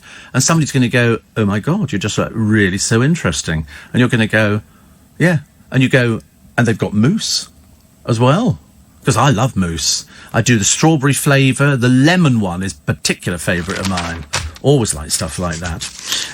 Right, making the face of the new series of Afterlife. It's a Ricky Gervais thing. Ricky Gervais tackles the tough subject of grief. It is tough, isn't it? Did I tell you I saw this thing? I showed Zora Suleiman earlier on today, and it's called the Walk of Honour. And they do it in hospitals in America. If a soldier... or somebody dies, it doesn't matter who it is, and they will their body part to science, they give them the Walk of Honour after they've died. So all the staff in the hospital line both sides of the corridor, and they then bring the bed in with the person in it who has died, and they bring it all the way down through all these people standing either side. It's quite something to watch. You know, if somebody's... the one we saw was a soldier who'd been killed in action, and he donated parts of his body. So they just sort of bring him down in his bed, and all the people are standing either side of the corridors. I don't think we do it here. I don't think so. It sounds quite a nice thing to do, though. I'm quite in favour of something like that. You know, an honour walk. So it means that you've done something which is fantastic. I'm having it done. I'm definitely going for it. I mean, why not, for goodness sake? It's well, I don't think it's... No, it's so that you can do something good for people after you've gone. Your sort of bit of good would be sort of staying in and pulling the curtains shut. You know, that would be seen as a very good thing. But you do that, and then the last thing that people see in the corridor is you going into the operating theatre to have your bits removed that they want to use. You know, and I'm assuming it's eyes, liver, stuff like that, heart. But it's just interesting, the fact that they're wheeling a dead person through, and they think it's quite normal. I now think it's quite normal. So it must have had some sort of effect. Zora and I both sat there, and I said, it always affects me every time I watch it. It's terrible. Steve, I feel so sorry for the staff who work in Mothercare. Will be losing their jobs, says Brenda. Why are we not going to Mothercare? Well, I mean, I know where I'm not going to Mothercare, but it's a case of why we're not going to Mothercare, because you can buy it on the internet. You don't need to go to the high street to buy pram. I don't know what else they sell in there. Probably all things to do with babies and stuff like that. So they're closing the whole lot. Debenhams are closing 19 of their stores before January the 20th. So, is there a list of the shops that they're closing? Have we got a list of shops that you can bang up? So I can say, this is before Jan the 20th, so it's not that far away, is it? We're up to the 12th already. And don't forget, end of this month, if you're self-employed, tax bill. Got to pay the tax bill, just to keep the Inland Revenue happy. You ready for the list? Wait a minute. Here we go. The list is of the Debenhams closing: Altrincham. I think it's pronounced Altrincham, isn't it? Yeah, Greater Manchester. Birmingham the Fort. Kirkcaldy. Walton-on-Thames. Didn't know there was one there. Wandsworth. Wolverhampton. Charlton. Chatham. Great Yarmouth. Slough, Stockton-on-Trees. Where? Welwyn. Whitney, Ashford, Canterbury, Eastbourne, Folkestone, Southport, Southsea, Wimbledon. Wow, that's quite a lot, isn't it? That's quite a lot. Do we care? Yeah, of course we care. If I worked in Debenhams, I'd be really fed up today thinking, before Jan the 20th, I mean, I should imagine the shoplifting will be going up something chronic, won't it? People go, well, it's closing. What are they going to do with all these buildings? I went through Kingston yesterday. God, that's a sorry place to go to now. You go around the marketplace, loads of empty shops, boarded up shops. Sorry? When did you ask go to Kingston? Well, there's 20 shops boarded up in the marketplace. What, pretty boarding up? That's shops that have closed because they've got no customers. People are not going there. They all turn into coffee shops. Well, that's the last thing you want, isn't it, to spend your hard-earned money on a cup of frothy milk. Use the instant coffee here, yes. I should imagine quite a few things will be disappearing from here when you get your own place. Oh, look, here we go. Let's take the instant coffee. That's going straight away. A few cups and mugs and stuff like that. But, no, it's very sad, it looked. Very, very sad. I was very disappointed, actually. I walked through thinking, I don't remember there being that many shops that had actually closed. Steve, tanker driver Phil, owner of Spiker Dog William, posted pics on the group of cottage pies he's making using Iceland's mash, says little Julie. That Iceland mash is brilliant. For £1, that is so good. Steve, funny, isn't it, how Miss Markle skedaddled out of here as soon as she could to no doubt her utterly luxurious house in Canada. Well, actually, it's not theirs. It's a rented house, but I don't think it's rented. I think it was given to them. I'm waiting to go and do an antique fair at Sarat in Hertfordshire. Great on a rainy day with a wonderful food for lunch cooked by Peter and Sarah, says Regina. Thank you. Steve, I'm not happy because I'm sitting here with an enlarged lymph node, but listening to you makes my life easier. So thank you. I have a feeling you will win this year's Global Award. Really? Nobody's mentioned it. I got one last year. I don't think you can get them 2 years running. Steve, as an ex-partner, you must be very disappointed the quality of service in John Lewis Kingston. Well, I was very, very disappointed. I felt like saying I used to be a partner, but obviously sort of fell on deaf ears. I said, are you having trouble finding staff or something? You shouldn't have to go wandering around a store, should you? To go and the worst thing was the security man in there was watching me with the eyes of a hawk. He obviously thought I was going to shoplift because I'm standing there doing nothing, talking to nobody. And he obviously thought shoplifter. What I should have done is picked up something, held it over my head and go, trying to find an assistant, thank you. Because all the boxes of Creed are empty. They have them. I should have gone on Amazon. What, for Creed? Oh, no, I'm not risking that going through the post, thank you very much indeed. I prefer to go home with my little carrier bag and my bit of tissue paper in there and the little ribbon. Because it's nice. It's very nice. It's very fashionable. You won't be touching it within a year. Because it's fashionable, people. If you can't even get shoes right, what hope is there on the aftershave front? What aftershave are you using at the moment? Here we go. Body Shop own brand. There's no hope, is there really? I mean, it's just not. Body Shop is for girls. The men's one. Yeah, for oh, right, okay. I don't really think that's a proper aftershave. Is it? How much is it a bottle? £11. So that's at their premium range, isn't it? I should imagine. £11. Then you have Boss as well. Oh, right, you have a lot of different aftershaves. Well, you got two. What's the one you wipe on your armpit? That's called a free sample, I think. That's when you go in at the stick. Yeah, but that's a free sample. On the stick, yeah. Well, your parents have been out nicking, have they? And they've brought back a load of sticks for you. No, the sticks are the one where you put it on there and you smell it. Sticks? That's not an aftershave, you fool. That's a room deodorizer. The one with the sticks and you stick it in the bottom and every time you turn them upside down. Never heard anything like it. Roll-on deodorant? And you think that's an aftershave? It's a deodorant. It's a roll. Has it got a ball in the top of it? That's a roll-on deodorant. It's not a smelly. God, blimey, honestly. Yeah, I'm not surprised Andrew Pearce wants to take you out to look at shoes. I mean, I should imagine you could basically go through your whole life. I mean, if you're seriously getting... I don't even know where to go with that one. Seriously. That's, so a roll-on deodorant is now classed as an aftershave. Amazing. Amazing. Steve, what do you think about Eastbourne's brand new leaking shopping centre known as Leaking Beacon, says Yvonne. I didn't know anything about it. But I'm quite disturbed, as you can well imagine. Somebody says, I think it's really bad Meghan flew back to Canada not to face the music. Well, she's gone to pick up the child. And so that's how it works. The Queen has summoned senior royals to a meeting next week to discuss Meghan and Harry's future. I don't know what the future is. Do you think they'll stay together? I have a feeling they might not. I think this might... I think she might... See, I don't think she likes the royal family. She certainly... I mean, somebody must have advised Harry not to contact the Queen.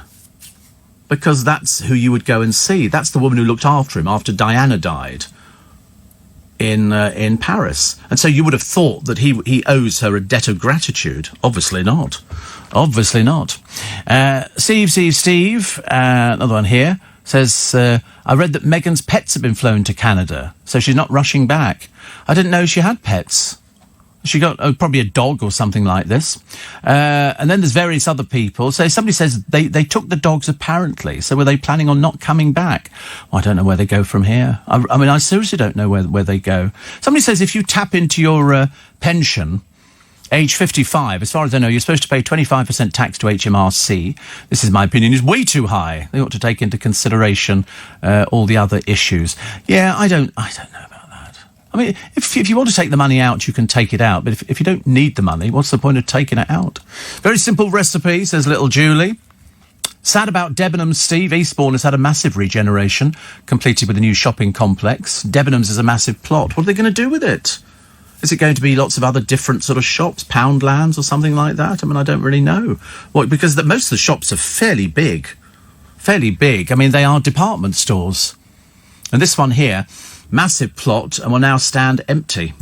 Well, like Kingston Marketplace. I mean, there's more empty shops there. Even the old Woolworths, which used to be there, is just boarded up now. Used to be something else. Emma Barton sent me a text. Morning, lovely. She says, been a little busy. Yes, we've noticed. We've seen you dancing. Thank you very much indeed. She says, but always listen on the podcast, but listening live this morning is up early for some work. Woo! Never not work. Always go for the work. We're like, oh, I'm late. We always like the work. Take a short break. Of course, Greg's customers voted Kerry Katona the 5th most famous woman in the land after Meghan, Liz, Kate and Kim Woodburn. Fantastic. I like things like that, actually. Steve Allen's early breakfast. Have you tried Tom Ford's Oud Wood, says Barry? No, how much is it? I go by the price of it. If it's really expensive, then it smells amazing. You're obviously the sort of person, aren't you, who sort of goes into department stores and goes, tss, tss, tss, little test. I saw somebody using a deodorant the other day. Somebody walked in and used a deodorant. I thought, how tacky. How very, very tacky. Steve, says Stuart, if the customer service in John Lewis was that bad, no wonder John Lewis profits have dropped. Well, that's a feedback for us. Well, I mean, there was just nobody serving there. I stood there trying to look as plaintive as possible. And didn't kind of work, but it doesn't matter, actually. Another one here. Isn't it telling that Meghan, having been in the UK for a couple of years, never saw or chose to see anything outside London, yet has no problem flying backwards and forwards to the other side of Canada? Well, see, I don't have a problem with her doing that. I mean, she's worked over there. She thinks of Toronto as her second home. So why not? Why not? I just don't understand why they're taking the dogs backwards and forwards with them, and then they leave little Archie with the nanny. Surely Nanny could have gone to the airport, bought a ticket and come back. Ridiculous, honestly. What's this here? Corrie favourite. I never know half these people are, but they all seem to want to pose in their underwear. She's called Kate McGlynn, by the way. Also, Downton Abbey. Back, isn't it? Which is good. This is the... I don't know if this is the... I think it's the film. Download now. Disc, 27th of January. Lewis Capaldi will go head-to-head with London rapper Dave at the Brit Awards. I don't even know who Dave is, but he's at the Brit Awards. Obviously, it doesn't affect us in the slightest. Youth comes at the expense of Liam Gallagher, Robbie Williams, Rod Stewart, and even Ellie Goulding, as they didn't even get a sniff. Even perennial winner Ed Sheeran, who despite 3 number ones last year, is only up for Best Song. So it's Stormzy and Mabel, Michael Kiwanuka, and Harry Styles. Well, I've heard of Harry Styles. I know who Harry Styles is. But then Grime and Hip Hop has made a greater mark with Manchester's H and trap act D Block Europe getting recognition. Excuse me, who is that? It'll be somebody called Eric, won't it? They don't seem to have proper name. What's your name, mate? H. I'm a rapper. Yeah, what's your real name? Derek. OK, fine, that's lovely. It probably isn't Derek, but I mean, they might as well be called Derek, mightn't they? I was watching another one of those Jane McDonald programmes the other day. They're very good, you know. She's very entertaining, very, very entertaining. And don't forget this evening, of course, In Conversation. Very good, very good. Front page of Fabulous magazine, which comes out with The Sun on Sunday, and unfortunately got to put up with poor old Louise Redknapp again, telling you what a dreadful year she's had. Why do people go on about it? They always moan, don't they? They go, oh, it's been a terrible year, it's been this, and this happened, and I've not been out with anybody for 6 months or 2 years or something. And you think, well, it's because you're dreary. That's why. You know, we had her being all a little bit coy and everything else. She said, I just don't quite understand, actually, why all these people spend all their time moaning about everything. You would think, I mean, she's been in lots of sort of theatre productions. You'd think she'd be very happy, but they're not. They're not. You need to go round and sort of wrap them in cotton wool, don't you? Paul says, when Harry and Meghan get bored in Canada and start texting you, will you ban them? No, of course not. They text already. Harry and Meghan have been texting me for ages. Diana used to text me. Everybody texts me. The Queen, when she can get her gloves off, you know, is always texting. Dear Steve, I never reply to them. As far as I'm concerned, it's a confidential agreement between me and her Madge. And it's a case of, you know, I know lots of people who work for the Buckingham Palace and Windsor Castle and stuff like that. But I just choose not to tell people. Other people tell, you know, you who they're going out with and who they say. I don't need to do that. Everybody knows who all my connections are. And I can remember when I was talking to Diana when she was with us. I mean, she used to love listening to the programme. Honestly, her little face would light up when we used to sort of bump into each other at social events. You know, Weatherspoons for breakfast. Nobody knew it was her. Nobody knew it was her at all. It was amazing. You could walk in there, and I always knew she used to have double egg on toast. Always remember that. It's funny. Some people don't remember these things. I just used to have the sausages, and we'd chat away about, you know, the way it was going, how much she didn't like Paul Burrell, and he was never her rock, and I thought, and then when she died, and then Paul Burrell starts spouting off that he was her rock. No, he wasn't. Just another dreary servant, I'm afraid. But we rose above that. We rose above that. Another one here says. Oh, Rebecca Long Bailey, who's rated Jeremy Corbyn 10 out of 10. We're still debating who's going to be taking over. Steve, Kenny Lynch died. Yes. And your point is, that was a little while ago. I voted for Emma and Anton to win, says little Julie. Oh, right. Well, did you? Oh, right. Well, she's a listener to us. That's all I can tell you. If Harry and Meghan do get the sign-off to work for cash, how would you feel about getting them in conversation? What would you ask them? What would I ask them? I don't know, actually. What aftershave does Harry wear? How come you got the dullest clothes in the wardrobe? I mean, every time you open up the wardrobe, there's that blooming grey suit and the white shirt again, isn't it? You'd think he could actually come up with something a bit better, but they don't spend money on clothes. You know, you've never seen him going out in something from Boss or something like that, or a Hawaiian shirt. You don't see them. They're not what I call trendsetters. Whereas, you know, Diana and I were very much trendsetters and very much looking forward to the future. And you're like Prince Harry. You're not like anybody I've ever met before. In fact, the nearest thing that I would say is... You haven't done pantomime at Christmas, have you, with maybe 6 other people of restricted stature? Do you know the song, Hi Ho, it's off to work we go? You're not short? No. You will be when you get your mortgage. You will be when you get your mortgage. You'll be very short. You have to go back to your parents and go, I haven't got any toilet paper. You know, or have you got some bleach? And could you make me some? Because I can't imagine you being any use in the kitchen whatsoever. You cook like an angel. Yeah, but angels are dead and they don't eat. So what's the point of cooking like an angel? So you're not eating. In other words, you can pour a tin of soup into a saucepan, can you? And that's about... You're great at breakfast. Oh, right. Oh, well. But you're cooking at home in your parents' house. All right. Well, what are you cooking for breakfast? What do you do for... What would be considered a good breakfast to make? Oh, not avocado. Oh, the most boring thing under the sun. Oh, we'll have some chopped avocado and we'll put it on toast and we'll call it trendy. It's the most boring thing under the sun. You make pancakes. God, I'm bored already. And bacon. What do you do with bacon? Oh, you just fry it. They put it on the... Oh, right, with the avocado. Well, oh, my goodness me, there's a little bit of a trend setting going on there, isn't there? So we take the bacon, we cook it, and then you put it over the avocado, and then an egg over the top of that. Egg goes under the bacon, but on top of the avocado. Oh, my goodness me.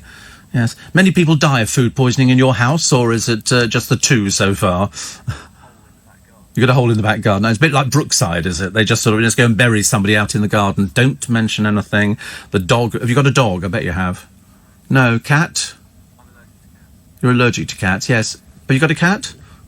No. No? Okay. Well, just sort of thinking we could wind you up, couldn't we, nicely? I ought to buy you for Christmas now. Turn up with a cat in a box. There you go, it's a cat. Oh, I'm allergic. Are you really? Well, there you go. What a shame. What a shame.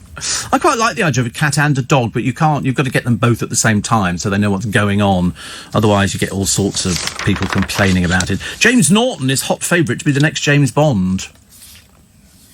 James Norton is an actor. And he could be the next James Bond. I just told you. And then you go, who's that? Well, he's obviously an actor. What do you think he is? Works in Greggs every Friday and Saturday. And they went, you're the one for us. Holly and Phil have contacted Jason Gardner to apologise for snubbing him. He complained bitterly. They snubbed him, so somebody had to say to them, listen, stop it, you don't want to be unpopular. You know what it's doing for Harry at the moment. And what was the other one that I quite like? Oh, some bloke scaled the Shard, or the outside. Another one of these people who can haul themselves up the outside of a vertical building. I mean, nothing on earth would get me to do. So they ended up putting him in prison. So he's droned on about how awful prison life is. Well, of course it is, dear. It's for people like you, idiots. You know, if you'd fallen, what are we supposed to do? Just go, oh, what a shame, he died. You don't. I don't know. He climbed all the way to the top. He literally clings on with the strength of his hands. There's no ropes, no nothing, there's not even a bouncy castle underneath to sort of stop the fall. And so he got sent to prison. Very dangerous. Imagine if you're sitting in the office and there's somebody... I'd get upset if somebody was climbing in and out of our windows here. And this isn't even that tall. We'll tell you the story in a moment of the couple who sold their house to travel the world in a motorhome. And are you going to miss Mothercare? Well, we've had enough warnings about it, haven't we, really? I suppose, all this stuff. Morning, everybody. Nice to be company. It's 3... I thought I was going to be saying 4 minutes past, but it's only 3 minutes past 6 on a Sunday morning. So, scaling the Shard, the most haunted star's widow. This is Derek Akora's widow. Reveals she's already in touch with him. Stop it now. Not in touch with him at all. Just, people like to keep it going, though, don't they? He had a spirit guy called Sam or something, if you believe this baloney. People seem to like it in this country. You can fill up theatres now. If I actually claim to be able to speak to the dead, I could make a very good living at it. It can't be that difficult. I've seen a few of them doing it, and a lot of cold reading going on. Cold reading is where they go... We did it on LBC years ago. Ask Clive Bull about the programmes that he did, where we had spiritualists on and people who could contact... There was one of them who used to listen to your voice vibrations, and he could say, oh, is your hall carpet's green, isn't it? Of course, the majority of hall carpets are green. And he said, yeah, and I can see into the sitting room. There's a broken latch on that window. That's what he used to do. He'd say, there's a broken latch on that window. And they go, there is. I used to think, that's amazing. How does he know this? Because he made it up. It's like you can guarantee if anybody phones up to speak to a psychic on the radio, it's always about marriage, job, health. So you can always pick if it's an old person, you go, you've had trouble with your feet, haven't you? And the chances are they will be going, I have. Well, of course, the majority of elderly people have trouble with their feet. You know, you've had a bit of a cold recently, haven't you? No. But you know somebody who's had a bit of a cold. Yeah, don't worry, you will be picking up. I thought I was going to pick up a cold last night for some strange reason. I don't know why. But that's how it is. That's how it is now. It's called cold reading. Gucci Tom says, tell your servant that James Norton played a real nasty piece in the drama Happy Valley. There you go. And I'm not sure if it was your idea, but reading people out lots and not at all is not the way. My high school psychology teacher would have said, if you treat people randomly, well, who's interested in your psychology treatment? Teacher. I mean, goodness, what a boring person they must have been. James to be Bond, right now playing Stephen Ward in The Trial of Christine Keeler, says Yvonne. Yes, Emma Steve did really well on Strictly. Love following her journey on the show. Love to be a fly on the wall at the meeting in Sandringham. I would, absolutely. I would. It's very interesting, actually. I mean, did you hear... I don't know if you heard Eamon Holmes. I thought Eamon Holmes wouldn't normally say boo to a goose. But he started being very, very critical of Meghan Markle. In a way that I thought, this is really unlike him. He didn't like her at all. We know that Piers Morgan had a go because he said, listen, you know, she doesn't talk to her father, she doesn't talk to this, she doesn't do that, I'll rest my case. And I thought, oh, right. But it never actually sort of crossed my mind that people would sort of fall out. Although somebody says, do you think Phil and Holly have fallen out with Ruth and Eamon? I'd like to think they're all mates. I don't think they are. I don't think they are. Why would you think they're mates? Is that because of the sort of the relationship that comes over on the television? They don't have to be mates at all. It's very competitive television. There's a lot of insecurity. And let's face it, nobody's bigger on ITV, I can't think of anybody, than Philip Schofield and Holly Willoughby. I don't think anybody's bigger than them. They seem to run... Well, no, not even Piers Morgan. He doesn't do as many shows. Mind you, the worst news I heard today... Oh, goodness sake, honestly. Talk about trying to ruin your weekend. Apparently, Gary Lineker's going to be given a quiz show to do. No? Are you happy with that? No, not really. You like quiz? I'm not interested in Gary Lineker. Old Juggy is sitting there, you know, doing... I know. Why do they do that? Why don't they just give quiz shows to people who do quiz shows? Let's resurrect Bruce Forsyth again and get him to do quiz shows. Nobody did quiz shows like he did. He was, you know, there is an art to doing it. I remember somebody telling me ages ago, there is an art to doing a quiz show. And I said, you're absolutely right. I had a quiz show once on Channel 5. And we recorded... What do we record? It's either 5 or 10 shows a day. It was absolutely knackering. It was so tiring. And what we used to do, we used to change clothing. So in between the actual quiz, so all the contestants would be lined up, and you can make a studio look enormous just with a few sort of pictures and plates and everything else like that. And in the end, we decided it wasn't really worth doing it, so we just changed the tie. And nobody knew any differently. All the quizzes on the television, they're all filmed out of sequence. So in other words, so Gary Lineker would do a quiz show, and they might go, oh, the first one's not very good, second one wasn't very good either. Okay, let's put the third show we did as the first show in the series. They all stand alone, and so that way, and so the really bad ones they shove later on in the series. They used to do that for sort of Dale, a lot of his shows, because he was rusty on the first bits of them. Steve, I bought the £1 Iceland mash to give it a try for Sunday lunch, hoping it's good. You won't be disappointed. £1 for a big bag of Iceland frozen mash. It's delicious. Delicious. It comes in like little bullets, and you put them in on a sort of a casserole or something. What? Don't turn your nose up, honestly. It's such a snob, honestly. You only live in Sutton. It's not the millionaire's playground. Goodness sake. You're living in Epsom at the moment. Well, that's not very special either. I've been to Epsom. Spent a week there one day. And what else we got today? Sad to hear of Mothercare closing. Tricia says, I'm at Gatwick and it's cold and windy. It's called winter, dear. It's called winter. It happens every year at the same time. It's always amazing, isn't it? Generally about sort of November, December, into January, and probably a bit of February, and if you're very, very unlucky, a little bit of March. Steve, Alison Hammond is bigger than Phil and Holly put together. It's very cruel. Very cruel. We don't need to do things like that. It's not necessary, is it? Not necessary. It's like saying Gemma Collins, you know, or she's known in the business, Jabba the Hutt. You know, it's not a nice thing. Not a nice thing. Aren't Ant and Dec bigger than Phil and Holly, says Richard. I think they're not. They're big, but they're not as big as Phil and Holly. They really are. I mean, Ant and Dec at the moment, do they have a show on the television? Well, apart from I'm a Celebrity, Get Me Out of Here, but that's not really a show, is it? That's just them sort of standing going, why, we're going to make you eat something, and all this, and we all go rivetingly dull, same as last year, you know. Oh, eat a witchetty grub. And the Prime Minister got a selfie. Yeah. With Phil and Holly. You're just full of interest. I tell you, your love life is going to soar with these conversations. I mean, that's 2 items you've come up with in less than 40 minutes. I mean, that's brilliant. The mousse one was, I mean, it's a winner. The mousse one, you could do the gags about, oh, I like grapefruit mousse and all this kind of... Go down a storm, I tell you. And if they always say the way to somebody's heart is make them laugh. And you won't even need to open your mouth, will you? They'll just laugh. And they'll go, he's so funny, you know. And somebody will go, you think so? No, I was just making it up. See, Bob Monkhouse was the best quizmaster. Yes, I agree with you. Bob Monkhouse. He was the best quizmaster, definitely. Another one here says, rumour has it you put in an offer for Frogmore Cottage. It's too pokey for me. I didn't fancy it. It's down there. I mean, I don't know. I really didn't fancy that idea. I mean, to be honest with you, it looks a bit naff from the outside. I wonder what it looks like inside. Because they've spent enough money on it, haven't they? And then they're going to be renting it back. Steve, is the telling sign you're getting old when you look at the top 40 and you don't know one track on it? I would think so, yes. I would think so. I don't know loads of tracks on it. But then again, I'm not the age group.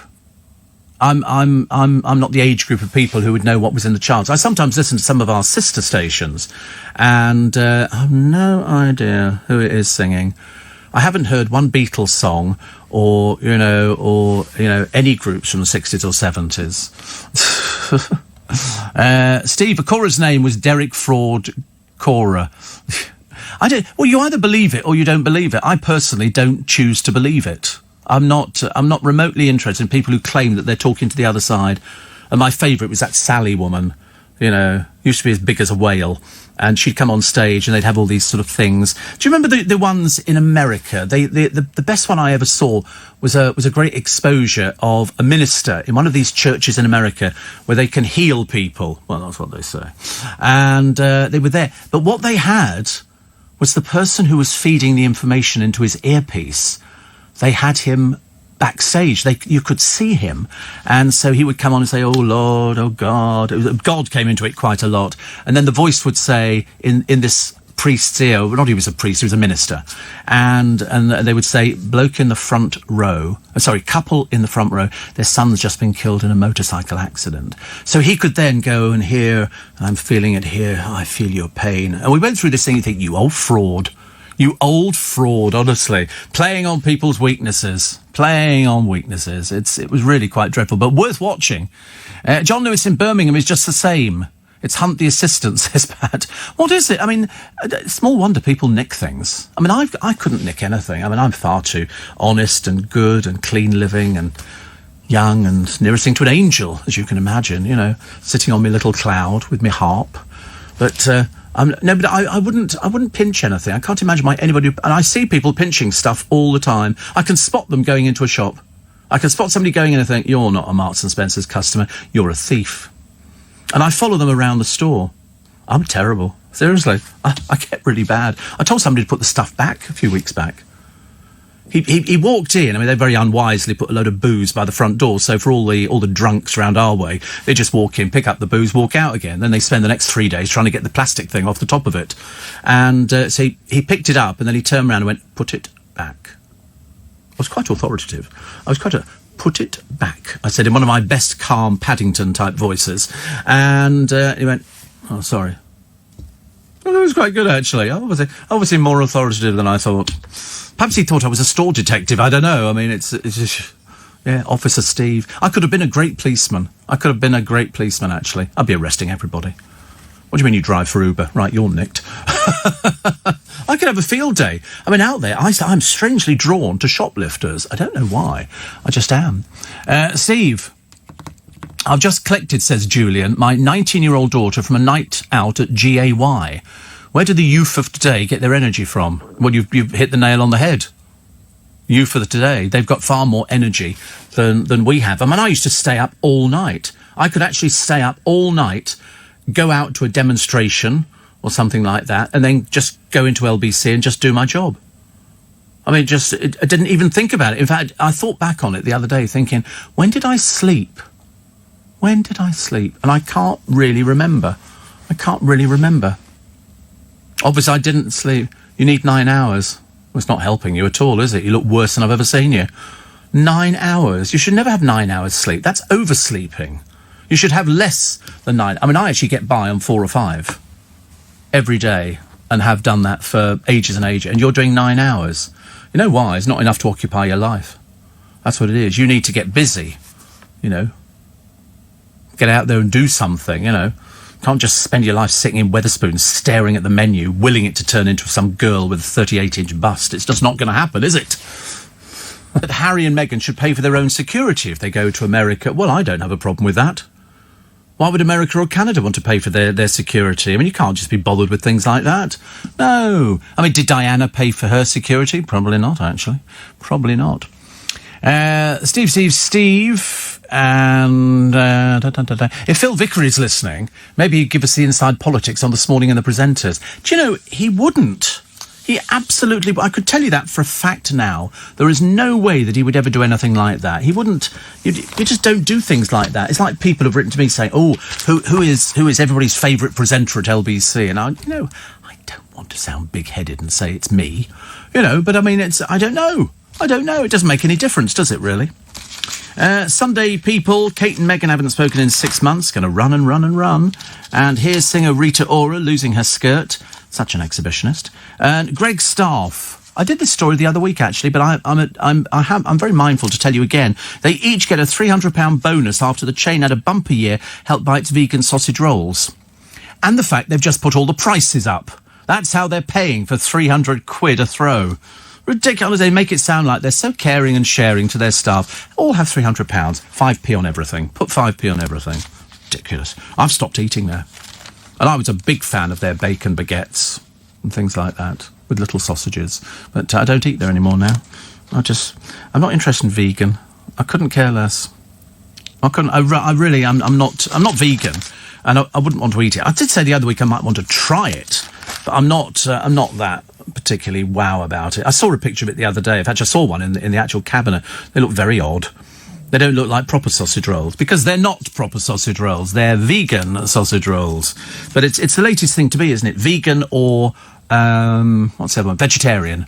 And so people like that. Yes, I mean, it's like sober. It's like, would you ever buy a kebab sober? Answer no. Of course you wouldn't. You'd only buy them when you're drunk on a Friday night. Because I tell you, I've always said to people, go and buy a kebab on a Friday night. And if you can manage to tear yourself away from it, leave it in the box. And then look at it the next morning. You won't eat another kebab ever again. 26 years ago, Steve, I went to see Sally Morgan after my mother died. I didn't tell her my mother had died. She told me. She also, well, of course, that's why you were there. That's what I've explained. That's what I've explained to you. If you go to see somebody like her, it's going to be health. She can look at you and tell if you're healthy. Do you limp when you walk in? Or is it going to be a relationship? She could probably tell by your age that it wouldn't be a relationship. You know, people pick up on things. And if you actually analyse, and I promise you this is true, you won't believe it. If you actually recorded all of those conversations that you had with Sally Morgan, you will find out that you gave her the answers to the questions. Inadvertently, you will not remember that because it's like when you watch a card trick from a magician and you go, and he said, take a pack of cards, okay, turn them, an invisible pack of cards, turn them round, face you, have a look, pick one out, okay, close the deck of cards, put it back in the box, okay, now we're going to take another pack of cards from over here. First time now, what was that card you picked? And you go, 7 of hearts, whatever it is. He will then open that deck of cards and there's your card reversed in the deck with a different colour back. And you go, and that's the only bit you remember. So when people say, oh, I didn't give any information, I didn't do anything at all, they will have found out about you. That's what she does. That's what they do. She described an illness he would have and told me he'd spend his last days in the Royal Star and Garter nursing home. And she's a maternity nurse, so you know all about things like that, don't you? But it's. I promise you, it will be cold calling, cold reading. You have my vote. I feel you're a guest in my home every morning, says Lorraine. If he hasn't heard of Happy Valley, says Gucci Tom, he must have heard of the drummer McMafia. Heard of McMafia? No. He did try 10 minutes and he had to do 9 hours of sleep, so it doesn't work all the time, does it? If you try to do 9 hours of sleep, you basically have to turn the television off, because you can't actually do that, can you? Also, they've got the greatest game show host waiting to go, Michael Barrymore. Yes. Yvette Fielding says Derek Acora had to go from Most Haunted when they found out he was a fake. Well, it wasn't that. What he'd done is he claimed he'd spoken to Madeleine McCann on the other side. And that was an absolute no-no. There's a limit to the amount of stuff that you can come up with on Most Haunted. The biggest one being, why does Yvette Fielding look like a bat? And she's got this sort of huge leather coat on, and you think, I'm sure if she flapped her arms, she could probably take off and go around the room a couple of times. But it was the fact that he'd claimed he'd spoken to Madeleine McCann. So they went, where? On the other side. Oh, yeah. So, in other words, we've just wasted £12 million. Actually, there's a police officer in one of the papers today who said that we will never, ever find Madeleine McCann. And to be honest with you, I think they're actually probably right. I don't think they'll find Madeleine McCann. They haven't managed to find anything up until now, have they? She's not so good. Also, I nagged Derek as if he was still here, says his wife. Well, he's not here. OK? He's not here. There is no coming back after all of this. I did actually say, I don't know why you're upset about him dying, because you can have conversations with him all the time. What sort of conversations you get. Laura Whitmore says, I'm envying preening wannabes. Yeah, just a little bit desperate, I'm afraid, Laura Whitmore. A little bit desperate, but how wise to go out with a bloke who does the voiceover. Whew, blimey, honestly. That's nearly as good as an average actress hooking up with a member of the royal family. Couldn't make it up, could you? Really couldn't.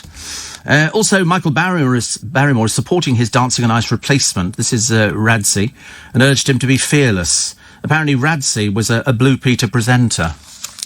Well, I don't know any of the Blue Peter presenters now. In the early days, I knew who they all were, but I don't know him at all. Never watched. What, Blue Peter? Well, it's not for you, is it, really? Not really. Well, I don't think it's for you. I think it's actually for sort of people slightly mentally older. And, because, to make, Tracy Island and stuff like that.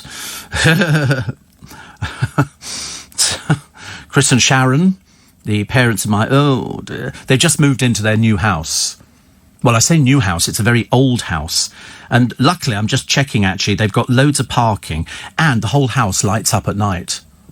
It's fantastic. It's mainly, a lot of it dates from the 1600s. They bought this house. They said it's absolutely fantastic. Absolutely fantastic. And I'm going to get to see it probably next week, actually. It looks wonderful. Looks wonderful. You could buy one in Sutton. Yeah. Yeah, but you have to save up the money, don't you? See, the only problem with sort of people buying houses, A, you've got to keep up mortgage repayments, and secondly, you've got to come up with a hefty deposit, because on the salary you're on, you're not going to be borrowing that much money in terms of what it costs to buy a house nowadays. So if they say you can have 4 times your salary, and just supposing you're earning £40,000, that's only £160,000. I mean, it's very difficult to find places at that price. When I bought my place, it was cheap. I mean, I wish I'd had loads of money saved up. If I'd been really clever, I could have saved up loads of money and bought a whole stack of them, because I'd now be sitting on about 3 or 4 million quid. But of course, it doesn't work like that. You could buy a caravan, yeah, but you've got to park it somewhere, haven't you? Do you mean a caravan or a mobile home? You can get mobile homes on some of these parks. That's quite cheap. 40, 50,000 quid could get you one of those, even less. 2 or 3 bedroom. Of course they've got plumbing. What do you think you wash in and go to the toilet? Yeah, of course they've got plumbing. Everything. Yeah. Never been camping. You surprise me. Funny that, isn't it? And I was sort of thinking, no, they're all plumbed in. They've got bedrooms and washing machines and everything. Big. No, they're all over the place. You'll probably find there's even some near you. Probably even some near you. Where, I've got no idea. But I'm sure there will be. Tomb with a View. This is...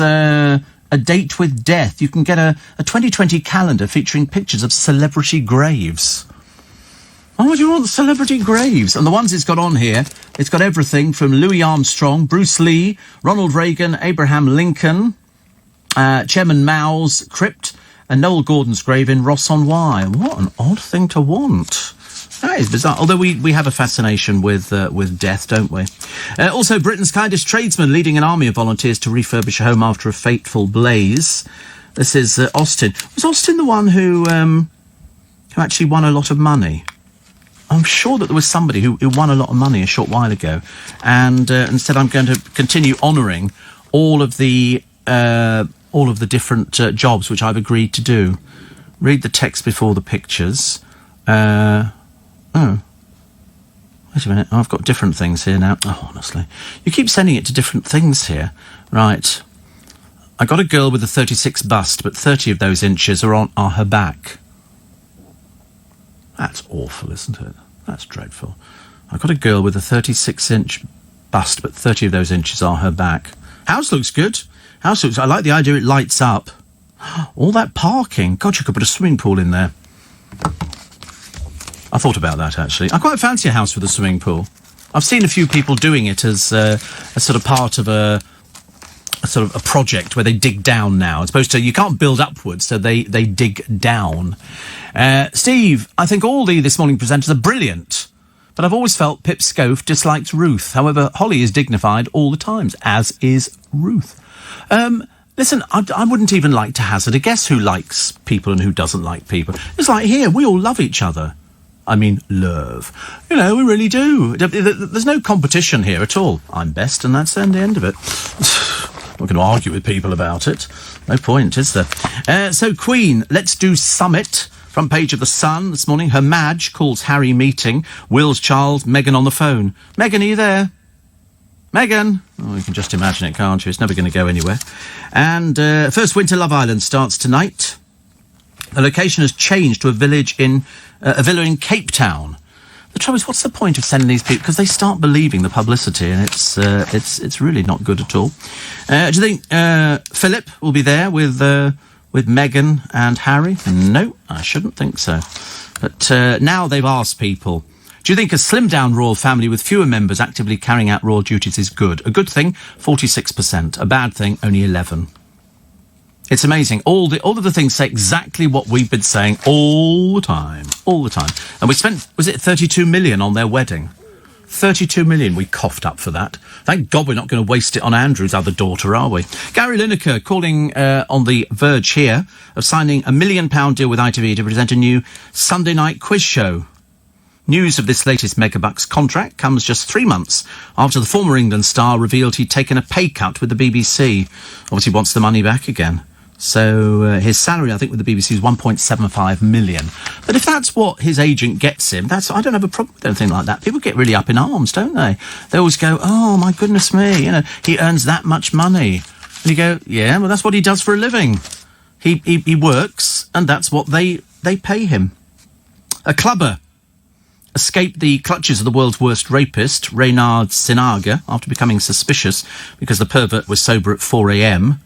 And you remember the PH student, Sinaga, jailed for life with a minimum of 30 years for sexually abusing 195 men. Love Island back tonight. Capaldi's ex-love has a secret. Yeah, she can't keep her big mouth shut. Oh, Paige, her name is. Of course she is. But obviously Paige wants to be page-free girl, which is fantastic. So you go be page-free girl, dear. But try not to trade off your last boyfriend. It's embarrassing, really. Thought, we had you down for a little bit better. But she arrived on the back of a Jeep the other day. Woo! This is where they all fake act. Because they've got to make sure that when they actually get there, they're the loudest person on Love Island. Because if you sit there and go, oh, hello, everybody, you're not going to last 5 seconds, are you? So this, and of course, it is every teenage boy's fantasy. A lot of girls sitting on the television in bikinis. Lovely. None of the men look like anybody I know. I don't know what sort of men you know. And then they've got a picture of Paige. Quite a plain girl she was before we had the full-blown makeup and the makeover. She was with, is it Lewis Capaldi? And here's other people. They've all got famous friends. They have to. That's their only claim to fame, is that they know somebody famous. Richard the vegan cabbie. God, he sounds boring already, doesn't he? How do you know somebody's vegan? Because they tell you. They always have to. He said, you seem so negative about vegan food. I couldn't give a stuff about it, Richard. I really couldn't. You eat what you want, mate. I couldn't give a toss. He said, it's just normal food with no animal derivatives. I couldn't care less. You go do what you want to do, Pixie. You know, accept type 2 diabetes, heart disease, high blood pressure and much higher. Mind your own business. What's it got to do with you? What we eat. You go and eat what you want to do, dear. Lots to miss then. Greg's sausage rolls taste very much like the meat alternative. Well, quite clearly not. Otherwise, they'd be called a sausage roll, not a vegan sausage roll. You do what you want to do, Popsikins. Don't start inflicting your lifestyle on somebody else. I couldn't care less. Not interested. Good news for fans of Rhiannon. Rhiannon Sugden. Not Rihanna, slightly different person. Rhiannon is a glamour model, getting a bit old for it now. She's a former Page 3 model. She's among the top 2% of content creators. Her followers pay, wait for this one, £11.50 a month to subscribe and view photo shoots. They also gain an insight into her private life. Woke up this morning, put my bra on, took a photograph, went to bed. Woke up this morning, put my bra on, different knickers, and took a photograph, went to bed. And that's it. A source said she's got a very large and loyal fan base who enjoy seeing her do new shoots. Get up in the morning, put my bra on, have a photo shoot. Take off the bra, go back to bed again. I mean, honestly, I love the way they make it sound like it's a proper job. It's called having a photograph taken, of you in your underwear. Which doesn't get that much more exciting.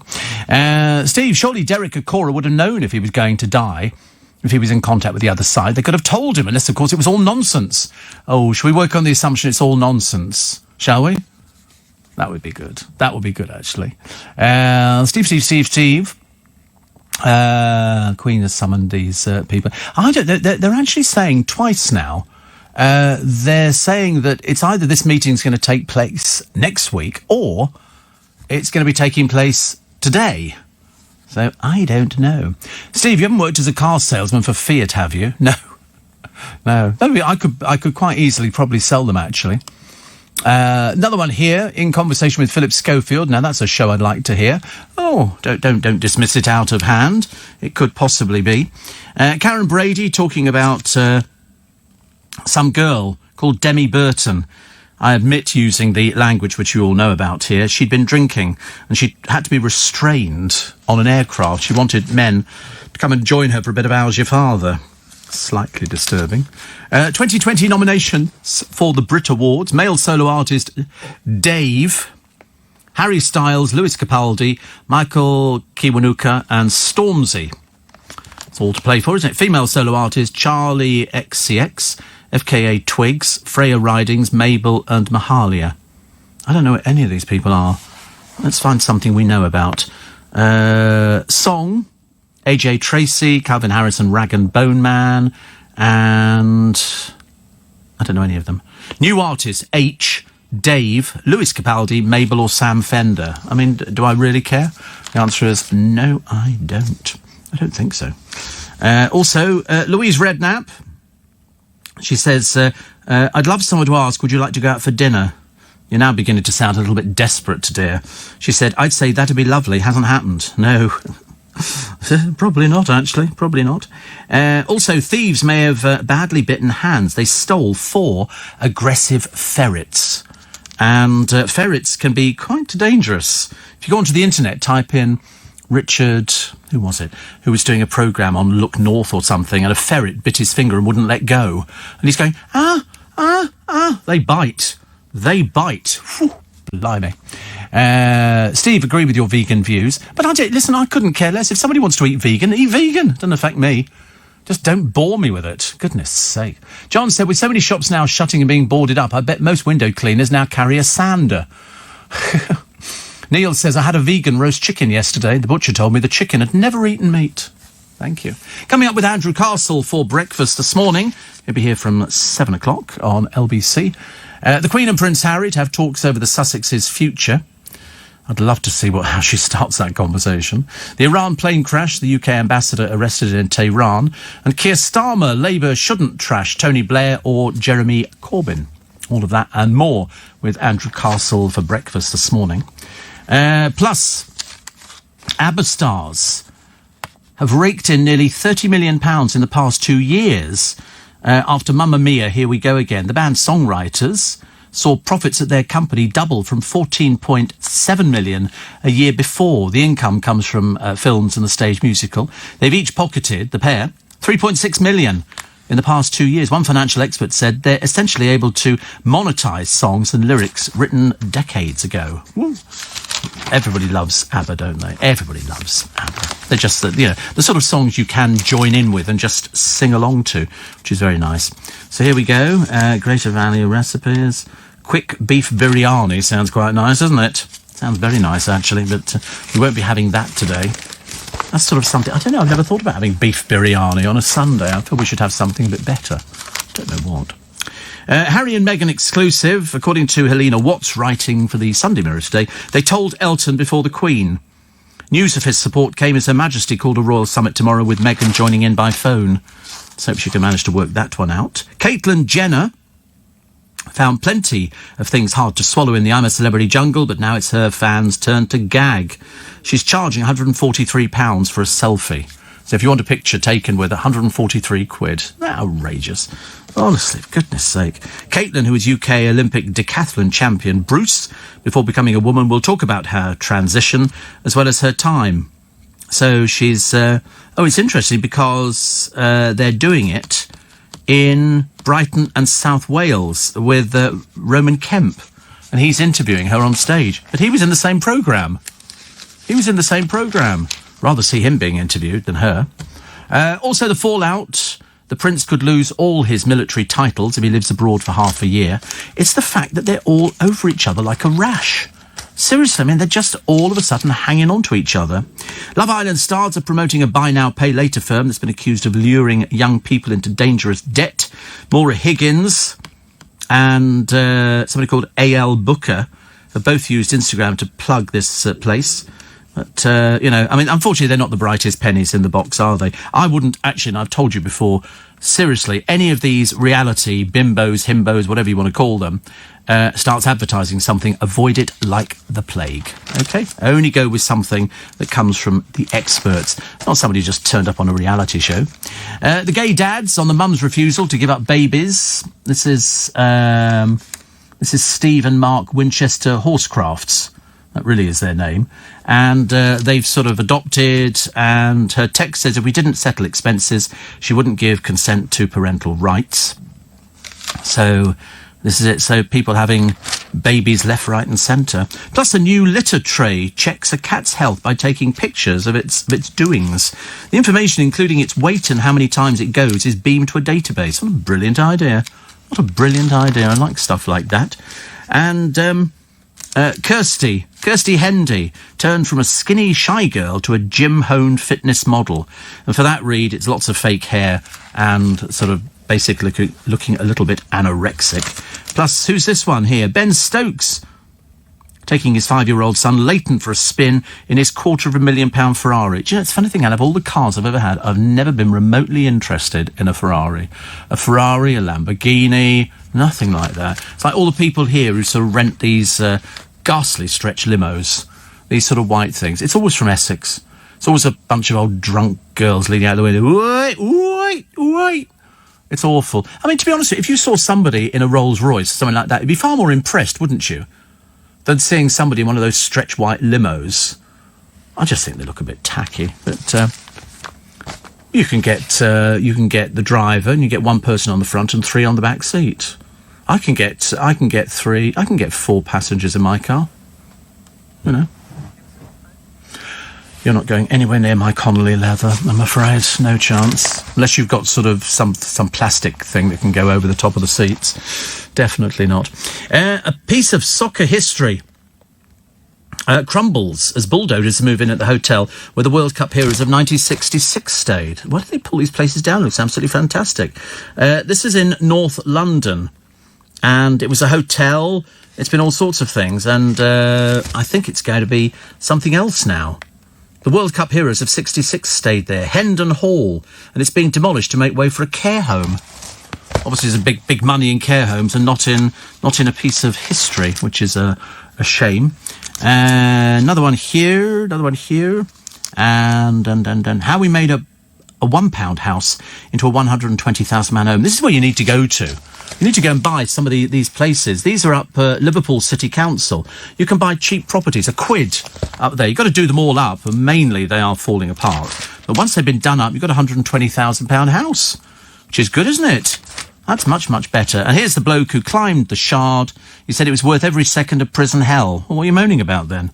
He says, I was in a cell with gang members and saw stabbings most days. Of course you did, dear. Of course you did. He has no regrets about climbing the Shard. He says he's a free solo climber. My biggest fear in life is regret. We all die, but not everyone lives life before. And he said, I had 7 cellmates, drug dealers and gang members. I saw stabbings. I saw somebody getting kettled. We're boiling. I told you, didn't I, when I went to the Kensington and Chelsea Hospital for the burns unit, a lot of people in there, well, I say a lot of people, 3 on the time I was in there, were handcuffed to prison warders, and they'd been kettled in prison. In other words, somebody had filled up a kettle, boiled the water up, and then thrown it as a punishment. And so they end up in the burns unit. It's quite amazing, actually. Also, the Arab world's longest-serving ruler, who toppled his father in a UK-backed coup, has died aged 79.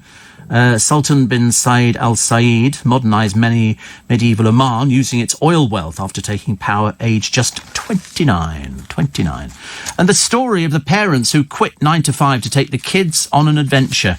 So they plunged all their money in a motorhome and off they went.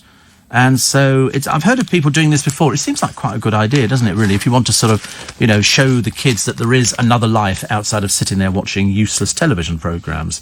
So you get in the motorhome and off you go. You put some tins of soup in the cupboard. Shoo, off you go. You don't need to sort of worry about, we've got to do this and pay bills and everything else. You're just self-sufficient. You could do that. There's no Wi-Fi. You can get Wi-Fi wherever you go. I got Wi-Fi in here. I've got Wi-Fi all over the place. Wi-Fi. I even get Wi-Fi on the train. On the train. So I'm still looking at my godchildren's new house. They're so excited to have been in there. They sold their place, but because the other people hadn't moved, they had to all move into an Airbnb. And there's 5 of them. You can imagine Christmas was a delight. But now they're all in the new house, which has got all the kids have got big bedrooms, en suites, dressing rooms. It's seriously, this house is like in a time warp, which I love. Short break, back to 7 is the time. Daily Mail today, the Mail on Sunday. It's, excuse me, it's Meghan and Harry again. It really is. Plus women hush up diets over fat-shaming fear. I don't think people bother with diets now.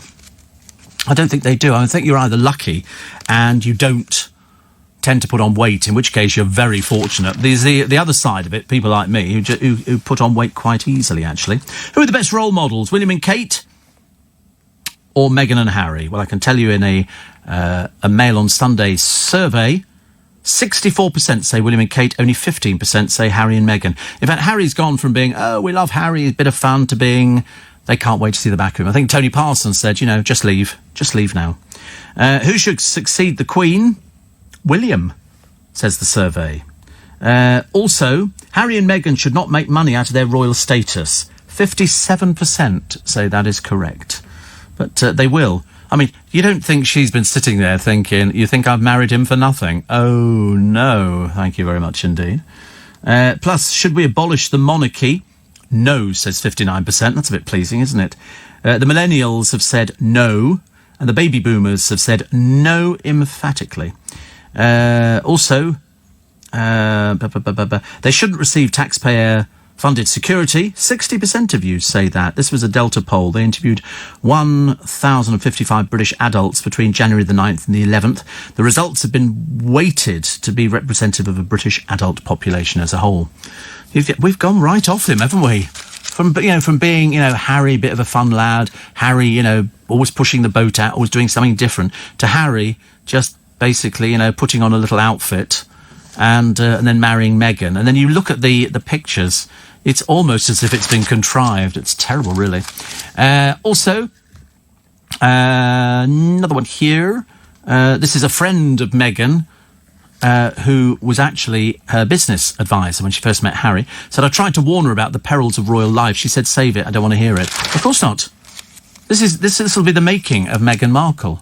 She will be able to leave that family, with or without him. It makes no difference. And I shouldn't imagine she's particularly bothered, because if they've done this to the Queen already, there's probably no end to what they will do. And if you look at the pictures of when Diana was with Charles, when they weren't talking, you know, it was a very, very depressed kind of marriage. I think Harry and Meghan's marriage is good, but whether or not it's going to stand this, I've got no idea. Depends what happens after this meeting, I think.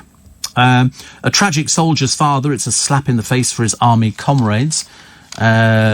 It was always in the stars, apparently, says Sally Brompton, New Magazine's astrologer. She's a limelight-loving Leo. Of course she is. Of course she is. She absolutely will love it. Absolutely will love it. This is it. This is going to be the making of her. She doesn't need to hang around with him. She can go and do whatever she wants to now. Very interesting. I found a little house that I want, if you think you're buying me a house over this weekend. This one's in London. It's very nice. It's very nice. It's got several lifts, a gym, a pool, gold-themed bathroom, and it's got 45 rooms. And it's on the market. Now, come on, don't be stingy about this. 210 million. Okay, 210 million. And where it is, it's Knightsbridge overlooking Hyde Park. I mean, it's got everything, really. They're finalising the deal for it. And they can either live in it as a private house, or it'll be worth 700 million if the Chinese buyer splits it into flats. I think they'll probably be splitting it into flats, don't you reckon? I think so. Good Lord above. Sounds wonderful, I think. Steve, I felt very old today when the two people on Sky newspapers looked like teenagers. Later, the two people on one of the news were so ancient I felt they were very young, says Jackie in Watford. I love the idea, actually, that you do watch people who are doing, you know, the newspapers on Sky News, and some of them, they barely look as though they're out of nappies. It's amazing. Also, BBC to axe jobs to settle the flood of gender pay cases. Cold Feet's Faye says we still don't all get the same money. I'd go for it now, actually. Go for it now, before they start abolishing these sort of things. I was trying to find something that was really interesting, and there's nothing particularly wonderful in the newspapers today, apart from celebrities spouting nonsense. And the moment Harry said, my wife needs a job, this is, the trouble is she seems to have a little bit of a job, but she gets bored, doesn't she? Every 2 years, she decides to change. And then running a car wash in Sussex, an Albanian kicked out of Britain over a gang shooting. Amazing, isn't it? Obviously, the people who managed to get back in here and just stay here. 60,000 complaints over the BBC's election coverage. That's not so good. But then people like complaining. And I found a wee dram to a big profit. Big profit. This is Macallan, 1949. It's a whiskey. Matured in Spanish sherry casks for 50 years before it was bottled. Only 900 bottles were produced, and investors paid $2,000 a bottle. Now it's up to about 25,000 a bottle. And I suppose if you're a whiskey fanatic, then this would be the thing for you. There's one called Brora, 4,200. It cost £100 a bottle when it was sold in 1984. Honestly, I didn't realise that whiskey goes for such huge prices. Obviously, people like spending money on whiskey, and good for them. So, unfortunately, it doesn't appeal to me in the slightest. Front pages of the papers. Well, you won't need any guesses from me. It's Harry, it's Meghan, it's Megxit. Palace is warning on Harry's millions, and they say it's a reality check moment. The Sunday Mirror, they're more interested in you going slimming, although they claim that Meghan and Harry told Elton before the Queen. Perhaps he's scared of the Queen. Perhaps she could do anything. I mean, I don't know what her powers are. Perhaps she can strip them of that little cottage they're living in, which cost us about $2.5 million. So her Madge calls Harry meeting, wills Charles, and then Meghan on the telephone. OK, you're there. Thank you. Let's start. Where do we go from this thing? I think the idea is they just want to be out. Tom Bradbury has done a piece in the Sunday Times today, because I think he knows Harry. Now he knows, obviously, Meghan as well. And on the Sex Files, it's the Gillian Anderson interview. Love Island's Laura, don't ever mistake, she's just the presenter of it. She's not on the programme. She's just doing the presenting of it. But in fact, all the other people are supposedly the stars. Crisis at the Palace, according to the Sunday People. Kate and Meghan haven't spoken in 6 months. What have they got to talk about? Bit of a terrible day today, I think they'll have to be saying. And Royal Rescue on the Sunday Telegraph.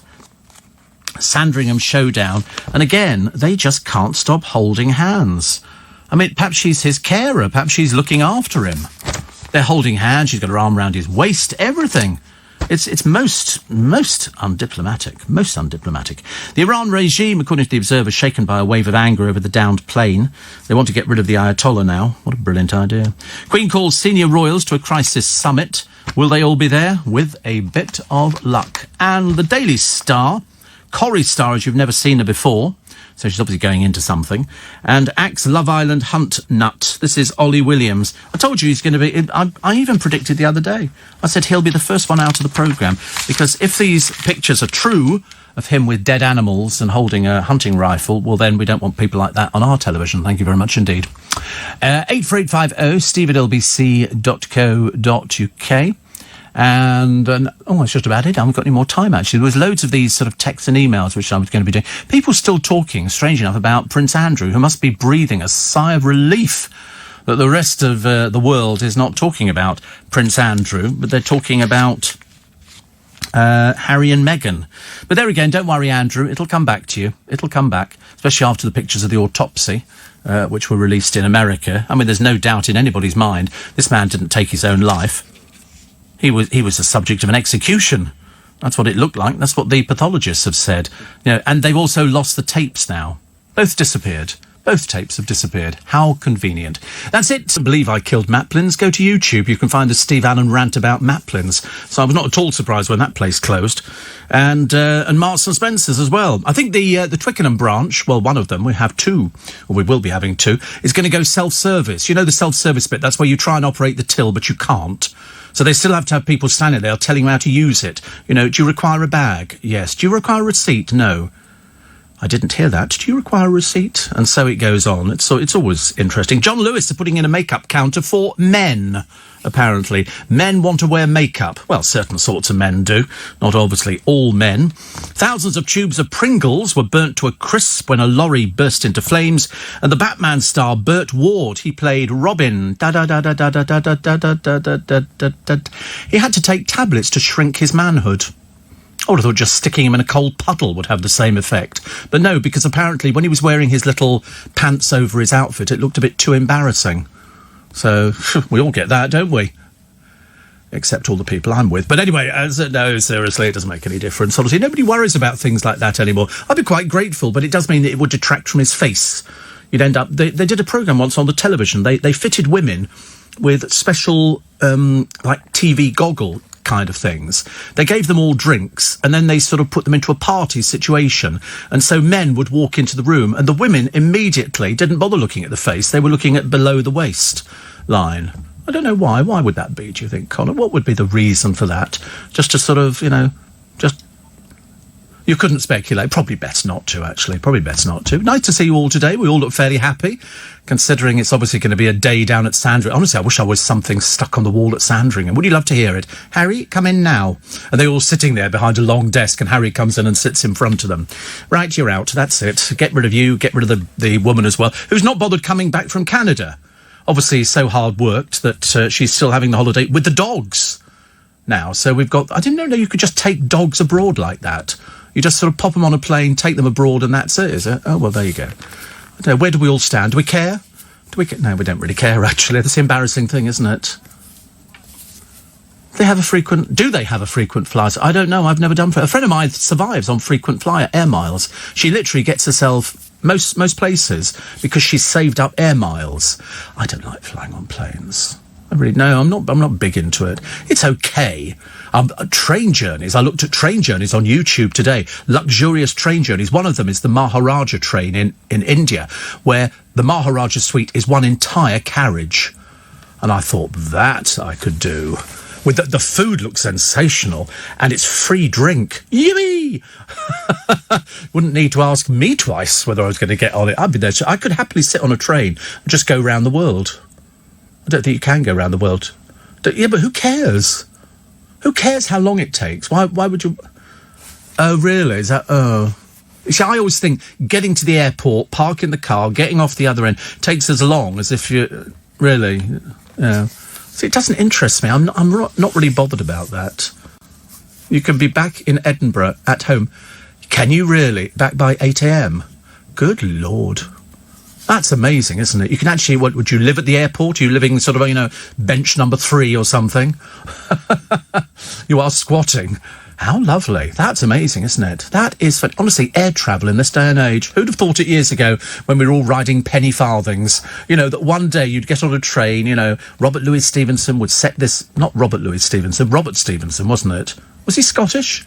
Sounds a very Scottish name. Was he the man who invented the railway, I can't remember what the blooming train was called now.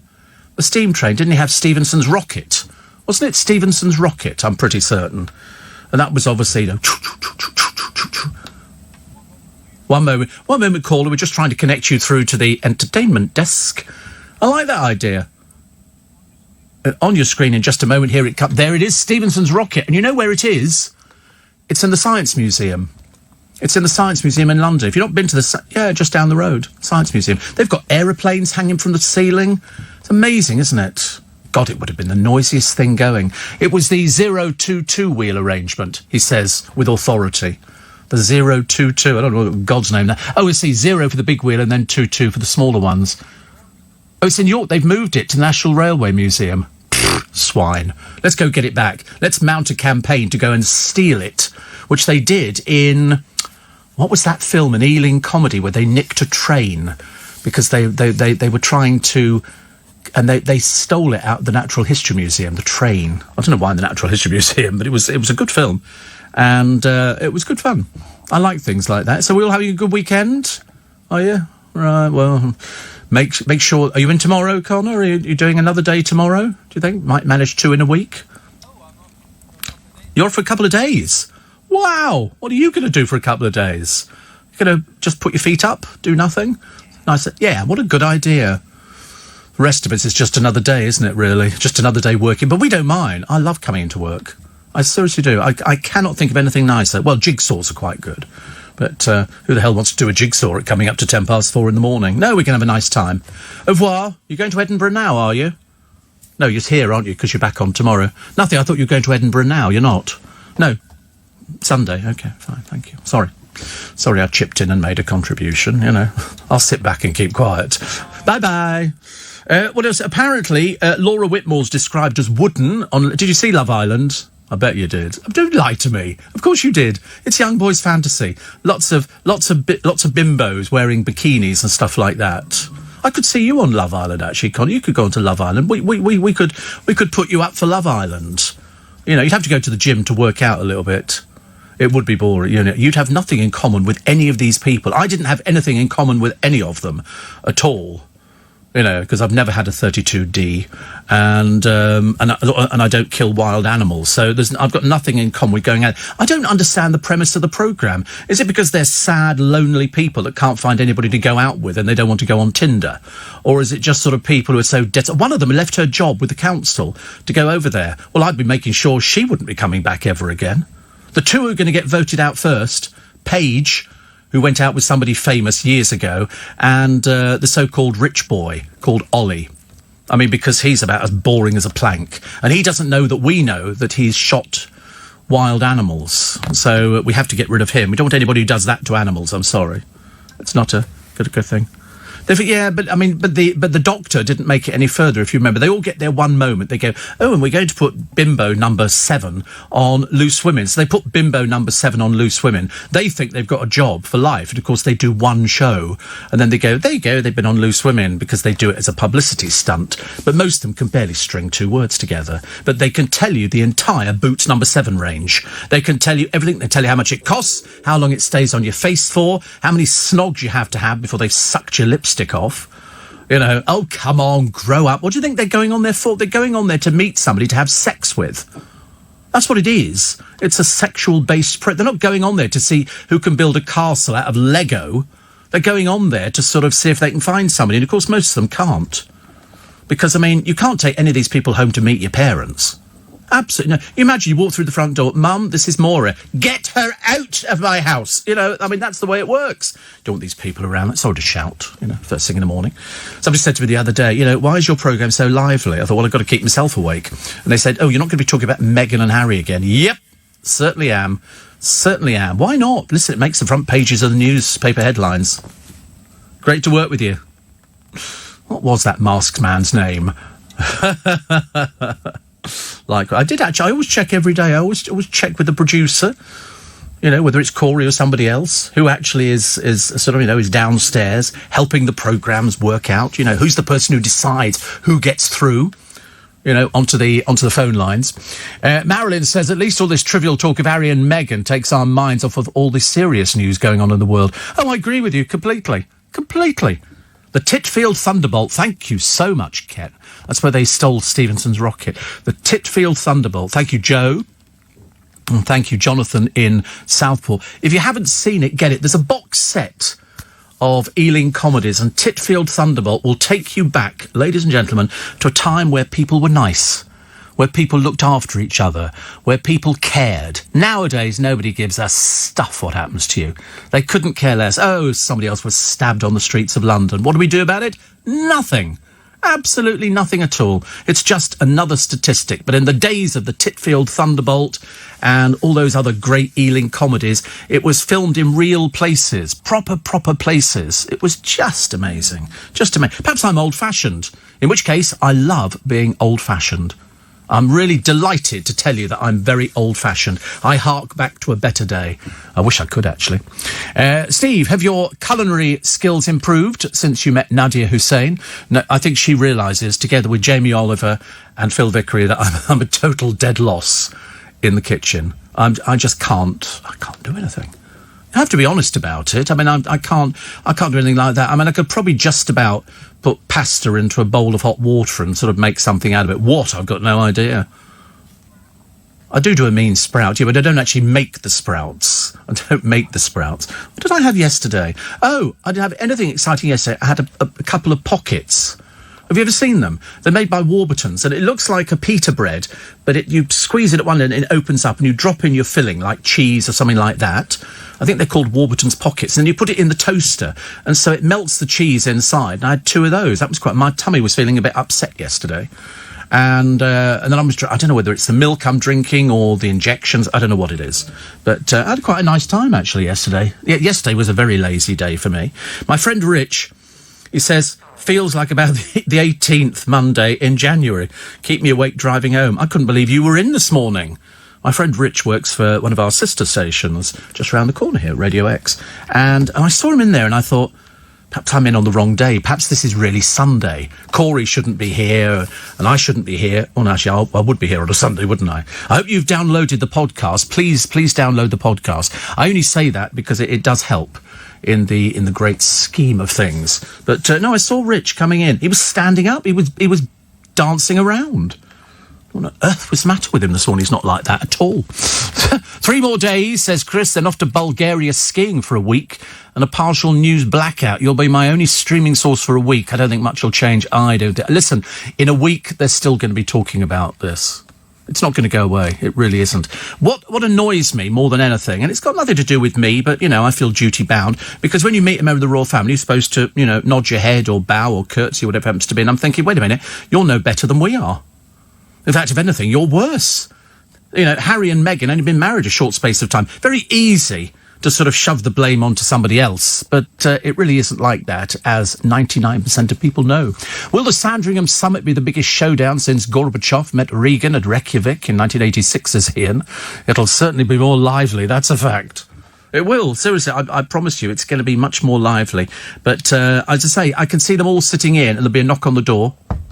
You know, like in Mary Poppins, where Mr. Banks has to go to the bank late at night, and he walks down the corridor, and he knocks on the doors, and they go, "Come in, Banks." And in comes Mr. Banks. He goes, and then they take his carnation and they break it, and then they put it back, and then And then they take his bowler hat off, punch it through. Then they take his umbrella, and one of them goes, "No, anything but that." But they take the umbrella and they turn the umbrella inside out. And that was it. That'll be like it with Harry. Okay. Give us the keys to your house. I want to give the keys. Give them back. Go buy your own house. You've got 40 blooming million sitting in the bank. Go buy your own place. Can't expect the public to support you when Drippiness, after 2 years' marriage, decides to quit. You could understand it if it was the Queen and Philip stepping down. You know, you can understand. They've served a lifetime. Harry's done nothing. Nothing. You know, you can certainly do a lot more. He's supposed to be a young person. You'd never guess it, would you? You'd never guess it. Oh, dear.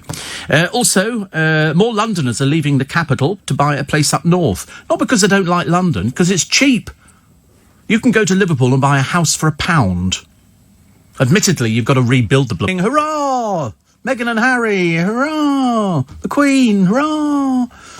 William, actually, I don't know whether Charles is back yet. He nipped over to ingratiate himself with a bunch of people in the Middle East. That was to the Sultan, so, and then flies back again. Meghan flies off with the dogs and doesn't come back at all. So now we've got to go to the expense of doing video link-up. I mean, for goodness sake, honestly. She's determined to push the royal family. If she's thinking, how many buttons can we press on this lot? She's pressing them. She's pressing them. So the FA betting deal, which beggars belief, blow for the BBC as apparently that Keegan girl quits the army drama. Anybody watching it? No, me neither. Me neither. Didn't even care about it. So Michelle Keegan quits it. They go, oh, she's quit it. You know, I'm sure there must be loads of other people you can find to do it. Also, David Hockney's California fantasy, The Splash. We called it The Bigger Splash. It was the name of a film that came out. It was a young man that David Hockney was going out with. And it's on the... you can buy it on DVD. David Hockney's A Bigger Splash. But this time it comes with a price tag. 20 to 30 million pounds. David Hockney being incredibly successful. Did you know the Queen wore a hearing aid? I bet you never knew the Queen wore a hearing aid. I didn't. They got a picture of her and you can see the hearing aid in there. I mean, she's 90-something. Goodness sake. Also, public fury grows in Iran over the shooting down of the Ukrainian jet. Yeah, they were lied to by the people over there. So see how long they last. You know, the entire country up and rounds on you. You're in big trouble. The Blind Star is upbeat at the ice dancing chances, and Britons who think they're buying fake fur are actually buying goods made from foxes, raccoon dogs and rabbits. It's not very nice, is it, really? Latest model to hit the catwalk is Jade Goody's boy. He's 16.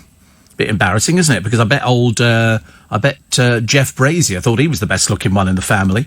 I believe Jade Goody's boy is only 16, but that's the age that they take them. Plus, snowflakes. Hello, snowflakes. Hello, snowflakes. Hello, snowflakes. How are you? How are you today? You have to say that to them because they're a bit drippy. They say the British Museum is racist because of some of its exhibits. As everybody says, you've lost your marbles, ain't you, mate? They say all the stuff in there, but I mean, really, snowflakes are sad, lonely, tragic people who have no life whatsoever, and also no friends. But there you go, that's good. The National Trust bosses are buying the childhood homes of David Bowie and Freddie Mercury. Would that be good? Did you see the Paul McCartney one? The Paul McCartney one where they took him back to Liverpool, and before they knew it, there was a big crowd gathered outside when somebody said that Paul McCartney was actually in the house, and he came up and he said, all right, mate? They're very like that, the people in Liverpool, aren't they? All right, mate? You know, they like to sort of welcome their own back. You know, James Corden, wasn't it? Was it James Corden? I did do James Corden for In Conversation, yes. Yeah, some time ago now. Then he went to America and became a huge star, helped by this programme. We were the ones who gave him the lift. I said to him, you need to go to America. You'll never make it in this country. And blow me down, I was so right. So right. Go to the LBC website if you want to download any of our programmes, please, because we need the business. And I got a copy. Somebody said to me, you're right little pleader, aren't you, Steve Allen? I said, you know, I can't help it. If something's worth pleading for, I'm pleading for it. And if it does everybody good, well, that's it, because we all benefit. We all benefit. Corey benefits, I benefit, Thomas benefits in his own little way, and everybody benefits. So please download. Also, Ryland says he often gets confused with the Chelsea striker Giroud. No, you don't, dear. One is a very camp man who wears a lot of makeup on his face and has his teeth dyed a particularly peculiar colour. And the other one's a Chelsea striker. Not to be confused ever. How much for that Beatles song, first heard on the radio? 20 grand. 20 grand. 20 grand. That is amazing, isn't it? The shamed Emmerdale star landing his first role after being axed for threatening to knife a co-star from another soap. I'm amazed they ever gave him any work at all. Ghastly little piece of work. And they've kicked out Trisha Goddard from Dancing on Ice. She's the first one out. Couldn't believe it. I thought she'd do really well. I was hoping for H. You can't have everything, can you, really?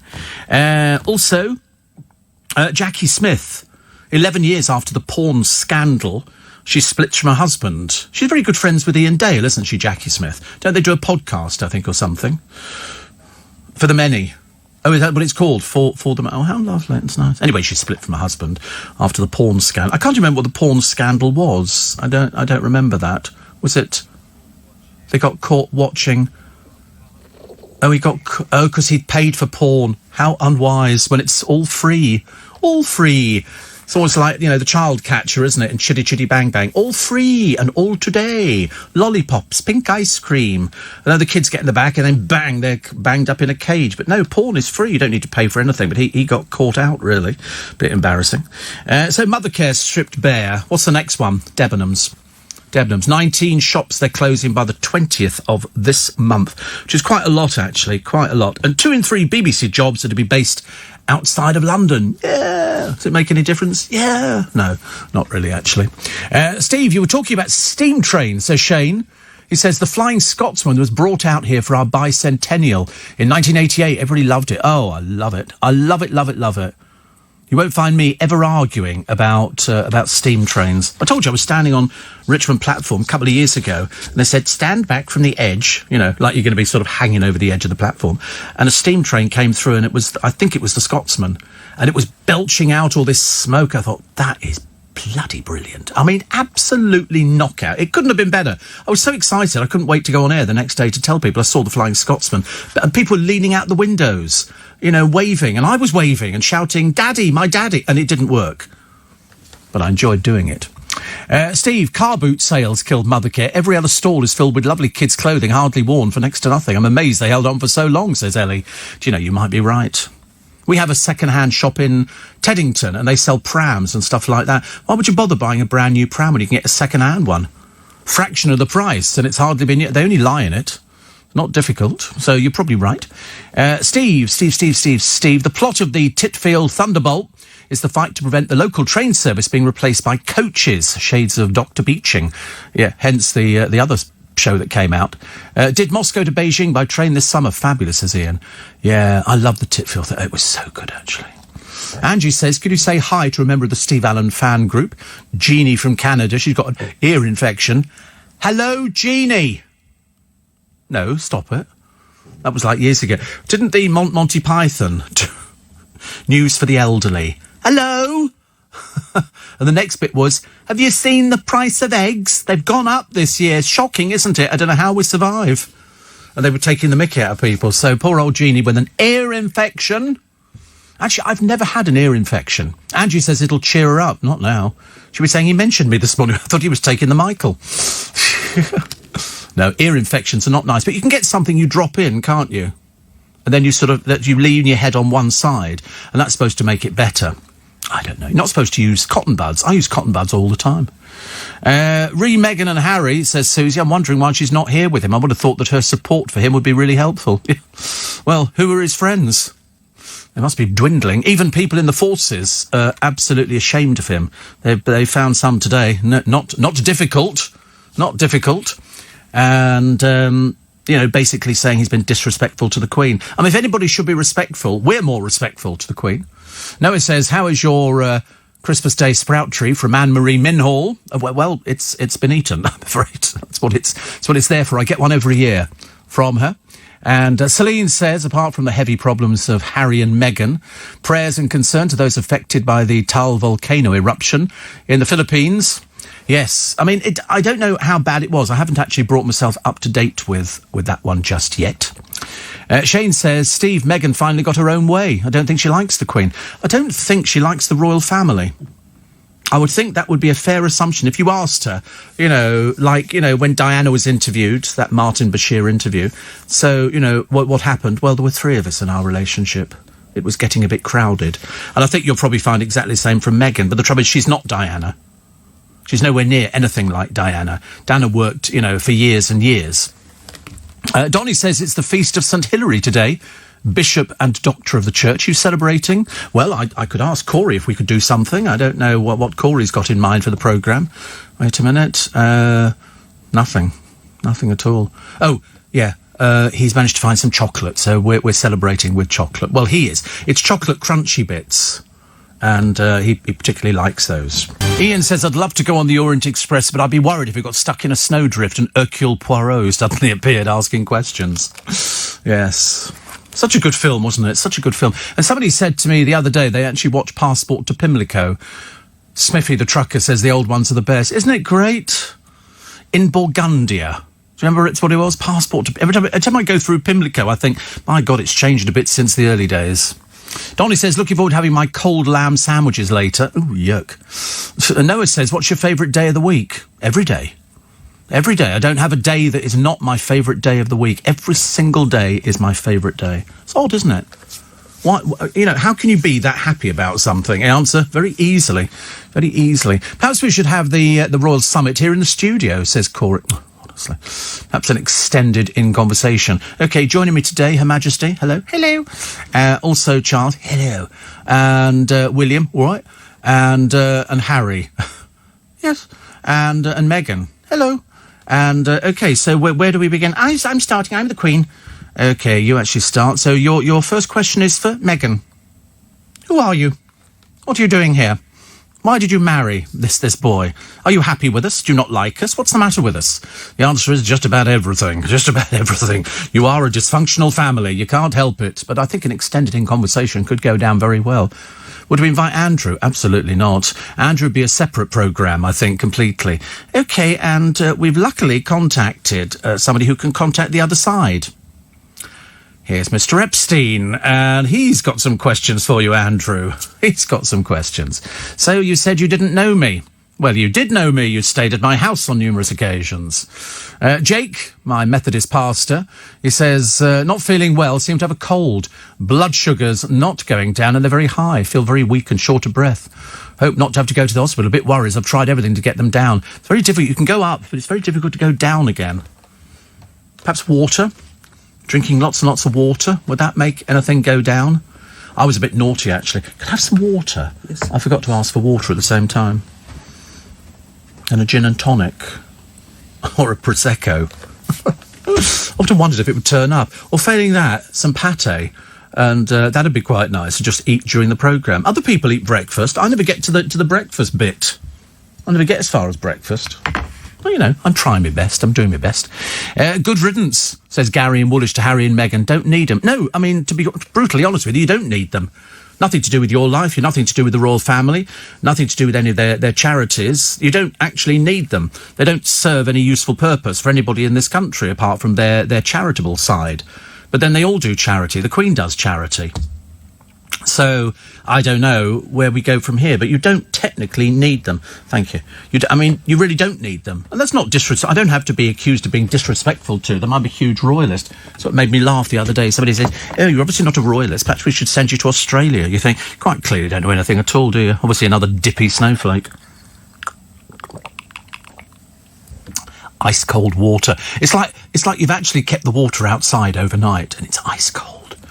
It's like if you live in Alaska or somewhere like that, you're never going to worry about sort of cold water. You just put something outside. Mind you, it'd take you about 3 hours to defreeze the thing. Oh, delicious. Delicious. Right, onwards and upwards. Please wish Darren from the Spikers Facebook group all the best. Thinking of him. And so it'll be little Julie in Sussex from Thursday, finally making the move to the countryside. How lovely. And from Jeannie in Edmonton, hello! She said it's been pretty bad and painful infection as I've lost almost all hearing in one ear. So I'm listening hard to hear you and Darren, though. Oh, by the way, the weather in Edmonton is frightful. We've had minus 36 degrees, Monday could go to minus 45 in Alberta. Now you'll feel warm in the UK. Yeah, although this, today, I think, we have a wind coming in. Storm. What's it called?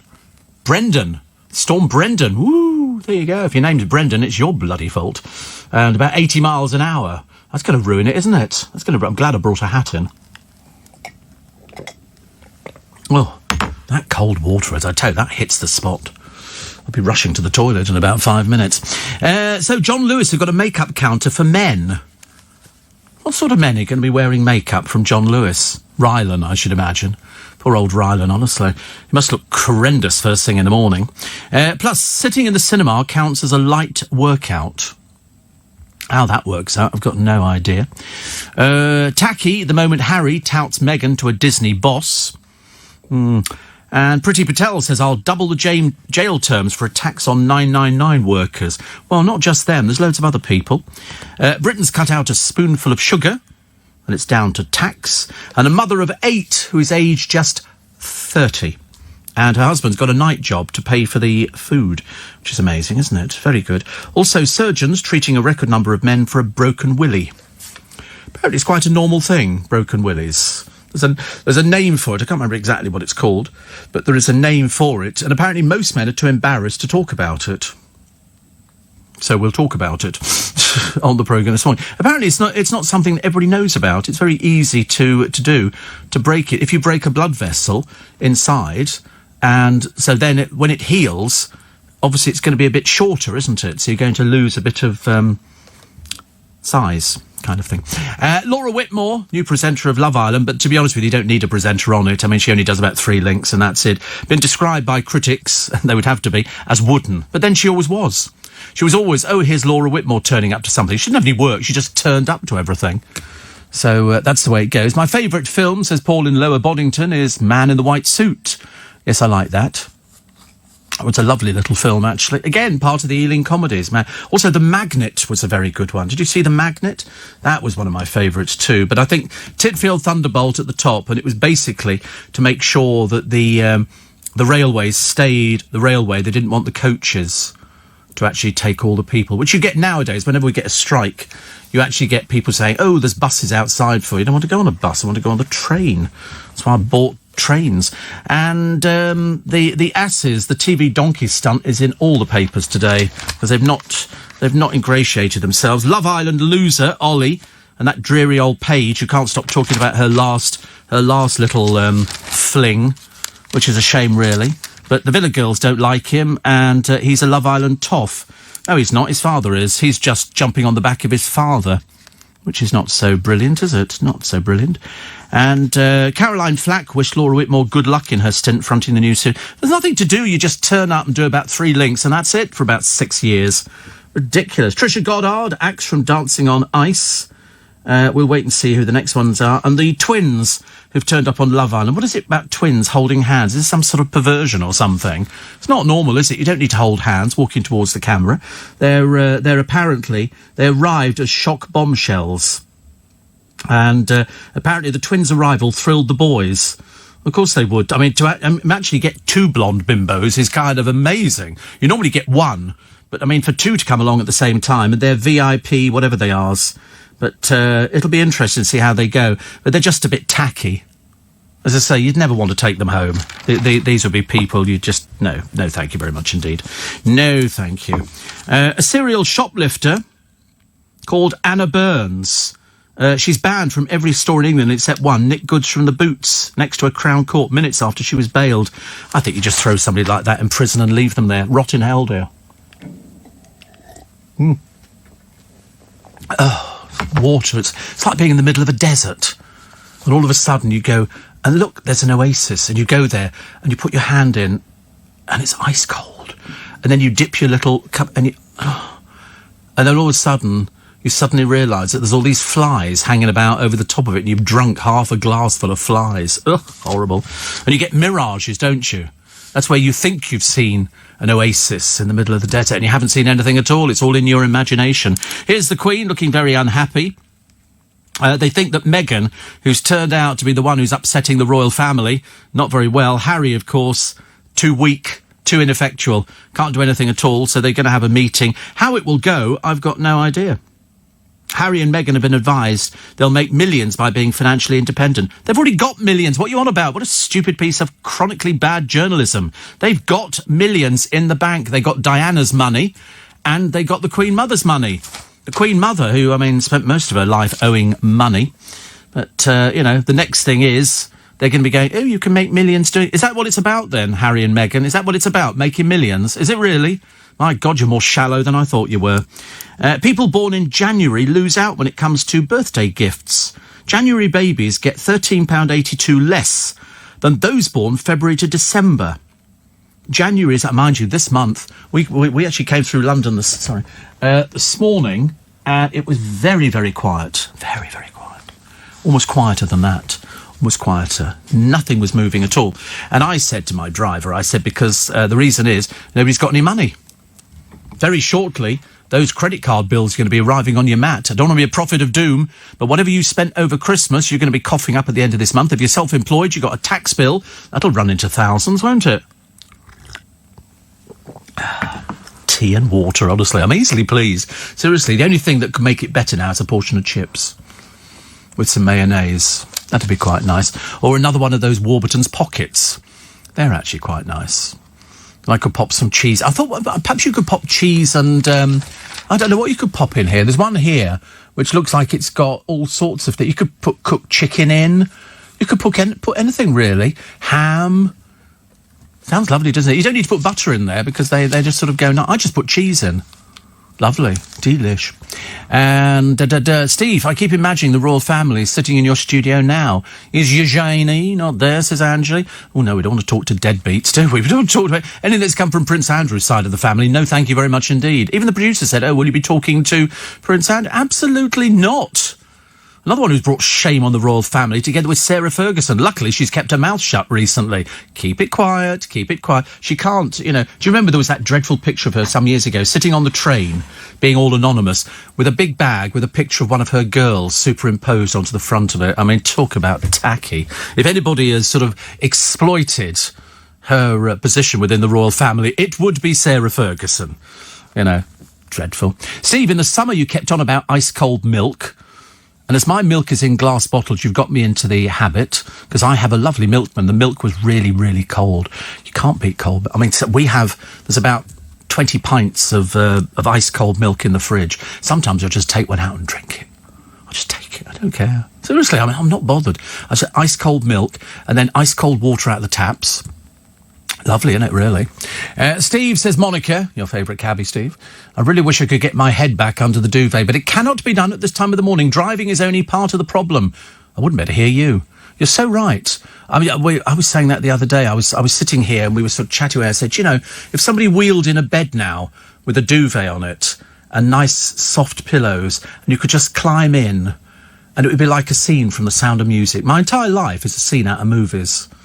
Mainly Krakatoa, and you just sort of lie there on the bed and you pull the duvet over yourself and just go, drift away, just drift away. I mean, that would be absolutely lovely. Steve, says Ollie, I don't see the problem with Harry. Do you not? Can you read? Are you intelligent? He says, am I getting it wrong? This man wants to be allowed to earn his own money. Most of the European royals are doing what Harry is suggesting. Well, we're not European royals. This is the British royal family, and it's done differently, completely differently. So he can earn his own money, but not at our expense, thank you very much indeed. I'm not paying for his security, and I suspect that the royal family will have to say he pays for his own security. He'll do what he likes. We couldn't care less.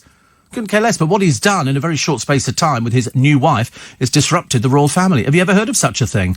Even with the Diana thing, they didn't have a meeting at Sandringham, but for Harry, they're having a meeting at Sandringham, basically to sort of whip him into shape, I should imagine, and make sure that he learns the meaning of, this is the Queen, you're nobody, okay? Because otherwise it's just ridiculous. I mean, there is no respect whatsoever for his grandmother. If that had been anybody else's family, they'd have been ostracised immediately.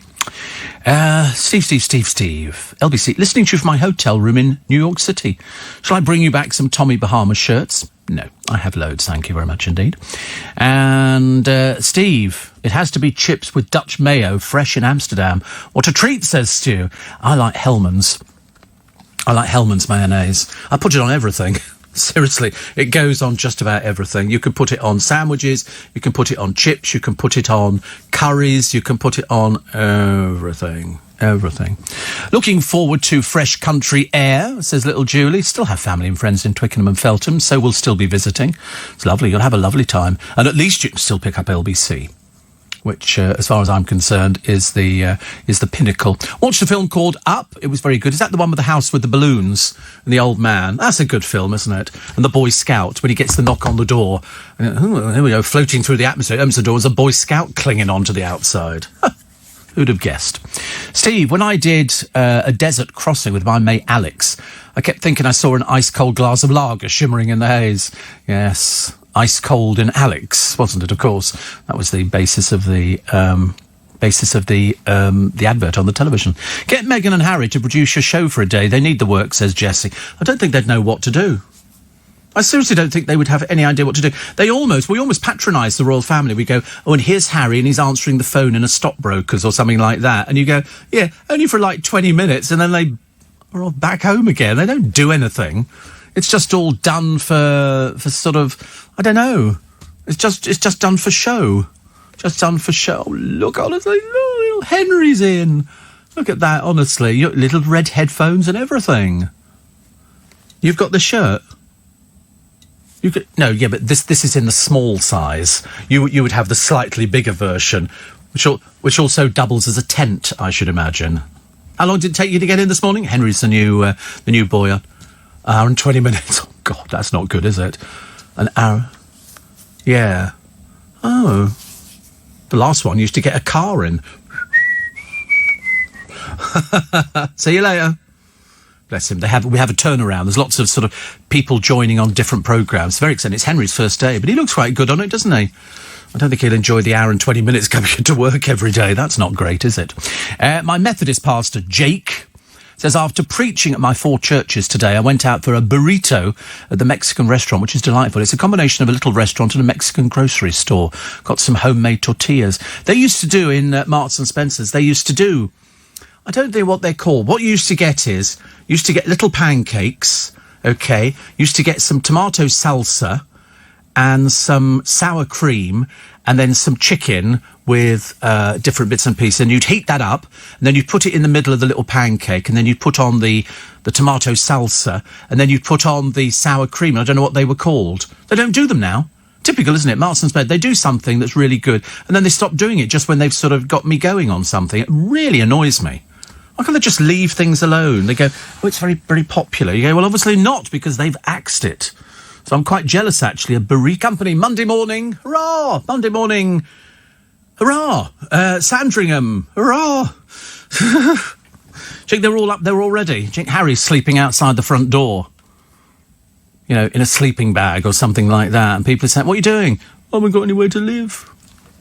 I mean, I wouldn't mind, but it's all self-inflicted. It's just designed to bring shame on the royal family and to disrupt them. They didn't need it. They had enough trouble with Andrew and his little shenanigans. They had enough trouble before, and now it's all happened all over again. The Queen still stoically going onwards and upwards. Amazing, isn't it? Absolutely amazing. And yet Harry, you know, not exactly the brightest penny in the box. And somebody said that a short while ago. One journalist was saying, you know, he really isn't bright. And you think, well, why would we expect him to be bright?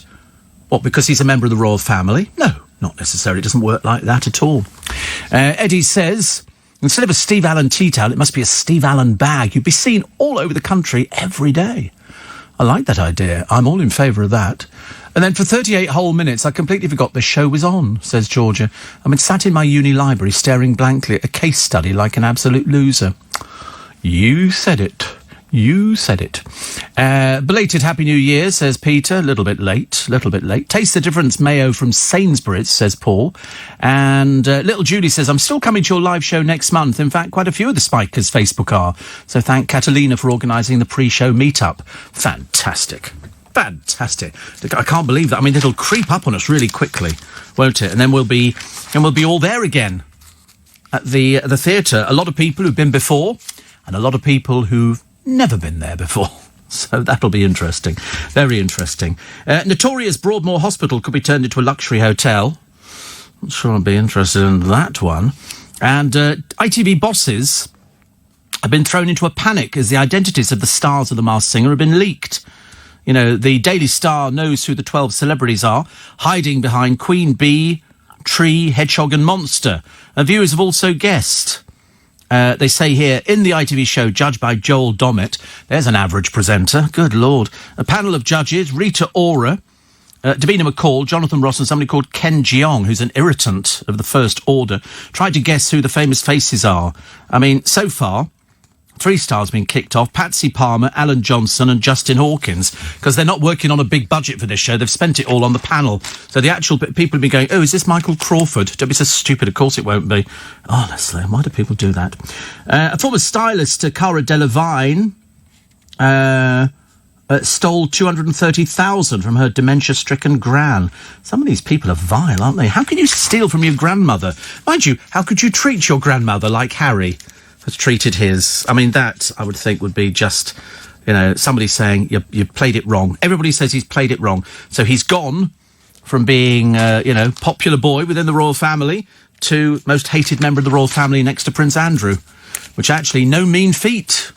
No mean feat at all. My favourite classic film, we've done that one, haven't we? Which was the Man in the White Suit. It's a good film, actually. It's a suit that never gets dirty. Never gets dirty, but of course you can actually get things like that. Steve, my own feeling, says Anne in Camberley, is that we're seeing a faster decline in respect for the royal family. It makes me very sad because I like the Queen and the Duke. I know. I also share your thoughts on that. We are seeing a fast decline. And, you know, I really couldn't care less which way they want to interpret anything. And it's only a few snowflakes, it's only a couple of people who are complaining about, the treatment of Meghan. What, because somebody's dared to criticise her? Oh, hold your hands up in shock horror. Good grief. What, somebody actually dared to get criticised in the royal family? Good God, even the Queen gets trolled. But Meghan, I don't like it. And Harry, well, he doesn't know anything, does he, really? I don't think he knows what's going on. I really don't think he knows what's going on. Whatever it is, I mean, surely even he must have half a brain cell and realise that he's completely upset the Queen. How disrespectful, how rude. Who the bloody hell do you think you are, mate? You're nobody. You're nobody. You're the person who disrespected your grandmother, who's the Queen. Good God, even we respect the Queen, and she's not even related to me. Wait a minute. What have we got in the ditched Love Island star who piled on weight? Another load of old crappy stories these are. It really is ridiculous. She's now feeling back to her best because she's flogging some sort of body plan. Don't do anything with anybody who's been on a reality show, OK? They're doing it because they're paid to do it. It's rubbish. Absolute rubbish. It really annoys me. You shouldn't do this. You want to lose weight? You want to tone up? You go to a gym or you go see a doctor, OK? Go and see a professional, not some bimbo off a reality show who's being paid to promote something, OK? Always annoys me. The Greatest Dancer has beaten Strictly to a TV first. It'll feature a male couple next week. Oh, God, how boring. Honestly, how patronising. I'm sorry, we do respect same-sex couples. Well, why haven't we got 2 women on there, then? Hey? What's this big deal about having 2 men? Doesn't make any difference, does it, really? Although somebody will say it probably does. Royal soap Oprah. Meghan and Harry's US TV bid, a tell-all interview threat. Don't ever threaten Harry. I mean, if these stories are true, and I'm sincerely hoping that they're not, he would be a complete fool to actually start threatening the royal family. Don't believe all the publicity, matey, OK? You've disrespected the Queen. That's about as bad as it gets. In distant times, you'd have been in the Tower, and that'll be the last we'd ever see of you. You've done your interview with Tom Bradby. You've milked it for all you can. We know how much money you've got in the bank because we know about these things. It's not difficult. And then Harry brazenly touting for work on Meghan's behalf. He was collaring a Disney mogul. I mean, it's becoming embarrassing, really, to see what's going on here. She must have some hell of a hold on him. I can't believe it. Can't believe it. Here's a picture of nice Jennifer Lopez. I think you need to wear a bra, dear. And also the Love Island, starting with Double Trouble. They're only 20, but they look so much older. I mean, nobody goes onto an island troweled in makeup like the people on Love Island. And that's probably just the men. So Eve Gale and Jeff Gale, where'd they come from? Who knows? But they work as VIP somethings. We're not too sure what that is. And they've been sort of welcomed in. And I'm sort of thinking, that's the extent of your life, is it? Tragic. Why don't you get off your fat bums and get out there and do a proper day's work? no chance. I shouldn't think so. No chance at all. Britain will be savaged by Storm Brendan. Why do we get Storm Brendan? What's the matter with Brendan? Why Brendan? I don't understand that. 80-mile-an-hour winds and heavy rain. Likely that, mind you, it says getting the car washed, doesn't it? Says getting the car washed. That's the way I look at it. It'll hit western areas hardest and is expected to cause delays to road, rail, air and ferry services. Of course it is. It's the United Kingdom. We all do that. A bit of rain, bit of leaves on the line, the whole place grinds to a halt. What are we going to do? I'm just going out to buy a double-fitted sheet today, but if it rains, I'm going to order it on Amazon. So I'm not going to go out to a store, which is much better. Steve, do you cross paths with Nick Abbott on a Sunday morning? What, is that like swords? I did see him this Sunday, actually. He always wants a bit out of my papers. I always make a couple of quid out of it. He always says, can I have the TV pages out of the Sunday Times? I go, yeah, quid. And he coughs up. He's supposed to do things like that. Because somebody phoned out his programme this week to say, why don't you do a double-headed programme with Steve Allen? For what reason? And he said, no, that would never be happening. Never be happening at all. Much as though we both, worship the quicksand that we both walk on. It's okay. No, why would you want to do a double-headed programme? It doesn't work like that. If I was going to do a double-headed programme with anybody, it'd probably be Sheila Fogarty. Then you get sort of, morning everybody, do you know we've got this far into the programme and what have I not mentioned? Veganism. I've not mentioned the word vegan, so I'm doing it now. Veganism. There you go, I've done it. Okay, now we've solved that problem. The other one, vegetarianism. Okay, and the other one, somebody wrote to me and says, when I cook mash, I make a lot extra, then freeze separate portions. Why don't you just buy frozen mash? Make it a lot easier, then you haven't got to cook it or do anything. Frozen mash in Iceland is brilliant. £1 for a big pack of it, and you can freeze it into separate portions. It's already frozen, you do it in separate portions. I've recommended a lot of people to try that. If I didn't think it was any good, I wouldn't tell you what it was. Somebody said to me, you're being paid by Iceland. Such wusses out there, honestly. There really are these peculiar people. Do they write to somebody going, I'm sure that I saw you flicking your curtains watching me park in my car on the drive the other day. It's one thing after another with Harry and Meghan. Steve, they like to be in the spotlight. Oh, they absolutely love to be in the spotlight. Well, she would. She's an actress. That's why I can't understand why she's complaining about it. Spends her entire life trying to be recognised, so she gets photographed. Now she gets photographed. Now she doesn't like it. Do you think every time she was photographed in America, not that often, she was going, excuse me, that's racist? Of course not. It's publicity. Publicity. Dan is sitting at an airport, Bristol Airport. Cider, £6.50 a pint. £6.50 a pint! God in heaven. That is so much money. Spain, here I come. You look as though you're about ready to go to Spain, Dan. Steve, I doubt if a tenant on Charles's estate said they decided not to work and they wouldn't get paid and be evicted from the house that went with the job. Well, they do. We've seen it on the television. They go round there and they check people. If they're not working to the standard that they expect, they do get pushed out. Steve, Harry says he'll separate his time between the UK and Canada. I hope he knows Canada's minus 20 to 40 degrees 6 months of the year, says Simon. How is the Queen acting stoically? She's just been driven around looking miserable as per normal. Well, it would be a bit stupid, wouldn't it, if you sort of sit there with a big smile on your face. So I think there's something the matter with you. So the press have had it in for Meghan. No, they haven't. Don't be so stupid. You're just another little snowflake, aren't you? In fact, we know your name because you've written the same rubbish before. And then they've got, since they got married, just open a paper. It's an awful article about Meghan. No, it isn't. No, there you go. Oh, well done. And just open a paper, and then you get a photo of Kate looking like Snow White on the next page. Absolute garbage. You need to come into the real world. You're obviously a bit sad. Definitely not like that. Lynn says, love your show. I also have Hellmann's mayonnaise on everything. People laugh at me, but now I can tell them I'm not alone. You're absolutely right. I get the squeezy bottles from Iceland, and I put it on everything. I do. I didn't realise you could use it on everything. If you do a salad, Hellmann's mayonnaise. If you do a curry, Hellmann's mayonnaise. It's delicious. Absolutely delicious. I try not to have it too often, but I do have it fairly often.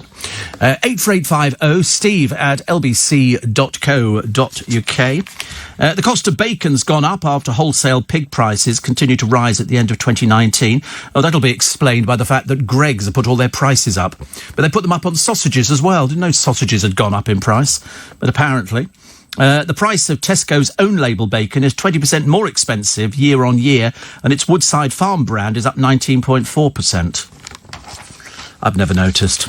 I've never noticed. Also, here we go. Here's a picture of Zayn and Gigi. And a year after calling it quits for the second time, Zizi Hadid and Zayn Malik are back on again. Oh, these drippy people. You on, you off, you're on, you're off, you're on, you're off. It's a bit like being in Towie.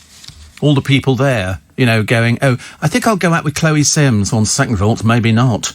I mean, these people, they're destined to be single for the rest of their lives. Because, I mean, Chloe Sims must be about 70 by now. She can't be the same age as she was in the beginning. Joey Essex, we're not sure if he's ever had a girlfriend. Steve, are the royal couple going to sail backwards and forth across the Atlantic, says Tony. Perhaps hitch a lift with Greta Thunberg. The problem that they had, wasn't it? Do you remember, they you know, coming up with all this, oh, we're going to be doing climate. And then it turns out they're not doing climate at all. They're just basically sticking two fingers up. It's ridiculous. Oh, here's Harry and Meghan on the television, holding hands again, like 3-year-olds. It's embarrassing. I'm more than happy, says Mo, for Harry to abdicate from the royal family. What I object to is he wants everything. If they say they'll tell all, they need to remember they both have pasts, so others may do the same. Yes, absolutely. Absolutely. Yeah, there is that danger, isn't there? And, of course, you know, the papers are going to love it. The papers are going to just leap on the bandwagon. You know, for the rubbish that you hear from a snowflake a second ago, with somebody sort of saying, oh, the press always hated her. No, they didn't. No, they didn't. That's why we spent £32 million on the wedding. But you get people who are a bit simple in the upstairs department. Tracy in Tenbury in Wells, or is it Tenbury Wells? I don't know. It sounds lovely. And says, I tried the frozen mash from Iceland on your recommendation. You're right. It's lovely. It's creamy. And that's it. You don't need to put butter with it or anything. You don't need to add anything at all. I've just done it. Whenever I've done a beef stew, I just put some instant mash on the top of it and then stick the rest back in the freezer. It's delicious. You can make potato pancakes out of it. Oh, God, it's so easy. So easy. Steve, Nick Abbott said his at LBC profile picture is a random person off the internet. He's fibbing. No, that really is what he looks like. In fact, there's a little bit of touching up, you know, just as we all do. We all do. Apparently, Marilyn says, if you put equal amounts of mayonnaise and tomato ketchup, make seafood sauce. I love a seafood sauce. That's called rosemary sauce, isn't it? I like that as well. I like that. Steve, why are Meghan and Harry working towards financial independence when they've got over 30 million between them? Yeah, absolutely. But the royal family are always up for the old freebies. Always up for the old freebies. They're, you know, dipping their hands in their pockets. Ask Sarah Ferguson. When was the last time she dipped? I mean, she's just gone from financial disaster to financial disaster. Frozen potatoes are lovely, Steve, says Maggie. Same sort of thing, isn't it, really? Another one here, mayo and ketchup, says Paul, called saucy sauce. Well, you can make that yourself. You just squeeze it into a bowl. Making rosemary sauce, that's what they tell you now. And then you just add some prawns to it, or some shrimps, or something like that. It's delicious. Look at us doing recipes on a Monday morning when we haven't even got round to breakfast time. But you can't eat that, can you, for breakfast? You can't have prawns for breakfast. Well, you can. You can have anything you want for breakfast. You don't have to have... It doesn't have to be bacon, egg, sausage. I mean, who started that load of what's-it? You don't need to do that. Well, you don't... I mean, you know, they go, oh, you can only have bacon, sausage, hash browns, beans, tomatoes, mushrooms. No! Chicken curry. Chicken curry for breakfast. Buck the trend. Do not be told by the manufacturers. You know, so when you go out to Wetherspoons and they go, what would you like for breakfast? You go, I'll have 2 burritos and a chicken curry with mashed potato. And they're going to look at you like you're mad. And you go, well, I tell you what, if you can't manage that, I'll go somewhere that can. Marilyn says, nothing like homemade mash. If you also run out of butter, you can use olive oil. No, cheaper to actually... Why would you bother boiling up the potatoes, mashing them, when you can go and buy frozen mash, which tastes better? Better. Noah says, do you prefer black or green olives? I don't do olives. I've never done olives. I've told people that loads of times. People say to me, do you do olives? I go, no, I don't. I've never liked olives. I've had them on a couple of occasions. They're not for me at all. People love them. I'm sure they're absolutely delightful. Oh, bad news. Bad news. Worst news in the morning. You know that Ian H. Watkins is gay? I know, a shock to everybody there. We couldn't believe that one. That was a bit of a shock when he came out and told us he was gay. He also had a partner, and he has a child as well, but he doesn't have the partner anymore. Now the person he's dancing with and dancing on ice, Matt Evers, admits he could fall for Ian H. Watkins. I think I'm going to be sick.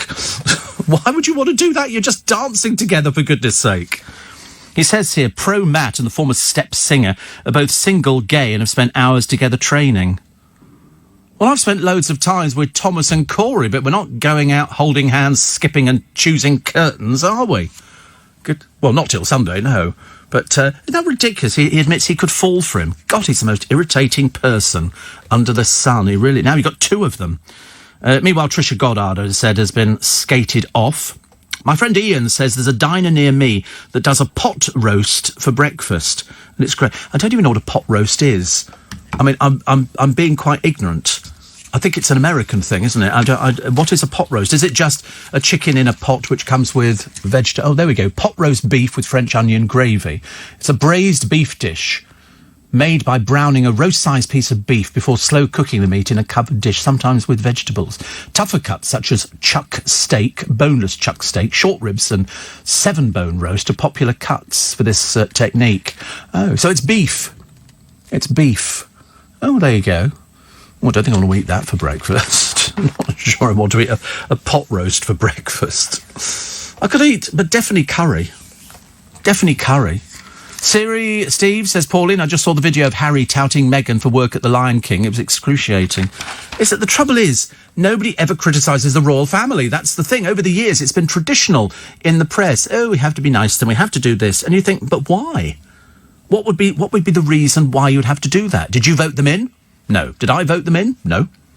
Do I pay for them? Yep. Do I want to keep paying for them? Nope.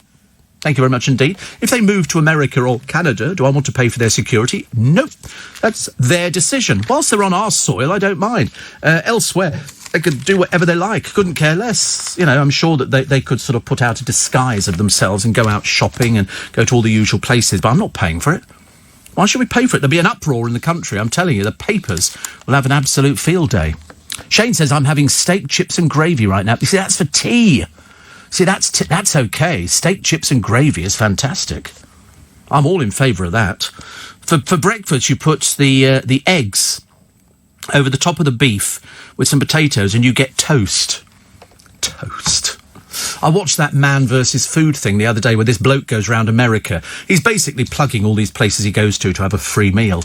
And he had to eat a 12-egg omelette the other day, which came with rounds of toast, and the interior of the omelette was filled with sort of beef and just everything. And if you ate it all, you got it for free. But, I mean, he gets it for free anyway. Maggie says Sainsbury's frozen potatoes are lovely as well. Is that mash or is that potatoes? Sel says, next time you bump into Nick Abbott, can you find out what old car he drives? He refuses to tell any of his listeners. I don't think he drives a car, does he? He's got a bicycle. Yeah, and I think there was, and I only know this because I've seen the family pictures, his family own their own helicopter to fly round their estate. You know that they've got, oh, you probably don't know this, I'm probably speaking out of turn, but down in Dorset, the Abbott family estate is well known. They open it up to the public. And they have a helicopter. Like Noel Edmonds had a helicopter for flying around his estate. The Abbott family have the same. He always plays it down. He always plays it down. Little Julie says, I plan to grow my own potatoes. Easy peasy. You can buy like a sack thing and you fill it with earth and you put in the potatoes and then you dig down after they grow and you can do that. It's like growing strawberries you can grow all sorts of things. And I would have thought, actually, growing your own potato, how satisfying. Rhubarb's quite easy to grow as well. Rhubarb's quite nice. And then you can freeze it after you've stewed it. That's particularly delicious. You can have that for breakfast. So Mothercare's gone off the high street, mainly because, as somebody pointed out earlier, and it never crossed my mind, but they're absolutely right, car boot sales have probably done that bit. You go round, you see people selling baby clothes. Lots and lots of baby clothes, because kids grow so fast. So when they're little, you buy them something. A week later, they don't fit into it. So you've got to go and buy them something else. So poor old parents, you know, it costs an awful lot of money to actually get baby clothes sorted out. And then prams, push chairs, and then you've got cots. I mean, if you're a new family and you've got a baby, if you go away for the weekend, you've got to fill the car up with everything for the child. You've got to take the feed, the bottles, the nappies, the cot, everything. You just can't leave them to roll around on the floor. It doesn't make any sense, does it? And Noah says, was it nice driving yourself to LBC over Christmas? Only did it on a couple of days, actually. Just on a couple of days. And it's okay. I've done it before. Nick Abbott said the other day, little Julie, that you get more mentions on his show than you do on yours. Probably highly likely, actually. I don't know why that is. I seriously don't know why that is. I'm very grateful, because the one thing you're supposed to have if you're on the radio is you're supposed to have a profile. And I've got a profile on the radio. And so people listen. They're either sort of say, I absolutely adore Steve Allen, I couldn't get out of bed in the morning without listening to his programme, or they don't like it, but we call them snowflakes. And we don't really worry about them at all, actually, because they probably don't even like Meghan Markle either. Shoppers being taken for fools. Little play on words there. And so what they've done is they've been round the country. They found rabbit, a pink charm on a keyring, $25.99 from Newcastle Market Stall. Lexi in Newcastle selling grey shoes with large grey pom-poms, which are Fox. In Ego, an online store, black platform shoes with pink, black and brown fur, that's Fox. Blue gloves from York Street seller, a rabbit. Also white gloves with fur trim, £5, Stratford Indoor Market, East London, that's rabbit. Raccoon dog is a grey bobble hat, £10, Leeds Street vendor. Fox, white gloves with multicoloured fur pom-poms. Anything that's got pom-poms on, watch. £10 from Gateshead Market Stall. Baby's white hat with a rabbit pom-pom, Walthamstow Market. And Bath Market Stall, £18 for an orange bobble hat. It's Raccoon dog. Buy it, you're contributing to the abuse of animals. So check the tips of the fur. Real fur tapers to a point at the ends, while faux fur tips are blunt. Part the hairs at the base. Faux fur is attached to the woven fabric, while real fur is on the animal's skin. If you already own the product, safely cut and burn a few hairs. Real fur singes and smells like burnt hair. Faux fur melts and smells of burnt plastic. It's awful, really, isn't it? But there again, I mean, I remember when people used to buy these sort of booty things with fur hanging down the side, and that turned out to be fox and dog and stuff like that. Awful, really. Absolutely awful. Deputy Leadership campaigner Dawn Butler is launching a last-ditch bid to win enough MEP nominations. Well, whatever.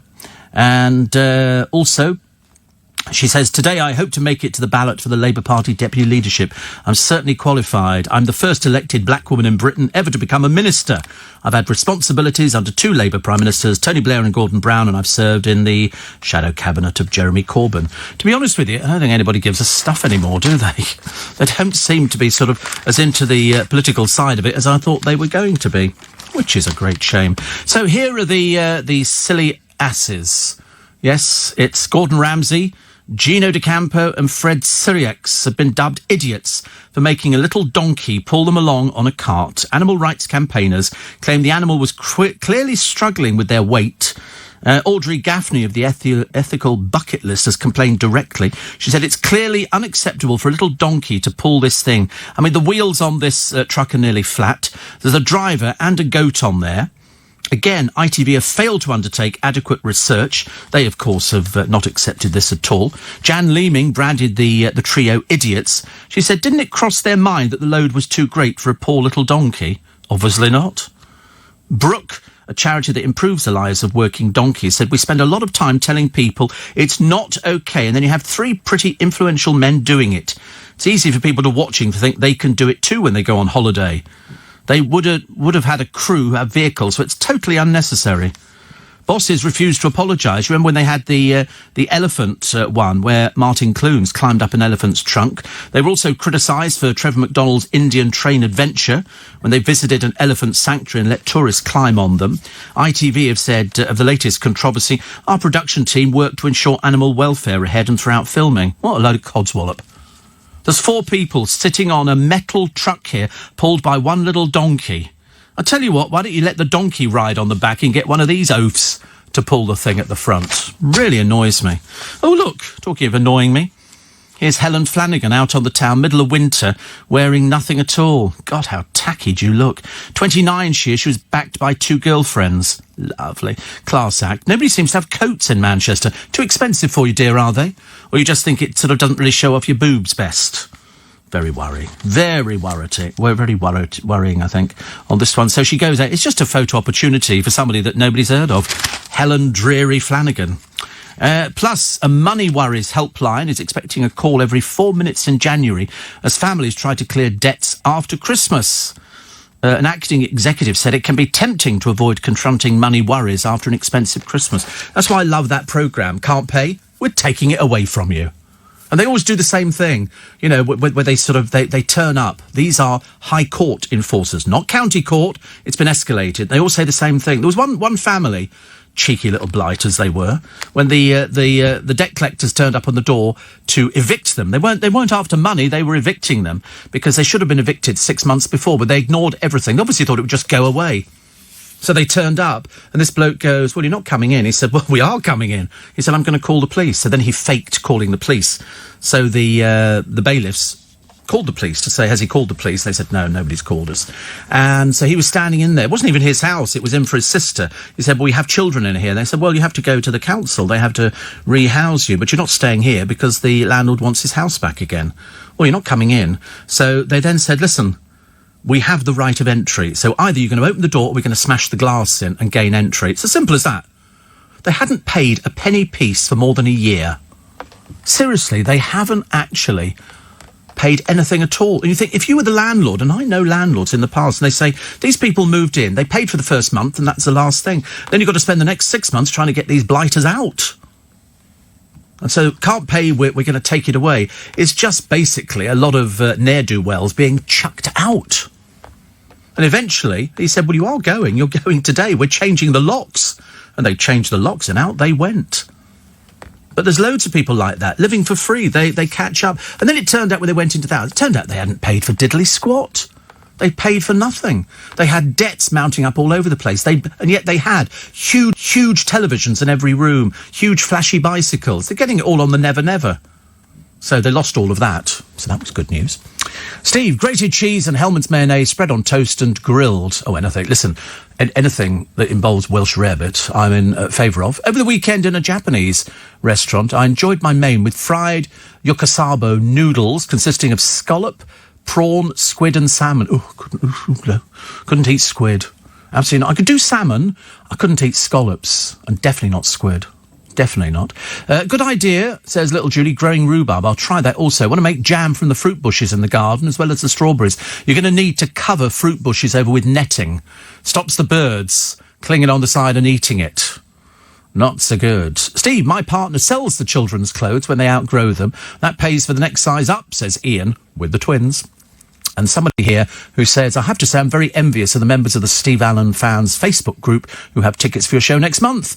I was too late this time. Well, they tend to go fairly quickly. So we always say to people, when they actually come up for sale, they're going up for sale now. Some people seem to have it on watch. I don't even understand what that is. And they then say, the tickets have gone on sale. It's like the Magic Circle show tickets. They actually go really, really fast because they go on sale, and before you know it, we've sold out, which is quite nice. Always very pleasing. So just a charmer chameleon. This is Justin Hawkins. I mean, to be honest with you, listening to Justin Hawkins singing, he was in the darkness, wasn't he? And I wouldn't recognise his voice. But as I said to you before, all the people in the show, no good thinking of big stars because they're not going to be doing that programme. Well, why would, any of the names that they chuck out there be wanting to do it? You've got this bloke who stands at the end who I've never heard of, and he's sort of like as irritating as the bloke on Strictly Come Dancing. Passion, I see your passion, we're dancing, so sexual, and all this kind of stuff. The oldest known slime, dating back 100 million years, has been discovered in amber in Myanmar. An amazed scientist found it's identical to a species still with us today.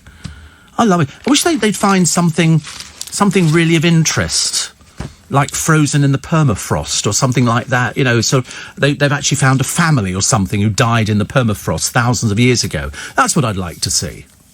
Well, second thoughts, they found that, haven't they? They did it. They found that some of the Aztecs or the Incas used to bury their people. They didn't bury them, they just left them on shelves on mountains, and they just sort of got frozen solid. It's always very worrying, I suppose.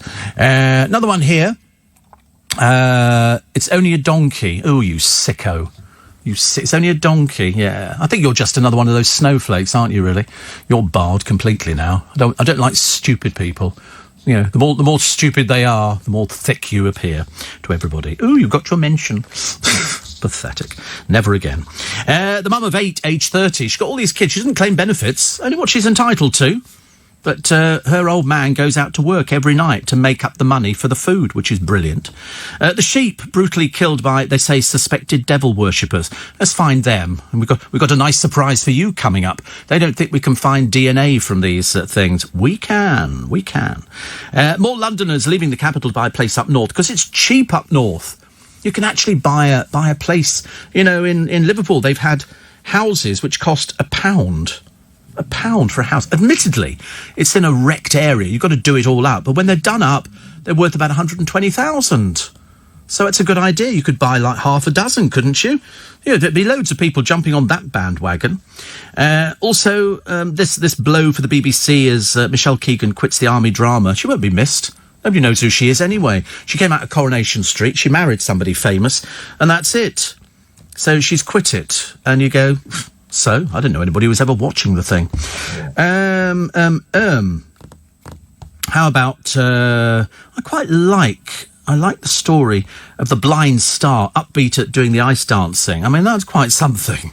That is quite something, believe you me. And the shamed Emmerdale star landing his first role after being axed for threatening to knife a co-star. He's obviously a drunk, and so they got rid of him out of Emmerdale as quick as possible. Now the BBC have given him a job. Fantastic. Perhaps he'll go down the same route as he did before. Not so good, is it? Not so good. Also...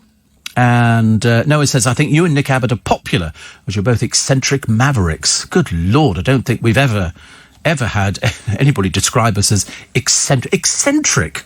God, I'd be the last person who's been described. I'm more conventional. I'm certainly not eccentric. Do you think I'm eccentric, Corey? Little bit? You think I'm eccentric? Really? They think I'm eccentric. Oh, I can't breathe. Oh, dreadful. Bit of a drama queen now. But, no. Eccentric. I've been called eccentric in my life. That's the oddest thing ever.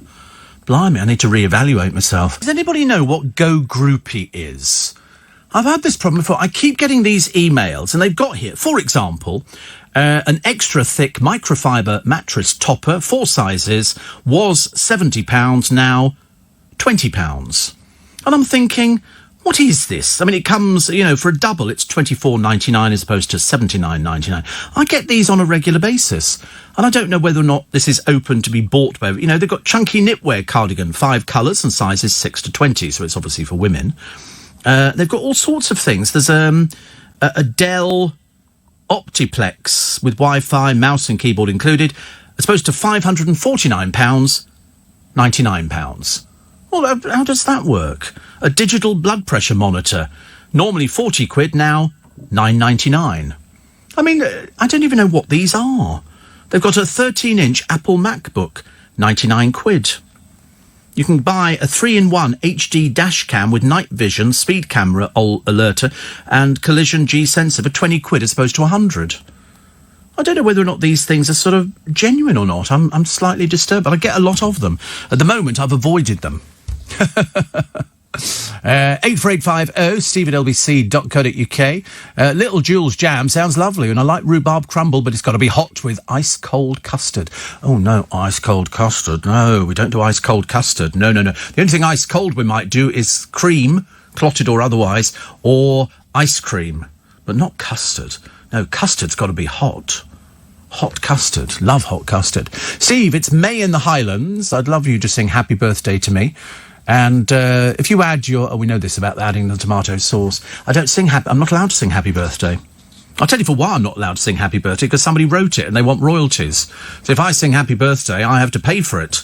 So in fact, it's not the free thing you think it is.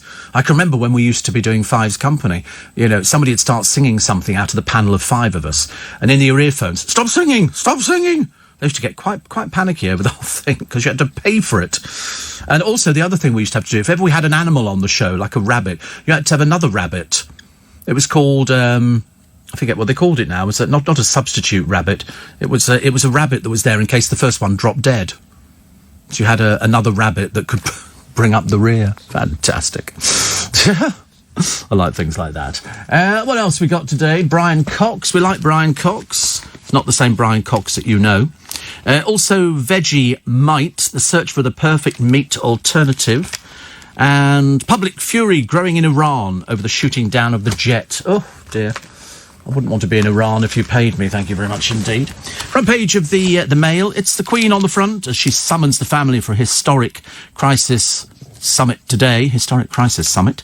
So she was heading to Sandringham. Do you think she sat down and gone, right, first thing we're going to say is, OK, welcome, Harry.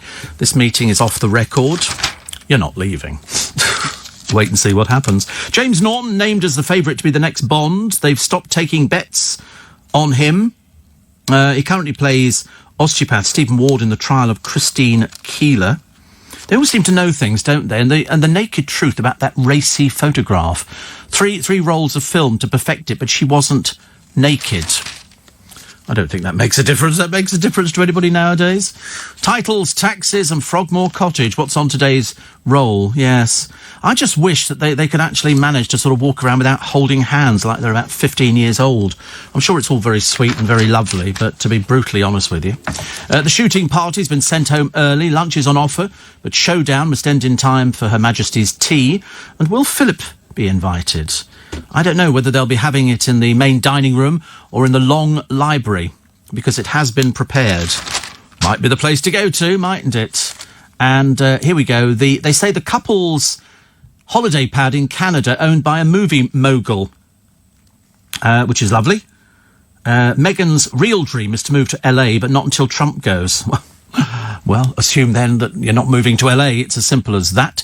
Charles meeting Oman's new leader in Muscat yesterday, and a war hero says Harry's decision to step away from the royal family has left many in the military disgusted. James Glancy, an ex-Royal Marine, a former captain in the Special Boat Service, says he wouldn't raise a toast to his Captain General, as is tradition, if he tried to use his royal position to earn money through commercial ventures. Speaking to LBC Radio, the ex-commando, who won the conspicuous Gallantry Cross in 2012, says Harry's been a great public servant, but his behaviour in the last year is not becoming of somebody that holds these important positions. Yes, absolutely. In other words, he's just let the family down. Let the family down. Here they all are, bubbly, beefcake and blondes. Yeah, not a brain cell between them. And £50,000 cash. And so what they've done is they've sort of... I mean, it's embarrassing to watch this programme. People who disport themselves on the television when they've really got nothing to talk about. Nothing at all. Steve, rhubarb crumble needs a nice warm vanilla custard or creme anglaise. Oh, I like that idea. I like that idea. Rhubarb crumble with warm... in fact, just stewed rhubarb. You can get it, actually. They did it in... where do they do it? Waitrose. But the trouble is, it's full of sugar. But it is nice. You can have it either heated up and then just add... Oh, God, thinking about it. I might have to make a trip, actually, today. Heather, my Norwich nurse, says it might be dark, windy and miserable on my way into work this morning, but I bought my train ticket and booked my hotel for the show in February, so it's a very happy Monday indeed. Yeah! Welcome to an eccentric presenter, apparently. Quirky was the other word. Have you ever heard of such a thing? Honestly, after all my loyalty to the different political parties, and now I'm quirky. I mean, honestly, I've done my best. Done my best. Obviously not working, is it? Jade Goody's son making his debut on the catwalk at 16. He's modelling for, he's a tall 16. That's what they're looking for now. And he said, I'm modelling alongside my apprenticeship. Brazier was 5 and his brother Freddie 4 when Jade Goody died at 27 from cervical cancer. She'd married Jack Tweed only a month earlier. Oh, they did it specifically for the fact that they knew she was dying. Plus, happy birthday to Sir Matthew Bourne, the London-born choreographer. Only started taking dance classes when he was 22. It's brilliant. His all-male version of Swan Lake became the world's longest-running ballet production. Also, would have been the birthday today, but he died a couple of years ago. Michael Bond. Michael Bond, the man who created Paddington Bear, was a BBC cameraman filming the first edition of The Sky at Night and Blue Peter. He originally wrote that Paddington was from darkest Africa, but changed it to Peru after his agent pointed out there were no native bear species on the continent. Also, Sophie Tucker, born in 1884, died 1966, who said she was a perfect 48. She was friends with the mobster Al Capone, as well as the FBI boss J. Edgar Hoover. who apparently, I'm reliably informed, was a cross-dresser. I didn't know about that. He was a cross-dresser. Do you know that? I've only just remembered that, actually. Yeah, J. Edgar Hoover, cross-dressed. Must have been hilarious when they went into the office and there he was sitting there as his female alter ego. And he was head of the FBI. What hope? What hope? FA betting deal beggars belief. This is a story that's going to run throughout today. The parents of an amateur footballer who killed himself over online gambling debts yesterday attacked the FA's controversial bet-to-view deal, which they said beggars belief. Peter Keogh said the tie-up with betting firms that allowed fans to watch FA Cup games on gambling sites and apps if they placed a bet was shameless. And I have to be honest, I can't quite understand it. People get into an awful lot of trouble over gambling. There will be people, even listening to this programme now, who fit that profile. Somebody who's sitting there and they're thinking, I've got gambling debts, and you don't know how you're going to get rid of them. You don't know whether or not to speak to the bank or to go to a money lender. My advice is, go speak to the bank. I was always told years ago when I got into financial difficulty, and it was a long, long time ago, about 30 years ago, that they always said to me, talk to the bank. Talk to the bank. If the bank won't help you, then there's a very good reason for it. But you have to learn how to help yourself. I had to hand back my checkbook, my check card, things like that. So I was literally living hand to mouth, or just mouth to mouth. And it was a case of it was a difficult time. So I know exactly where people are coming from when they say, I need to sort out some money. And some people say, oh, there used to be a company, we can consolidate all your debts. It just meant you were paying one bigger sum, but if you didn't have that sum to pay back, not worth it, is it really? 84850 steve@lbc.co.uk. Gary Lineker, irritating little presenter, is on the verge of signing a multi-million-pound deal for a new quiz show. He's said to have filmed the pilot. Oh, that's not the same thing at all. They film hundreds of pilots. He's been approached after they found that he topped viewers' most liked polls. Really? Who did they ask? I wasn't asked. He fronts Match of the Day, and BT Sports Champions League coverage. Then he said he'd be taking a cut. The new show, said to be non-sport related, will see members of the public trying to win cash. Oh, not even sports related, so he doesn't know about anything else. He can only do sporty stuff, can't he? Oh, look, here's a picture of the glamour of Hollywood, Dame Helen Mirren. But here she is, a night out with one of the Chuckle brothers. That's Paul. She wore diamond gems worth $3 million to the Globes, and then she decided to go out for a curry. She took pictures. It looks delicious. Got this thing about curry at the moment. Might have to buy a curry today, but never know. Sure, we'll get there. Plus, the top diving coach tried to get out of a driving ban by saying it would mean he wouldn't be able to stop his Olympic hopefuls digging into junk food after training. The judge decided differently and banned him for 6 months. OK, let's take a short break, shall we? Morning, nice to have your company. Welcome to Monday. Traditionally the day that you absolutely hate, because you've had a nice weekend, although today is, I'd sort of dress up for it, including because there's going to be rain. There's going to be very high winds. It's going to be a bit naff, actually. Steve, I would say the majority of your audience will be from the Spikers group next month at the live show, says little Julie. DeCampo and Co are disgusting, says Barbara. I'd like to pull all three of them by the crown jewels, just plain cruel on one poor little donkey. Absolutely outrageous. Absolutely outrageous. Dreadful. Really so dreadful. And, Steve, I love the Global Awards ad where it says Mr. Steve Allen. I like it too. I like it too. I always get excited hearing Moira Stewart going, Mr. Steve Allen, because I was sitting there at the time. Steve, you've even got Nigel Farage quoting you now. You said last week it's been a good week for Prince Andrew. Yes, well, it's been a good week for him because he never got mentioned. But I don't think they want him at the Queen's birthday. But then I don't think anybody wants him at their birthday. Very little sugar in rhubarb, good for diabetes. No, it tastes horrendous. You have to put sugar into rhubarb. Shovelfuls of sugar. Shovelfuls of it. So it's really bad. Really, really bad. And Steve, as gambling is such a problem, why don't they ban all the ads for it, like they did with cigarettes? Well, we're supposed to be... Don't they say on all the windows of all the betting shops, you know, gamble, what do they say, advisedly or Responsibly, that's it. That's the word that they were using. Gamble responsibly, which of course is not easy to do, is it? If you're a gambling addict, if you're somebody who likes fruit machines, you're going to sit there just pumping money into a fruit machine. But just remember, it's a machine. Years ago, it was not a machine. Well, it was a machine, but it was a mechanical machine. Now they're electronic. So that's how it works. All the machines in the betting shops, they're all linked to one computer. It's the same machine. You're playing against the country. So whilst you might lose down here in the south, they might win up north. Another one here that says, why is it that the police and NHS management don't delay in implementing protective equipment schemes for their employees? I've got no idea. Have you spoken to Lionel Blair since the cake incident on Fives Company? I haven't. Yes, that's where he knocked my cake over. I built this sort of cake, and it was one of Steve Allen's hard stare. He knocked it over and he apologised. I've seen him since then. I have reminded him, obviously, of his great misdemeanour. Steve. Some at Buckingham Palace are reported to fear that Harry and Meghan could conduct a potentially damaging television interview if they don't get what they want. It has been said that they might go and do one of those sort of things. That would just be the final kick in the teeth. I think at that moment, if they go and do an interview, I think they'd be cut off from the family. They take away Frogmore Cottage, take away all his titles, no more money coming in whatsoever. Goodbye. Just go away. Because he would have brought attention, which they don't need, to the royal family.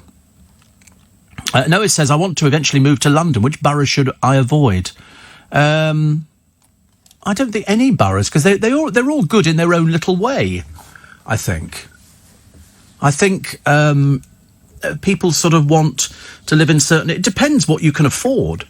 If you can afford to live in Richmond, live in Richmond. If you can afford to live in, Barking, live in Barking. If you want to live in Queen's Park, live in Queen's Park. There's so many different areas of London, but it's so expensive.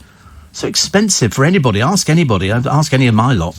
How expensive it is to live in London. Unless you live with, family of mummy and daddy, it's terribly, terribly expensive. Nothing to find a flat with 2 bedrooms for £1,000 a month. I've had various places, over the years, and the years that I've been living in London, which is well in excess of 40, it's we had to share houses and all the rest of it. They didn't even come... Well, they came furnished, but it was a bit sparse. So... I don't know. And then you've got to watch unscrupulous landlords and also people... We've had that dreadful problem, I think, which came out a short while ago, of people who'd moved into somebody's flat and then this other person had made sexual demands on them. It was especially applicable to women. And they then exposed these people. There was a lot of perverts out there, a lot of perverts. Steve, I voted, but I'm not disclosing my nomination, says Dev. Oh, right. Yes, they keep saying that I think it's James O'Brien has been nominated, which I think is quite good. I don't know whether I'm now I know I'm eccentric. I'm probably not going to be nominated at all for anything. Imagine the viewing figures, says Bill, if there was live coverage of today's royal meeting. Absolutely. Absolutely. You can imagine, can't you? I suppose one of those occasions where the Queen would really want to put on elasticated trekkie bottom things.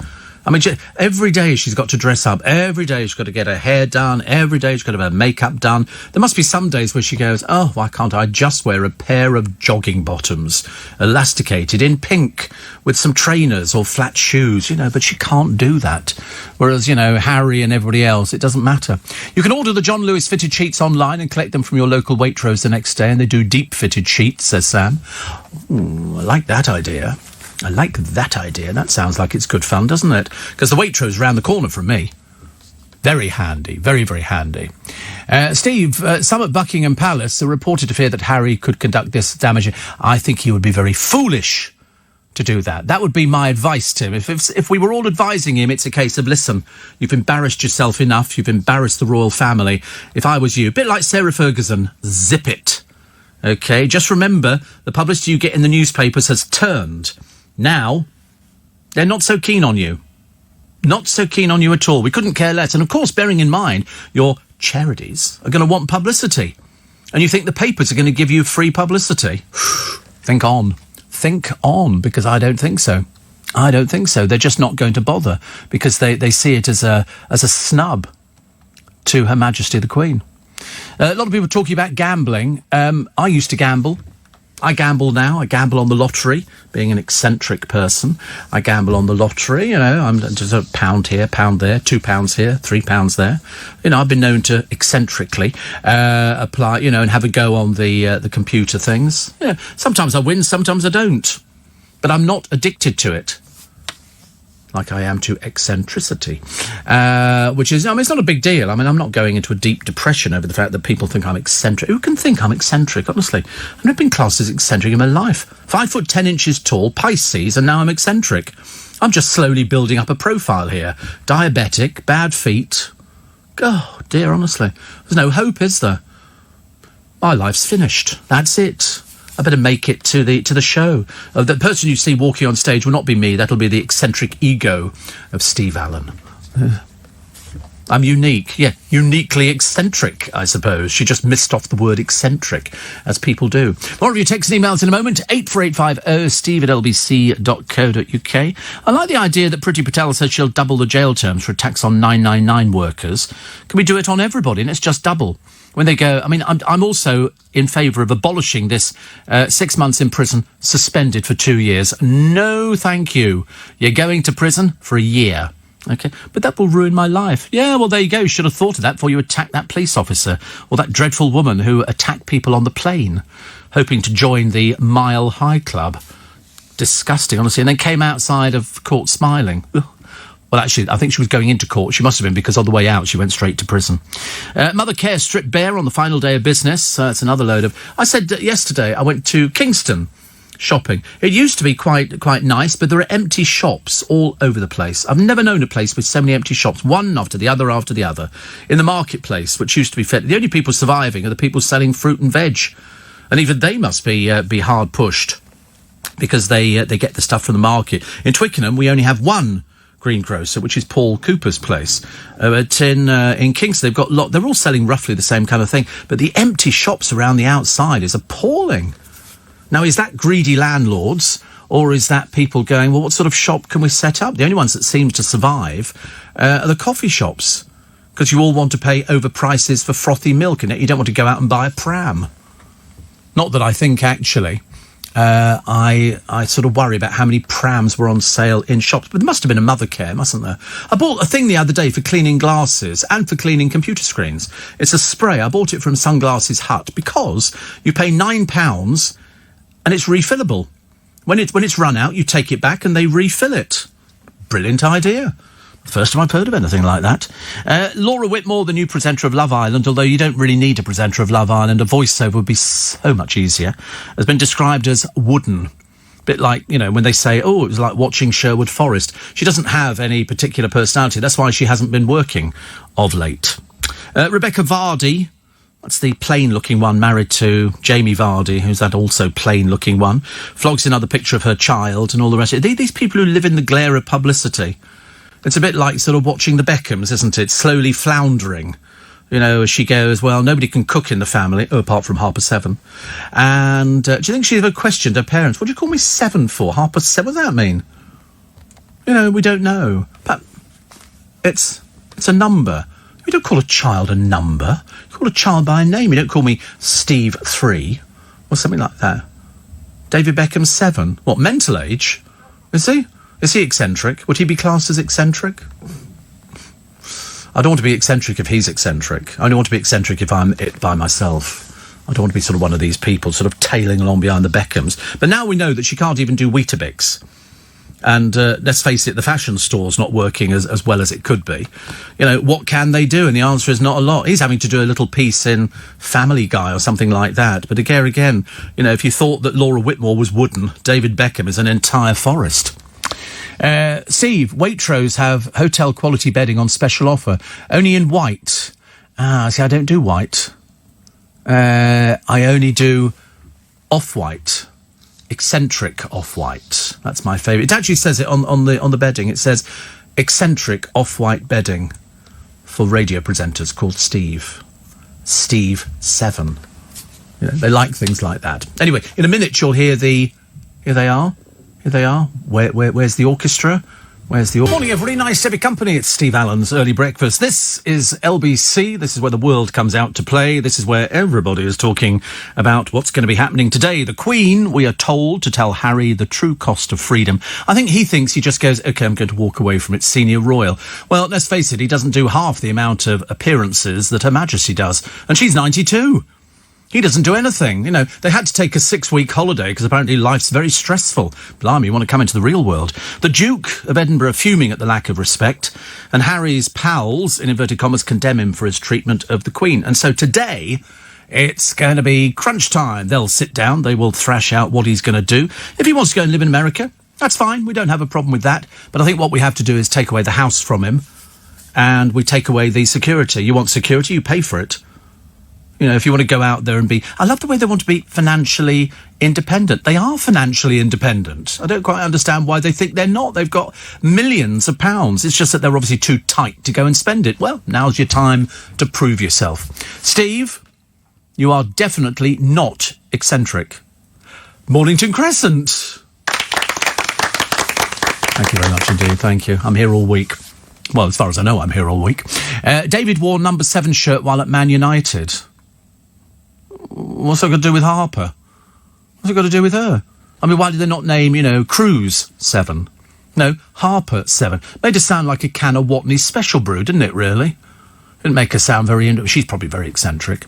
And says, Steve, you wouldn't be Steve 3, you're number 1, says Dan. Yeah, I think you're probably right on that one. I just think it's an odd name. It's only American, isn't it? But they don't spend much time in America at the moment. Well, she spends time flitting about. Well, we haven't seen that of late. Probably realising there's no point in sort of whizzing around all over the world if you're not selling any clothes. Steve, says Deb, as long as you keep your spirit high, you'll be fine, you'll be fine. And somebody says it costs about $35,000 a year to keep a person in prison. OK. And Dell, quite like this one. You have to listen to this one carefully. He says, I used to be a gambling addict. I went to the doctors for help, who sent me to see a counsellor. I wasn't going to go, but it was at 10 to 1. Quite good, isn't it? Yeah, I know. Steve, the government won't have anything to do much on gambling as it raises lots of taxes. They have to replace the taxes lost with smoking. Yeah, I mean, is it serious, though? Do you think that people have actually stopped smoking now or cut back on smoking? I mean, I was a heavy smoker. I mean, Lord knows I was a heavy smoker. 60 a day. I can't even believe that I actually smoked 60 a day. I don't know how I actually found the time to smoke 60 a day, but I did. I would bring 1 packet out, which I'd started smoking in the morning, and 2 in my case to keep me going, because then somebody said, oh, have you got a spare cigarette? I love the way people say that, don't they? Like there's 20, you know, if there'd been 21 cigarettes in the packet, then I would have had a spare cigarette. But no, it says 20 on the packet and 20 there are inside. So no, I don't have a spare cigarette. I used to say to them, yeah, £1. And they go, £1? And you go, well, do you want to buy one or you don't want to buy one? I couldn't care less. It doesn't make any difference to me. I'm not going to start handing out free cigarettes. So I was doing 60 cigarettes. Mind you, I then ended up with angina. That's where you walk along and all of a sudden you go, oh, pains in your chest, pains in your chest. So they end up having to go to hospital and I hated the walking bit. I did it first time round and I said, please don't make me walk on the treadmill. I pleaded with them, being the little pleader that I am. And I said, I don't want to walk on the treadmill because then it hurts and it hurts and it hurts and it hurts. And also you've got your shirt off. Not a good look. And so they did another thing. They actually put an injection into me, and then they could monitor to the extent that my arteries were furred up. And that was much better. They were brilliant. They were so brilliant. I've had it done twice now. Absolutely. At the West Middlesex Hospital, they were par excellent. And the other people I had it done, I think I was in the Hammersmith Hospital in Duquesne Road. Brilliant. Absolutely brilliant. You don't feel a thing. It's like having your cataracts done. I've suddenly realised, actually, the older I'm getting, I feel a bit like the Queen Mother. Well, not really, actually, but I mean, it's all of a sudden things start going wrong. You start thinking, oh, not sure about that bit, don't like that. Steve, there is a website set up to help people using online gaming sites. I have to check that out. I can't just hand out a website. You've mentioned, says Howard, the Mile High Club. What is that? I don't know. Seriously, I've got no idea what it is. Mornington Crescent. Too late. Too late on that one. Oh, you've got to be like Nick Abbott. You've got to have your finger on the pulse straight away. David Beckham's childhood home was less than a mile from Epping Forest. Obviously an inspiration for his acting. That is so cruel, but so true, probably. I don't know why they think he can actually act. I mean, seriously, he kicked a football around. I mean, I kick football around. You know, it's not that difficult. And another one here. There are only 19 cigarettes in a packet of 20 these days. There are if you buy them from machines, aren't there? They always take one out. I don't know how that works. I don't know anything about that at all. Also, I think the Queen is 93. I don't know, is she 92 or 93? Either way, she's amazing. She's absolutely amazing. Here she is. She's 93. She was born in 1926. Do you know what her full name is? I bet you don't know this. You just know her as Elizabeth Windsor. Do you know she's got two other names in there as well? Before you cheat, I'll tell you it's Alexandra Mary. And you know that she has a piece of jewellery. I saw a picture of it the other day. It's rubies set into a brooch, and it was owned by Queen Victoria's mother. They've got fantastic jewellery. If ever the Queen goes out, I mean, she is seriously wearing jewellery. Seriously. It's just phenomenal. But I think it's all, you know, it's owned by the family as such. And I saw pictures of it in Country Life this week. Steve, why didn't Harry just go quietly and say to his dad or his grandmother what he wanted to do instead of publicly announcing it? Because quite clearly he's being pushed in this one. It's okay. Because quite clearly, whichever way you look at it, she doesn't seem to like the royal family. I mean, she's in Canada. What's she doing over there? She's not working. So should she not be by her husband's side? Would that not be, you know, the normal thing to do? Something as major as this, and she's over in Canada. Over twice. They dump the kiddie over there, come back here, and then she goes back to see the kiddie and then takes the dogs with her. I mean, is there something going on here that we're not aware of? Are we missing? Are we missing out on this? You know, she should be here at her husband's side. I mean, I'm suspecting she's the one who's instigated this because I think she's missing out on the publicity. You know, being an actress, she does it for publicity. You've only got to look at the way that they pose for pictures. They're quite clearly enjoying it. She's obviously said to him at some point, this is pure guesswork, but it's as good as you're going to get. Listen, why should you be told what to do? You're Prince Harry. We can set off. We can go and live in America. Unfortunately, darling, not that easy. Not that easy to do. You know, there is so many things you have to sort out before then. Why should we have paid for his house? We paid for his blooming wedding. Can we have that money back as well? Because that was obviously a waste of time, wasn't it? Are they going to stay married? Do we know? Do we have any idea if they're going to stay married? I don't know. Will this, you know, stretch them? And is this why why is she in Canada and he's stuck over here? Talking to whom? He doesn't appear to have any friends within the palace. They're quite clearly as annoyed as everybody else is in the country. So Harry's gone from being a bit of fun, having a bit of a laugh, to all of a sudden, you know, one of the most hated people in the country. Ridiculous. Prince Harry, Steve, is what's commonly known as being under the thumb. Well, you know, you might not be wrong on that, but we don't know. But I'm suspecting that she's more pushy than he is. I'm absolutely guaranteed that she's the one who rules the roost. I think so. Because he isn't strong. We know he's not strong. I mean, he can't even talk to his own brother. You know, slap the back of your legs and talk to him, for goodness sake. Talk to your father. You know, and all the people who keep digging up the fact, well, his mother died some years ago. Yes, well, loads of people's mothers died. You know, he's not the only one. What about all the people in the war who saw their houses blown up and their family die? What's the difference? The answer, no difference. Sunil said, my mother's 97. And she's amazing. Yeah, I agree. I think 97 is fantastic. Alan Carr wrote the book Easy Way to Stop Smoking. He was 100-a-day smoker, says Anthony. Yeah. Somebody says maybe Meghan's visa's expired, says Dan. I don't think so. I think she comes in on a different one from the rest of us. Apparently, the Harper in Harper 7 is after Harper Lee, the female author of To Kill a Mockingbird, Victoria's favourite novel. Excuse me, Victoria Reads. Hello. When did that happen? Is that some new thing that's going on? I'm a Piscean, I'm diabetic, and have bad feet. Just found through being a heavy smoker, I've got blocked arteries that affect my feet. Yeah, well, if you're Piscean, then you would be checked out on a regular basis. Teresa says, thank you for starting my Monday, trying to quit my 20-a-day smoking habit. Any suggestions? Yes. You can either get hypnotherapy, I tell you what it is, though. If you try a little experiment, and we might be a bit late for you. When I decided to stop smoking first time round, it was that first cigarette in the morning that got me to the second cigarette, the third cigarette, the fourth cigarette, and so on and so forth. If you delay having that first cigarette, then you don't have your cigarettes till later. So in other words, if you would normally have a cigarette when you first wake up, I can guarantee you'll do 10 to 15 before you've even left the house. I used to fill up an ashtray, and then I sort of decided that I was going to stop. So I left it until I got to work, and that made it a bit easier. Then I did patches. I bought those patches, the maximum patch you could buy, stuck it on my arm and became addicted to the patches. So it was cheaper to actually smoke than it was to do the patches, but I gave up on the patches eventually. And for a little period, I did in fact do the patches and the cigarettes. But if you want to do it, you can do it. It's like if somebody says, you know, oh, I can't do that, Steve. I find it really impossible. And I'm saying you can do it. It's if you want to do it. When somebody says to you, how many do you smoke? You can sort of say, well, actually, I'm an ex-smoker. Do I miss cigarettes occasionally? Very occasionally. But it's been quite a number of years now since I've actually smoked a cigarette. It doesn't bother me. I don't sit near people and go, oh, pooh, take that cigarette away.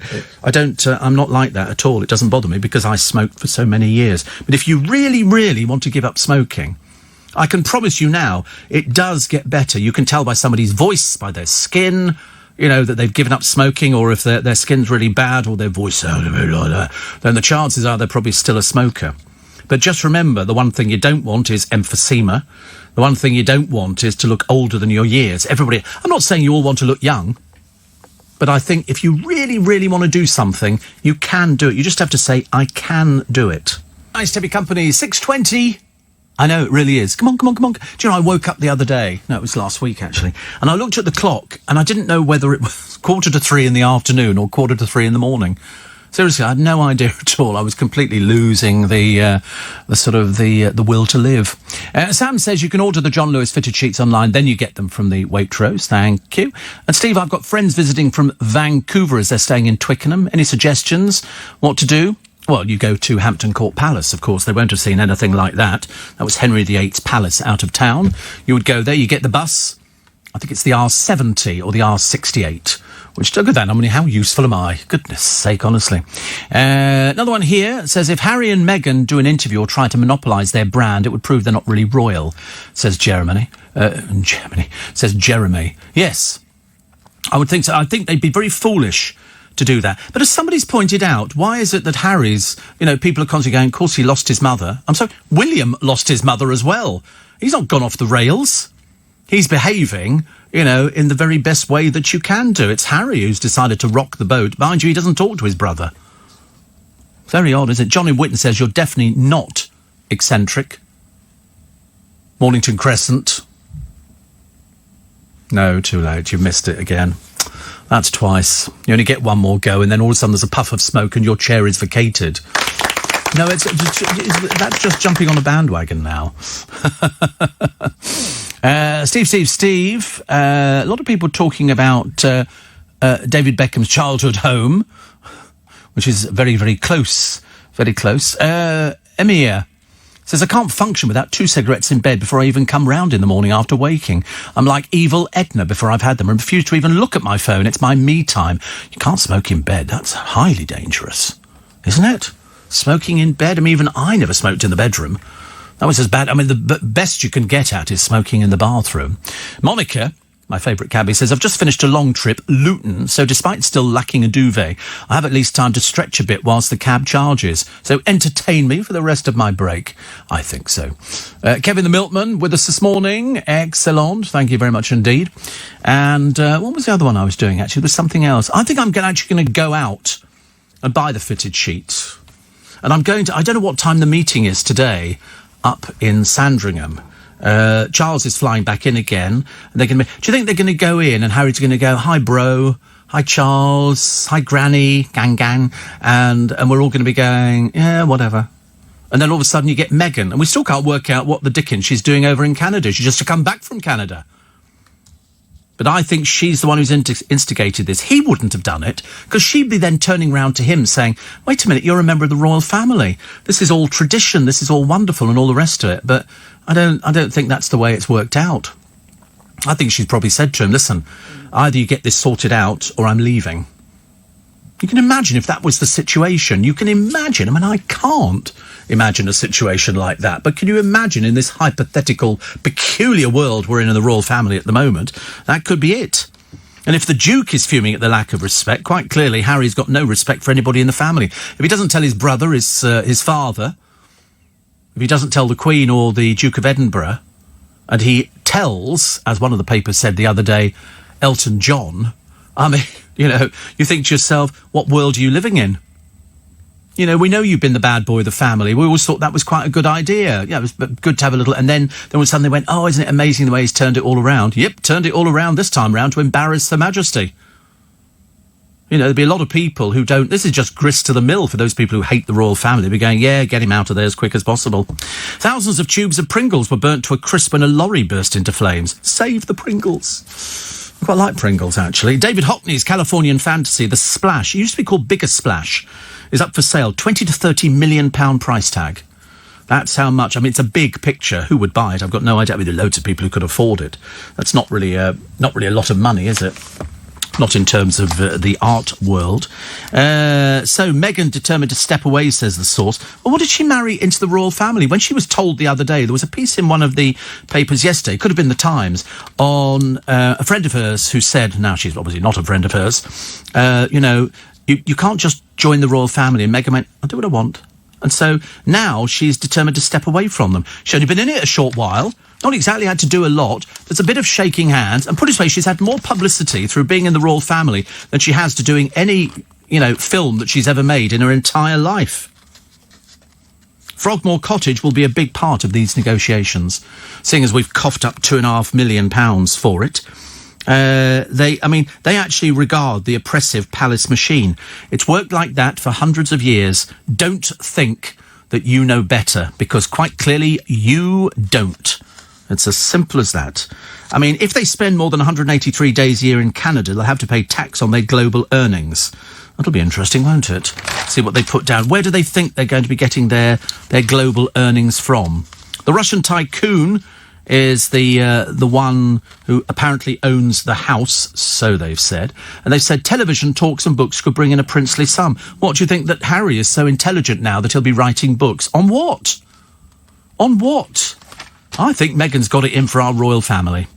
I think she's actually decided that, you know, she doesn't like the way she's been treated. I'm an actress, treat me properly. And they're all going, listen, you're just somebody coming into the family. We've been here before. It's happened many, many times. So you can't tell us. Kate came into the royal family. She adapted. You know, William lost his mother at the same time as Harry lost his mother. You know, you can't keep waving this as a sword of Damocles. It just doesn't make any sense at all. Broadmoor could be sold off as a hotel. Blimey, I don't know when they're going to be managing that one.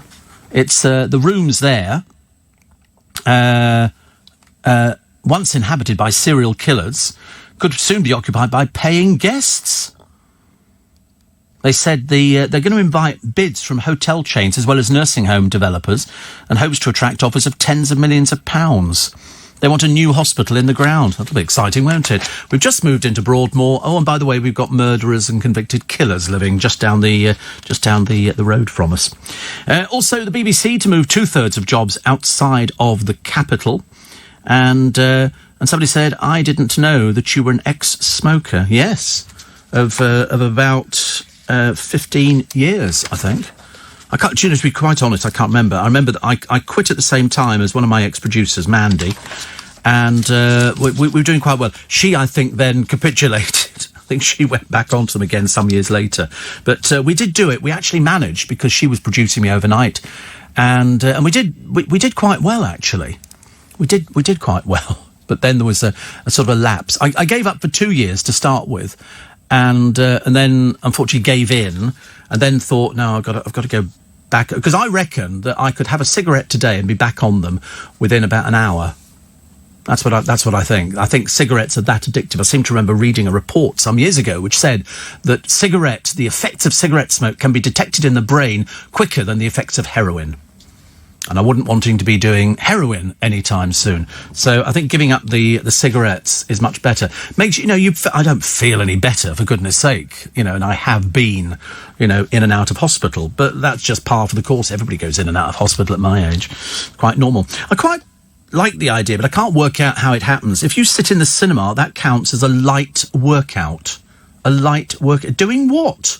Mind you, I have been in the cinema next door to us here. If you pay extra, you can sit in a seat, because Corey and I went there we had a big company thing, and the seats move backwards and forwards and everything. You can always be horizontal. But you have to pay for them. I think they're about 60 quid or something for sort of posh seats in the cinema. But, that's where the films were meant to be seen. So I absolutely love that. I don't think I'd be spending 60 quid on something. I think that's way too expensive. But it was lovely for the duration that we were in there. Jackie Smith splits from her husband 11 years after the porn scandal. And John Lewis has a makeup counter for men. I don't know what sort of men would be going in there, unless you're goth. And you get black eyeliner and you underline, your eyes and stuff like that. I can't quite work out. Or you're like Rylan and you just coat yourself in some sort of creosote kind of colour. Most peculiar. I don't know whether or not I want to do this one, actually. Because I don't really know where we're coming from. Do you look at the amount of sugar that's in something? Do you turn over an item and go, fat content, so-and-so, so-and-so? I do. I don't think it makes any difference. If it's too bad, I don't buy it. I'm actually quite good at not buying things now, but before I would have bought it. So the one thing I'm trying to cut back on is puddings. Not that I was a big pudding fan or a dessert fan, but I used to like a bit of trifle. Now I'm trying to wean myself off it. So the other day I had a couple of yoghurts, and I thought, oh, that's good, a couple of yoghurts. Are they good for me? Probably not. I try and buy the sugar-free ones, but they're so dull and boring. I want something that tastes so it's got sugar in it. I haven't lost the taste for sugar. And I'm still trying to work out what this storm is going to be like. It's called Storm Brendan. If your name's Brendan, I do apologise. You're the one being pilloried for today. An 80-mile-an-hour storm. Oh, that sounds dreadful, doesn't it? Absolutely dreadful. Do you know Harry really was touting for work for Meghan? They put up the words. He was asking Disney's executive to get her work. God, how embarrassing. How embarrassing. Coming up with Nick Ferrari for breakfast this morning, all to play for, as they say, as the Queen gathers senior royals at the Sandringham estate for crisis talks. Nick will be asking if Prince Harry and Meghan Markle decide to go abroad, who should foot their security bill? Well, them. Unless we have some duty that's written down in the Constitution.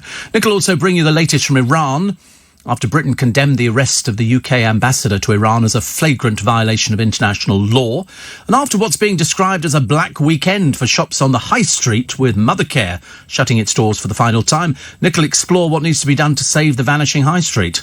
Shop there. Unfortunately, people aren't shopping on the high street. As I say, Kingston, classic example, so many empty shops. And Twickenham, we have empty shops as well.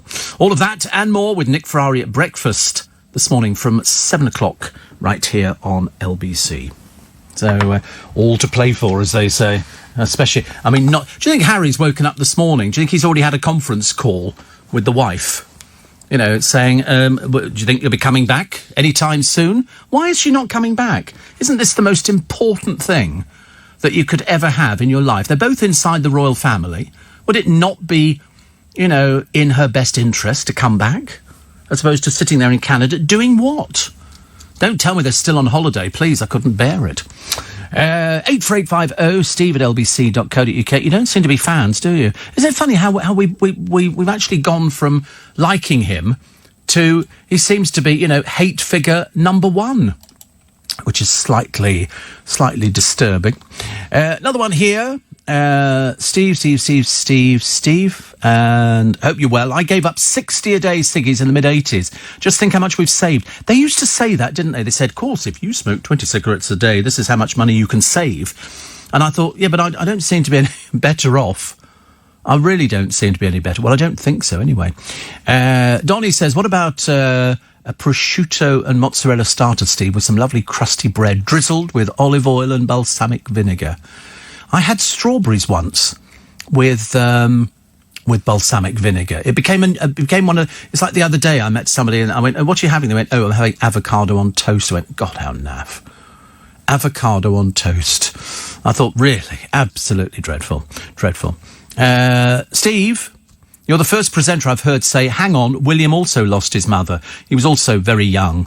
Yeah, I mean, I don't know why all of a sudden we've kind of forgotten about William, as if he was some sort of outcast from the royal family. He's the only one, doing everything right. Doing everything right. And so they keep saying, "Oh, Harry lost his mother." But I mean, that was years and years ago. It's more than 21 years ago. And William lost his mother as well. Harry, might not have known everything about it. But I mean, let's not forget that William was there. Make it so much easier. Steve, following your success on the other radio station last week, you should really go on Claire Balding's Ramblings. It would be delightful. Steve, I'm sick in bed with flu, but just listening to you has made me laugh. Well, that's good, you see. If you're not feeling very, very well, then laughter is the best medicine. You can't get it on the NHS, I promise you. It's not James O'Brien's birthday, is it today? Is James O'Brien celebrating a birthday? I don't know. Somebody just sort of wished him a happy birthday, which seems... I mean, you wouldn't wish somebody a happy birthday if, of course, it's not your birthday. It'd be nice to find out if he celebrates today. Is it his birthday today? Good Lord above. There you go. Boy Wonder has got a birthday. How old is he today? Do we know? 48. Oh, right. Oh, so same age as me. The eccentric side of 48. Oh, he's 48 today. So there you go. So you can send James O'Brien a message today and go, "There you go. It's your birthday. We're wishing you a very happy birthday." I wonder if everybody's remembered to buy him a present or a card. Probably not. We don't tend to do that in the business. It's only when you're younger you do things like that. Jelly and ice cream and a magician. Now, nothing at all. So many happy returns. And Steve, a lot of people talking about this meeting today and what's going to be happening. I wish we could be a fly on the wall. Steve, I'm beginning to question Meghan's acting skill. She seemed to have acted her way into the royal family. You see, I don't think that he understands that she's way ahead of him on the game. She's an actress. I'm just sort of disturbed that after, a marriage of a few years, and it's relatively early compared to everybody else's marriages, and the royal family have never been good at keeping marriages together. We know that from bitter experience. But I don't really know what she wants to achieve out of this. If she didn't want to go into the royal family, what's she doing in it in the first place? If she just wanted a fling with him. He's had flings with other people before. Not many, admittedly. Not many. But her acting, she's not that good, though, is she? Blimey, she might be, actually. Steve, Love Island, any thoughts? Absolute drivel. Yeah, the worst thing is that they've criticised the twins in it for insisting that whoever wins will be able to have a threesome. I mean, to be honest with you, disgusting, cheap trash, if you ask me. Also, will Anton Dubek and Anne Widdecombe joining the Sandringham Summit? Do you think Eamon and Ruth will try and get in on it? I think not. Mind you, I mean, you hear what Eamon Holmes said the other day about Meghan. Not a fan at all. Really not a fan. It's amazing. Steve says, "Noah, has Nick Ferrari's show changed in his 16 years at the helm?" Oh, goodness knows, every show changes. Every show changes. And Mark says, "On your views about Meghan Markle, you've been spending too much time with Eamon Holmes, or has he been spending too much time with you?" Well, wrong on both accounts, I'm afraid. Hate to kind of put you down on it, but no, we don't have opinions on Meghan Markle. We're just telling you the facts. I can only tell you facts. I can't tell you anything else. Apparently, the new Addlestone Cinema are like all those you mentioned, sliding and reclining with wide space between rows for people to pass, says Rob. Well, that sounds quite good. I'd quite go for that. I haven't been to the cinema for ages and ages. Mainly because I'd rather buy a DVD. If I see a film out that I want to watch, I'll just buy it. Steve, another one here. Hate figure number 1, all stirred up by the likes of you. Oh, another pathetic snowflake. It's the same one, actually. The same one here. And you always hated Meghan. Well, sadly, you know nothing. You know nothing. He says, yes, William lost his mother too, but people react differently. Oh, don't be so pathetic, honestly. It's a bit embarrassing, isn't it, when you make yourself look like an idiot? You can't follow the thing. Somebody says, all the stories about Meghan, just made up. Well, it dominates all the papers today. Every single front page. So we're not interested in a snowflake who doesn't know anything. Snowflakes are the sort of the undecideds. They're the ones who sit there moaning about everything. They hate everything. It wouldn't make any difference whether it was a member of the royal family or not. And here, somebody says, must be another slow news day. I don't think so, actually. No, it's in front of every single newspaper. Perhaps you can't afford a newspaper. It says, how many people lose their mother because the paparazzi chase them? Oh, dear, honestly. Nothing worse than a conspiracy theorist who knows nothing. Harry chased and married Meghan. She just capitalised on an opportunity. Well, you can't say that. How do you know? No, it says, has Katie Price's career developed in the last decade? Unfortunately not. And Robbie says the monarchy will survive long after this pair of misfits have gone. Of course it will. Of course it will. Charles has already said he's going to pare it down. If, as I say, Meghan and Harry want to go and live in America, well, then go and live in America. But we're not paying for it. Why should we have to pay for it? They can actually fund themselves. They've got money. How many people do you know with 40 million quid in the bank? Not short of money. And if they've got enough sycophants in America who'll lend them a house or something like that, because they always plead poverty, don't they? Well, that's good. It'll be nice to see whether they can actually survive by themselves, because at the moment they can't even cook. They have to have the food delivered from Windsor. It's all done for them. Do you think they know how to turn a washing machine on? No. 84850 steve@lbc.co.uk. Do we know if Holly or Pip are being dispatched to Sandringham, says Donny? I shouldn't think so, actually. And somebody else says... somebody else saying, of course the monarchy will survive. Of course it will. But they're going to lay the law down to him today, whether you like it or not, Snowflake. It's going to happen. She'll be saying to them, this is what you can do, this is what you can't do, and this is what we'll have to decide what will happen. You can't just sort of opt out of it, being a senior member. He's obviously not a very good senior member of the royal family, is he? We need somebody a little bit stronger, not somebody weak and lily-livered. Thank you very much indeed. Somebody else asked about Katie Price's career, and I asked the big question back again, what career? There is no career. She has no career. Got nothing at all. She has to take a freebie holiday from somebody. There's a company I wouldn't be using again. Fancy giving her a freebie holiday. What's the point of that? More of your texts and emails in a moment, and mother care will be talked about, which Nick Ferrari is going to do a little bit later on. That's mainly because the high street's becoming a bit decimated. Mother care was quite a big store, and they had out-of-town stores where they would get all sorts of prams and everything else. But you can go to car boot sales and pick up prams. There are shops all over the place selling second-hand baby stuff. It's the way it works nowadays because it's so expensive for parents to actually buy this kind of thing. I don't know what an average pram costs. Some of them upwards of £1,000 for a pram. Make them walk. Give them roller skates. Just drag them along. Much easier on roller skates, isn't it? Let's have a check on the news. Is the time. Neil says the empty high street could be the answer to the housing crisis. I think so. It could be. Certainly enough empty shops. I don't know what it's like where you are in the country, but London is suffering as well. Philip says, you say you don't feel financially any better off since you stopped smoking 60 a day. Were you running your Bentley at the time? Of course. Been running them for the past 25 years. Goodness sake, honestly. Of course I don't feel any better off. Why would I feel better off? Giuliano says, Meghan Gate is a real version of City of Angels. It won't end well. Amazing, actually. Another one here says, poor Katie Price, she was a winner but became a doggy's dinner. Yes.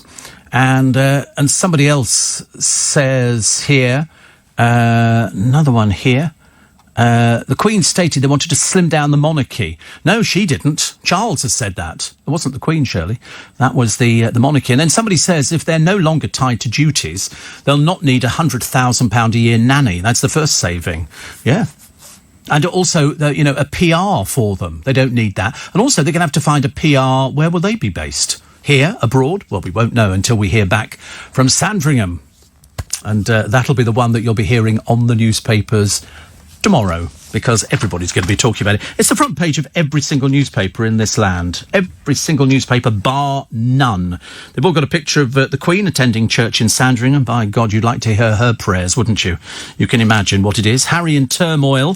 Meghan determined to step away, says a source. Well, what does she get married for? He's in the royal family. You can't just change things because you don't like it. He was always in the royal family. As the Queen summons the family, say the Daily Mail, the historic crisis summit today, Sussex will be warned, deal to quit the firm is far from done. Yeah, they'll be laying down the law. The Queen and the advisors will be saying, well, you can't just walk away from it.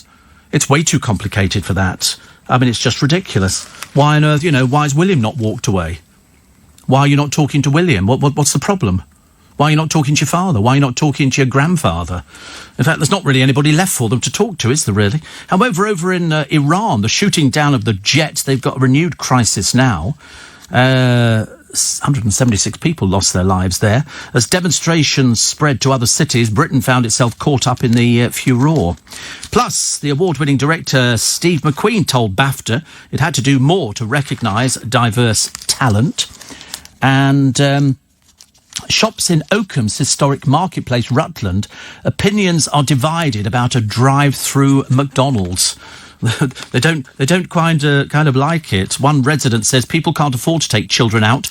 All the restaurants are expensive. So they're thinking about having a drive-through. I mean, looking at how pretty this place is in Rutland, I don't think a McDonald's is going to fit there at all. But let's wait and see. They've had other people who've literally put their backs out and said, no, we don't want this, we don't want that. There's lots of seaside resorts where they don't want anything. They really don't want, anything, even down to a Chinese takeaway or Indian takeaway. They just want to keep the place as it was. Kick your sugar addiction, says the Daily Mirror. It is very difficult, isn't it? Because sugar features in just about everything. Just about everything. Darren says we're buzzing in Staines. And do you think, actually, that John Lewis... it's gone. Oh, it disappeared. John Lewis will become a bit like the terrible Maplins experience. I shouldn't think so, no, but they have to watch. They're on the knife edge as well. It's not like none of these shops on the high street are immune from things. Look at Marks and Spencer's closing left, right and centre. Somebody says, Steve, Edward and Mrs Simpson are now Meghan and Harry. Anybody spot the connection? Well, I don't think there is one, but it's an interesting one to think about. Steve, people moan about the price of a key cutting, £4 over the last few years, whilst having a £3.50 cup of coffee in the other hand. I don't have coffees anymore. I used to. I refuse to spend that sort of money. It's ridiculous, isn't it? Just a little bit of... And they sort of... You don't get treated any better. You don't get treated any better. It's a case of £3.50 for a cup of coffee, and you go, but it's not. Why we charge so much for it? And they go, well, because we want to make record profits. That's why. The Queen fears the Duchess of Sussex may air her grievances on royal life in a no-holds-barred interview. A palace source said it was a nuclear option if Harry and Meghan are still unhappy after crisis talks today. Well, fine. Go down whatever route you want, but just remember, the establishment's always going to win. Always going to win. Cold Feet creator Mike Bullen says the comedy drama's taking a break amid a row over stars' pay. In fact, interestingly enough, next week, or this week, I've got Robert Bathurst in, John Thompson, Hermione Norris and James Nesbitt. I like all of them, actually. The actress who plays Jenny Gifford in the series raised the issue a year ago and said it's a tricky one because it's not like any other job. And she's probably right. She's probably right. I know that if you're on EastEnders now, you get paid by the amount of shows that you're in. It's not unsimilar to radio. You don't get paid, for the year. You get paid per show that you do. You negotiate a show rate. And that's fine. If you're very good, then you get a nice show rate. Steve, Princess Margaret didn't beat the firm all those years ago. Yes, she did. Of course she did. She just did her own thing, but then she'd always done her own thing because she was from a different generation. Oh, yeah, she had to toe the party line. She was told, actually, she was told that she couldn't have her relationship with the man that she wanted to have a relationship with. So she just kind of sort of flipped off the other side and became party girl. Steve, I think in years to come, Archie will rejoin the royals in an act of teenage rebellion and reclaim the title. God, that's a thought. I never thought about that one. I mean, do you think he'll know about it now?